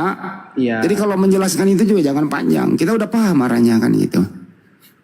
Nah, iya, oke. Di samping kepentingan itu, terus kemudian yang masuk itu Bapak itu sendiri kah yang masuk ke dalam diri Yesus, atau bukan Bapak yang masuk ke dalam diri Yesus? Firman Elohim Pak. Firmannya. Kan ini Bapak ini roh. Iya. Oke. Di dalam diri Yesus ada roh juga. Oke. Roh ini dalam diri Yesus adalah Tuhan. Nah, pertanyaannya Bang, roh Bapak ini dengan roh di dalam diri Yesus itu sama atau beda? Sama lah Pak. Sama. Esensinya sama. Sama. Hakikatnya sama. Roh. Kedudukannya sama bener atau enggak sama beneran? Sama bener lah. Sama beneran. Tapi ketika dalam kapasitasnya di dunia, makanya dia banyak berkata. Ya udah cukup dulu Bang. Oke. Nah, menurut Anda waktu roh Bapak ini ada di dalam diri Yesus, gitu ya. Manusia di zaman itu menyembah siapa? Bagaimana? Oke. Ada roh Bapa di dalam diri Yesus. Iya. Manusia di zaman itu termasuk keluarganya Yesus menyembah yang mana? roh di dalam diri Yesus atau roh Bapa yang ada di surga? Roh Bapa yang ada di surga, tetapi mereka juga tahu sebenarnya Yesus Kristus adalah Mesias, anak Elohim yang hidup. Bukan itu. Jadi roh di dalam diri Yesus itu nggak disembah. Ketika mereka belum menyadari bahwa itu adalah Sang Mesias atau Firman Elohim, mereka nggak tahu. Tapi ketika mereka sudah menyadari, mereka makanya banyak kali melakukan di Alkitab, kita lihat bahwa mereka melakukan sebuah perskonio atau sebuah penyembahan. Kalau begitu saya tanya, apakah keluarga inti Yesus, mulai dari Pak Yusuf, ibunya, terus adik-adiknya, kan ada adiknya tuh ya, menyadari bahwa keluarga intinya yang bernama Yesus ini adalah Tuhan, di dalam rohnya Yesus itu adalah Tuhan. Mereka menyadari atau tidak? Ketika Yesus belum disalib, belum mati dan bangkit dan memakai tubuh kemuliaan, mereka belum tahu. Oh, belum tahu. Iya, hanya murid-murid yang sudah mengetahui. Murid-murid itu menyembah siapa? Murid-murid menyembah Yesus Kristus dan Elohim dan Bapa. Berarti Tuhan yang murid-murid sembahannya ada dua? Satu, Pak. Yang mana yang dia sembah? Dalam diri Yesus atau Bapa di surga? Bapa di surga dan Yesus. Berarti jadi sembahnya murid-murid dua. Esensinya sama, Pak, satu, Pak. Cuma misalnya contoh nih. Saya paham maksud Bapak, saya paham maksud Bapak kok. Ya kalau paham kenapa nggak dijawab to the point aja? Ya sebenarnya sama satu. Oke. Sebenarnya sama. Saya kasih contoh misalnya ya. Ini Yesus masih bayi nih misalnya nih, atau udah dewasa deh. Kan udah pada dewasa nih Yesus. Lagi tidur nih Yesus. Istirahat, capek gitu ya, beraktivitas, tidur dia. Murid-murid ingin berdoa atau menyembah. Menyembah kepada Yesus yang sedang tidur atau menyembah kepada Bapa yang ada di surga? Bagaimana? Saya ulang ya. Yesus lagi istirahat. Iya. Pasti Yesus pernah tidur dong? Iya, pasti. Oke. Waktu Yesus sedang tidur, murid-murid itu menyembah kepada Yesus yang sedang tidur atau menyembah kepada Bapa yang di surga? Bapa lah. Berarti Yesus nggak disembah? Karena waktu itu kan kapasitasnya kan sebagai manusia, Pak. Kan ada Tuhan juga, ada Bapa juga dalam dirinya. Bang, kalau tidur ketuhanannya keluar. Jadi yang disembah Bapa katanya. Apa nanti begitu, John? baru ketuhanannya masuk. Enggak lah, itu kan dongengnya. Enggak, itu kan pemikiran orang dungu kan kayak gitu memang. Ya kalau dia tidur kok bilang Bapa disembah? Kenapa Bapa disembah kalau dia tidur? Ketika Yesus tidur atau tidak tidur pun itu ya tetap murid-murid berdoa atau sembah itu ya tetap kepada Bapa. Lukas 2:16, Yesus semalam-malaman berdoa kepada Allah. Nah, kau berdoa kepada siapa? Kenapa Kau berdoa kepada siapa? Telingamu mana? Kau berdoa kepada siapa? Ya telinga saya di sinilah. Kenapa Anda kau berdoa kepada siapa? Saya tanya kau. Yesus kemalam-malaman di atas bukit berdoa kepada Allah. Kau berdoa kepada siapa? Menurutmu berdoa sama siapa? Ya kau kan ditanya kuclu. Saya nggak mau jawab karena Anda dungu. Oh, berarti kau tolong. Anda cuma mancing-mancing Anda cuma mancing-mancing amarah saya aja. Kenapa kau takut jawab? Kenapa saya harus takut? Anda siapa saya harus takut? Anda cuma manusia aja kok. Di sini menjawab. Kenapa saya harus takut? Saya tanya kau jawab. Kenapa? Kalau saya kau nggak mau jawab, kau turun aja. Karena kalau kau takut jawab, kenapa? Karena kenapa kau takut jawab? Saya lagi berbicara sama Pak Hendi, bukan sama Anda orang dungu. Kenapa? Saya punya hak bicara di sini. Iya, saya nggak mau bicara sama Anda. Ya mau Anda Islam, mau Anda apa kayak emang saya pikirin. Ya turun kau, berarti kau takut menjawab saya. Saya lagi diskusi dengan Pak Hendi. Ya saya tanya kau. Ketika Anda Yesus berdoa semalam-malaman, ketika doa semalam-malaman, ketika Yesus berdoa semalam-malaman kepada Tuhan, kepada Allah, kau berdoa kepada siapa? Bacot kau. Ya kau lawan saya kalau kau mau, lawan saya kalau kau berani, lawan. Bacot. Lawan saya kalau kau berani, lawan. Saya nggak mau diskusi sama kau orang dungu. Jawab saya kalau kau berani, jawab. Jawab saya, berarti kau takut. Takut nih Jawab saya kalau kau berani. Iya, terserah kau mau bilang saya takut. Iya, kau jawab, berarti kau takut. Iya, terserah. Takut kau dibongkar kebohonganmu. Jawab saya, kenapa Yesus saja berdoa kepada Allah, kau berdoa kepada Yesus, di mana otakmu? Ya kenapa kau takut jawab? Kalau kita mau menutup diskusi ini gini bro, saya berbagi dulu kepada Anda ya bahwa Yeshua Amasya waktu hidup itu nggak pernah mengajarkan sebagaimana yang Anda imani sekarang. Tapi itu iman Anda bro. Kita ini nggak mau menghakimi iman Anda. Yang jelas adalah waktu Yesus hidup itu Yesus nggak pernah mengklaim dirinya seperti yang Anda maksud. Keluarganya Yeshua Amasya itu mereka taat beribadah kepada Sang Pencipta alam semesta. Yang kalau menurut Anda itu Bapa. Jadi kan Anda juga udah menjawab tadi bahwa keluarga inti nggak ada yang tahu begitu. Kenapa ini nongol kemudian? Ini nongol setelah Yeshua Amasya nggak ada di muka bumi. Kemudian dibuatkanlah surat-surat yang membuat iman Anda seperti ini. Termasuk beberapa surat yang ada di Bible, yaitu Yesus disalib, mati menebus dosa, hidup kembali menjadi Tuhan sebagaimana Roma 14:9. Jadi tulisan-tulisan Paulus inilah yang membuat iman Anda seperti ini. Tapi kami di sini nggak menghakimi Anda. Imanmu imanmu, ya iman kami ya iman kami. Iya, itulah diskusi. Gitu ya. Kan lakum nukum waliyadin aja Ya, Pak. Ya, nggak kita usah. kan cuma diskusi aja, ya kan? Ya kenapa terjadi demikian? Ya karena memang Kristen ini mohon maaf sebenarnya bukan ajaran dari Yesus atau ajaran dari Yeshua Amasya. Lo tahu sendiri kan Yesus waktu ngajar banyak memberi contoh Ulangan 64, Markus 12:29. Iya, tahu. Yohanes 17:3. Tahu. Aku tidak dapat berbuat apa-apa dari diriku sendiri. Dan Yesus menerima firman, menyampaikan firman. Jadi Yesus itu mengajarkan hanya kepada satu Tuhan saja. Yohanes 17:3, inilah hidup yang kekal itu, bahwa mereka mengenal Engkau satu-satunya Tuhan yang benar. Jadi tolonglah teman-teman semua yang kita masih tersisa hidup di muka bumi ini, sisa-sisa hidup kita, jangan sampai ada terpikir di dalam diri kita bahwa keluarga besar Yeshua Amasya adalah Kristen. Dia adalah penyembah satu Tuhan. Yahudi. Ya, penyembah satu Tuhan mereka. Jadi Kristen ini sebenarnya terpisah dengan ajaran para nabi. Kenapa demikian? Karena setelah Yeshua Amasya nggak ada, baru terbentuk Kristen di Antioquia. Bosnya adalah Paulus. Kemudian ya diadopsi di daerah barat, makanya Bible Anda itu berbahasa Yunani. Kenapa demikian ya? Karena memang kantor pusat Anda di Yunani gitu. Anda boleh bacalah di Roma 14:9. Kalau Yesus tidak mati, dia tidak akan menjadi Tuhan. Kalau Yesus tidak mati, dia tidak akan dikonsilikan. Setara dengan Sang Pencipta, timbul Trinitas di 325 dan 381. Jadi ajaran Anda itu bersumber intinya dari Roma, hasil konsili atas intervensi Konstantinopel. Itulah ya bro. Jadi iman Anda tetap aja di sana, nggak apa-apa. Kami hanya berbagi karena ini tujuan kita di sini untuk semua orang yang mendengarkan. Kira-kira begitu kata bijak dari saya. Imanmu ya silakan saja.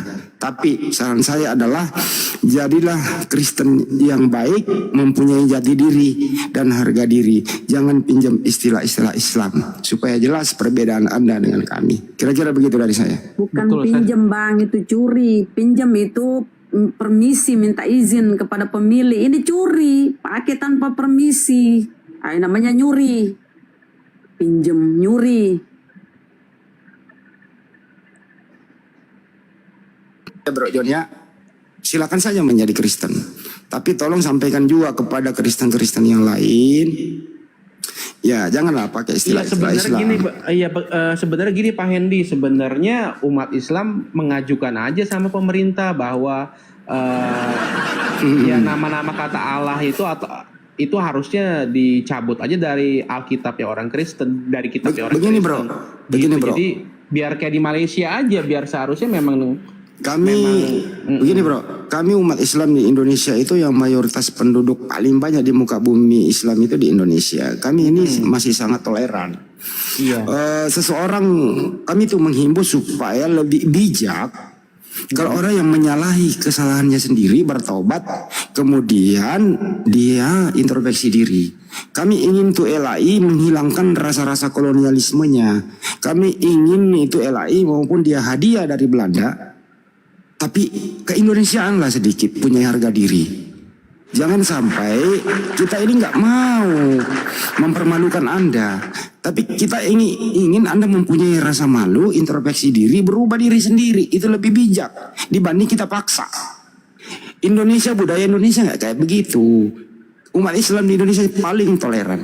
Kami hanya mensuarakan supaya LAI ini sadar diri, terjemahkan lagi yang baik, supaya jelas perbedaannya antara Kristen dan Islam. Itu aja, bro. Iya, Sikap memang, kami di sini ya. Ya, nanti kita akan menyurati LAI juga Bang John. Kalau misalkan Bagus. LAI benar-benar pinjam, permisi dulu kepada umat Islam. Hei umat Islam, seluruh umat Islam di Indonesia, tolong ya, saya pinjam nama kata Allah karena di agama Kristen tidak punya nama Tuhan. Iya, Itu saya sebenarnya setuju banget sama host sama Pak Pendi. Kenapa? Karena memang seharusnya seperti itu gitu. Handi bukan Pendi ya. Pendi itu Pendi Aceh. Pendi Aceh. Pak Hendi dan host.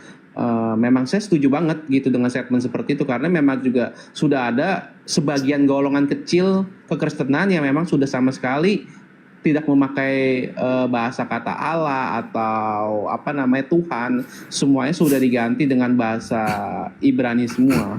Gitu. Enggak.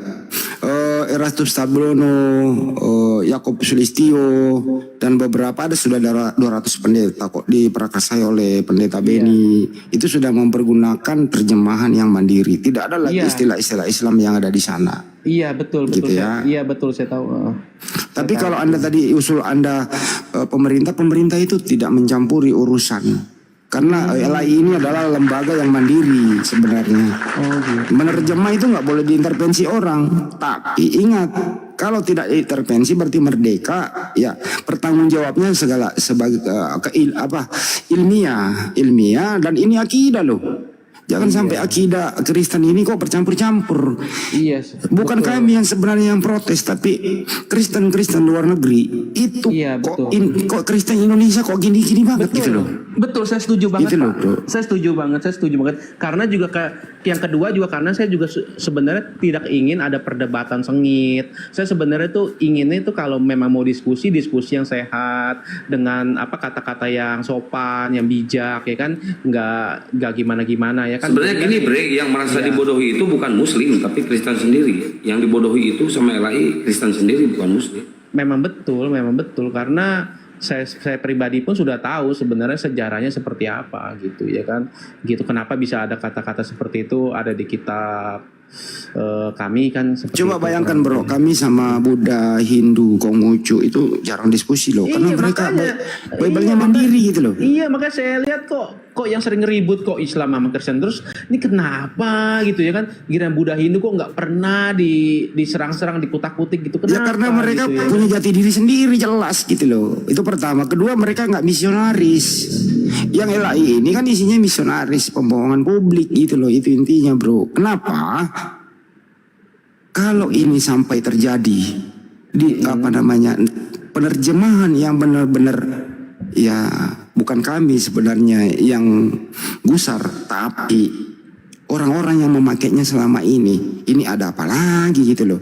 Contoh Yohanes 1 nomor 1 misalnya, en harke en ho logos, pada mulanya ada logos. Logos itu bersama-sama dengan Theos. Logos itu adalah Theos. Ini kalau diterjemahin yang sebenarnya ke Indonesia, pada mulanya adalah firman misalnya ya. Firman itu bersama-sama dengan dewa. Firman itu adalah dewa. Apa enggak bubar tuh Kristen Indonesia, Bro? Bubar, Bro. Karena terlalu ke-Yunanian. Karena memang bahasa Yunani. Terjemahan Theos yang jujur adalah dewa, bukan Tuhan. Tuhan itu arkontas, gitu loh. Cuman LAI ini nggak mau jujur. Kenapa? Kalau jujur ya hilang perpuluhan, Kristen bubar. Sebagaimana di luar negeri. Anda lihat coba berpaling. Tengok di luar negeri, gereja udah kosong, banyak yang dijual. Anak-anak muda Kristen udah nggak mau lagi, udah paham dia. Indonesia ini kenapa? Masih terdoktrin jauh dari sekolah mingguan sampai kakek-kakek. Iya. Bang, gitu loh, jujur Bro. nih Bang ya, saya mau bertanya sedikit boleh nggak Bang? Boleh. sebenarnya kan teman dekatnya juga banyak bang, yang Islamnya levelnya udah kayak seperti ustadz lah ya. Kami pernah tukar cerita banyak, saya juga tahu lah sedikit banyak tentang Islam lah. Cuman yang membuat salah satunya saya nggak bisa masuk Islam adalah konsep keselamatan di dalam Islam itu bagaimana Pak Hendy? Yang saya tahu tidak ada suatu kepastian. Yang pertama ya, tolong dikoreksi kalau saya salah. Tidak ada kepastian. Jadi istilahnya tuh ala walam, artinya itu ya nanti ditimbang sesuai amal baik perbuatan kita atau ditimbang sesuai dengan perbuatan baik kita lah dan ibadah kita di dunia. Kurang lebih kan seperti itu ya Pak ya. Saya jawab ya. Iya, boleh dijawab Pak. Tolong Pak. Kami umat Islam itu bro tidak boleh sombong mengatakan saya dijamin masuk surga. Kenapa? Karena kita ini masih labil. Tapi sepanjang kita bertakwa mengucapkan 2 kalimat syahadat, Nabi Muhammad SAW menjamin, kata Nabi begini, semua umatku masuk surga kecuali yang enggan. Sebenarnya Anda itu umat Nabi Muhammad karena Nabi Muhammad itu rahmatan lil alamin, semua untuk manusia. Jadi semua umat manusia, umatku ini masuk surga kecuali yang enggan. Siapakah yang enggan ini? Siapakah yang tidak mau masuk surga? Adalah yang di luar daripada Islam. Jadi Anda ini termasuk umat Nabi Muhammad.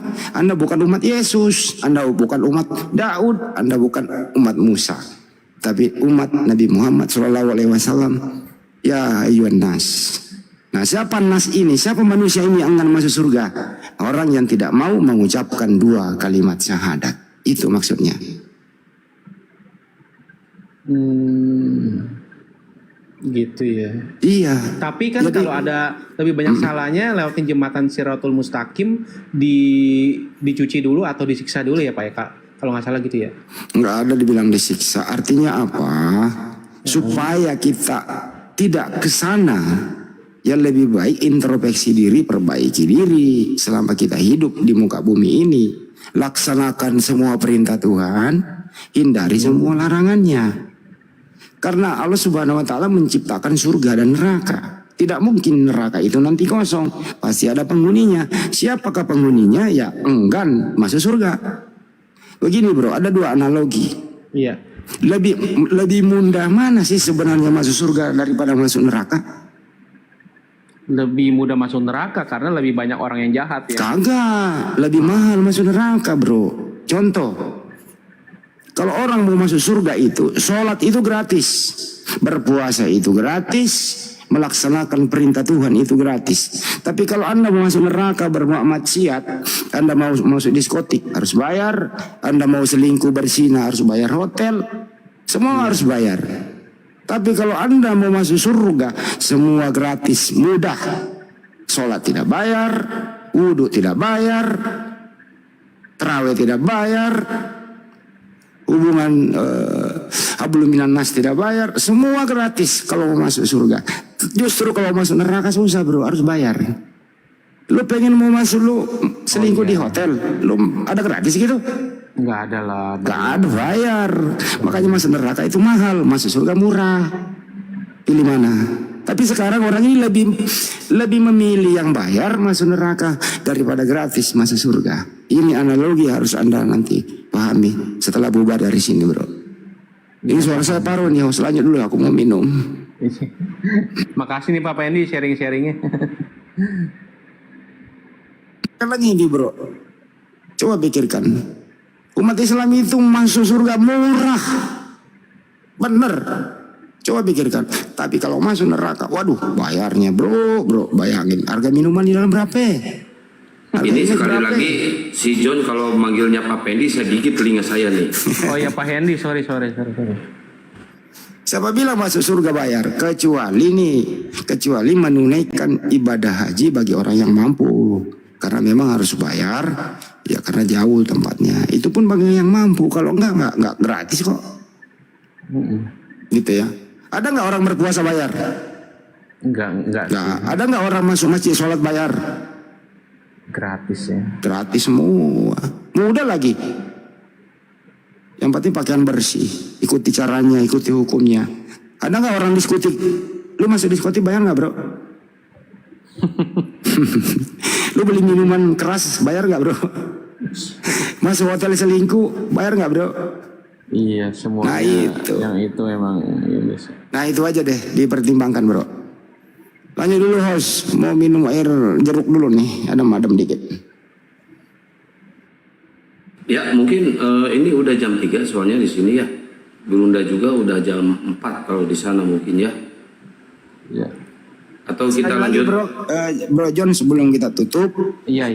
maafkan saudara-saudara saya di sini apabila ada Iya, saya kata-kata juga yang minta tidak maaf. Saya juga minta berkenaan. maaf. Saya juga minta maaf sama Bunda Rahma kalau tadi sempat terpancing emosi. Jadi saya juga sorry lah ya sama semuanya. Ya oke, terima kasih atas kedatangannya di sini.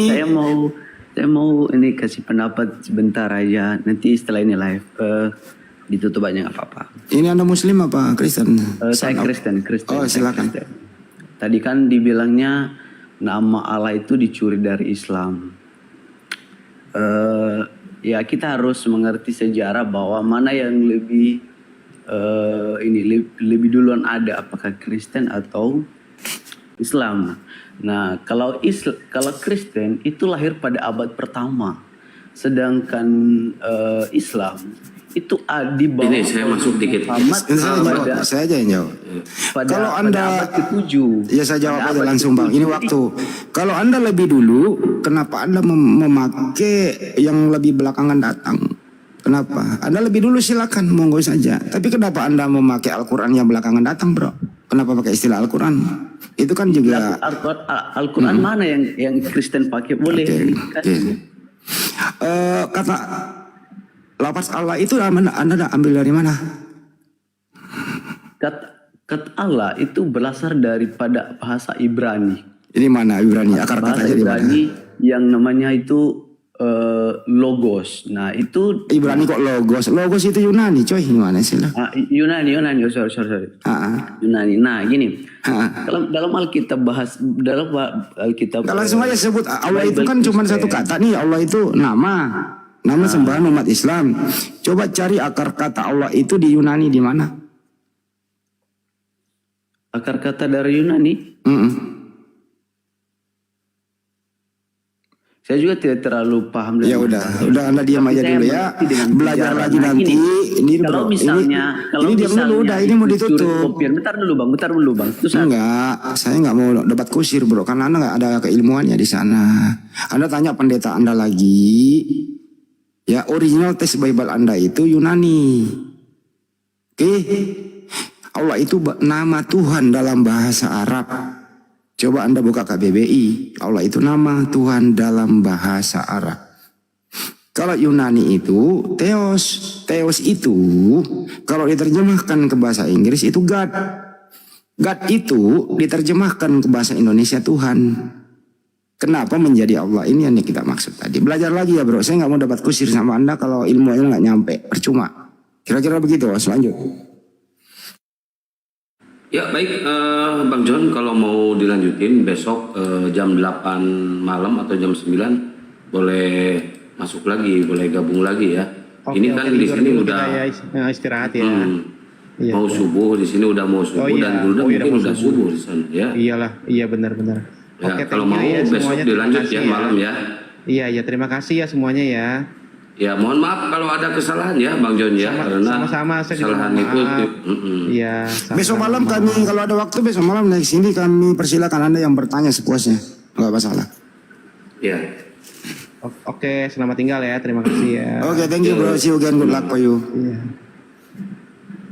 Oke teman-teman, terima kasih buat semuanya telah menyimak diskusi ini. Saya juga agak telat masuk. Banyuma juga baru sempat tadi. Semoga bermanfaat buat kita semua. Sasaran kita bukan lawan debat kita. Sasaran kita adalah pendengar.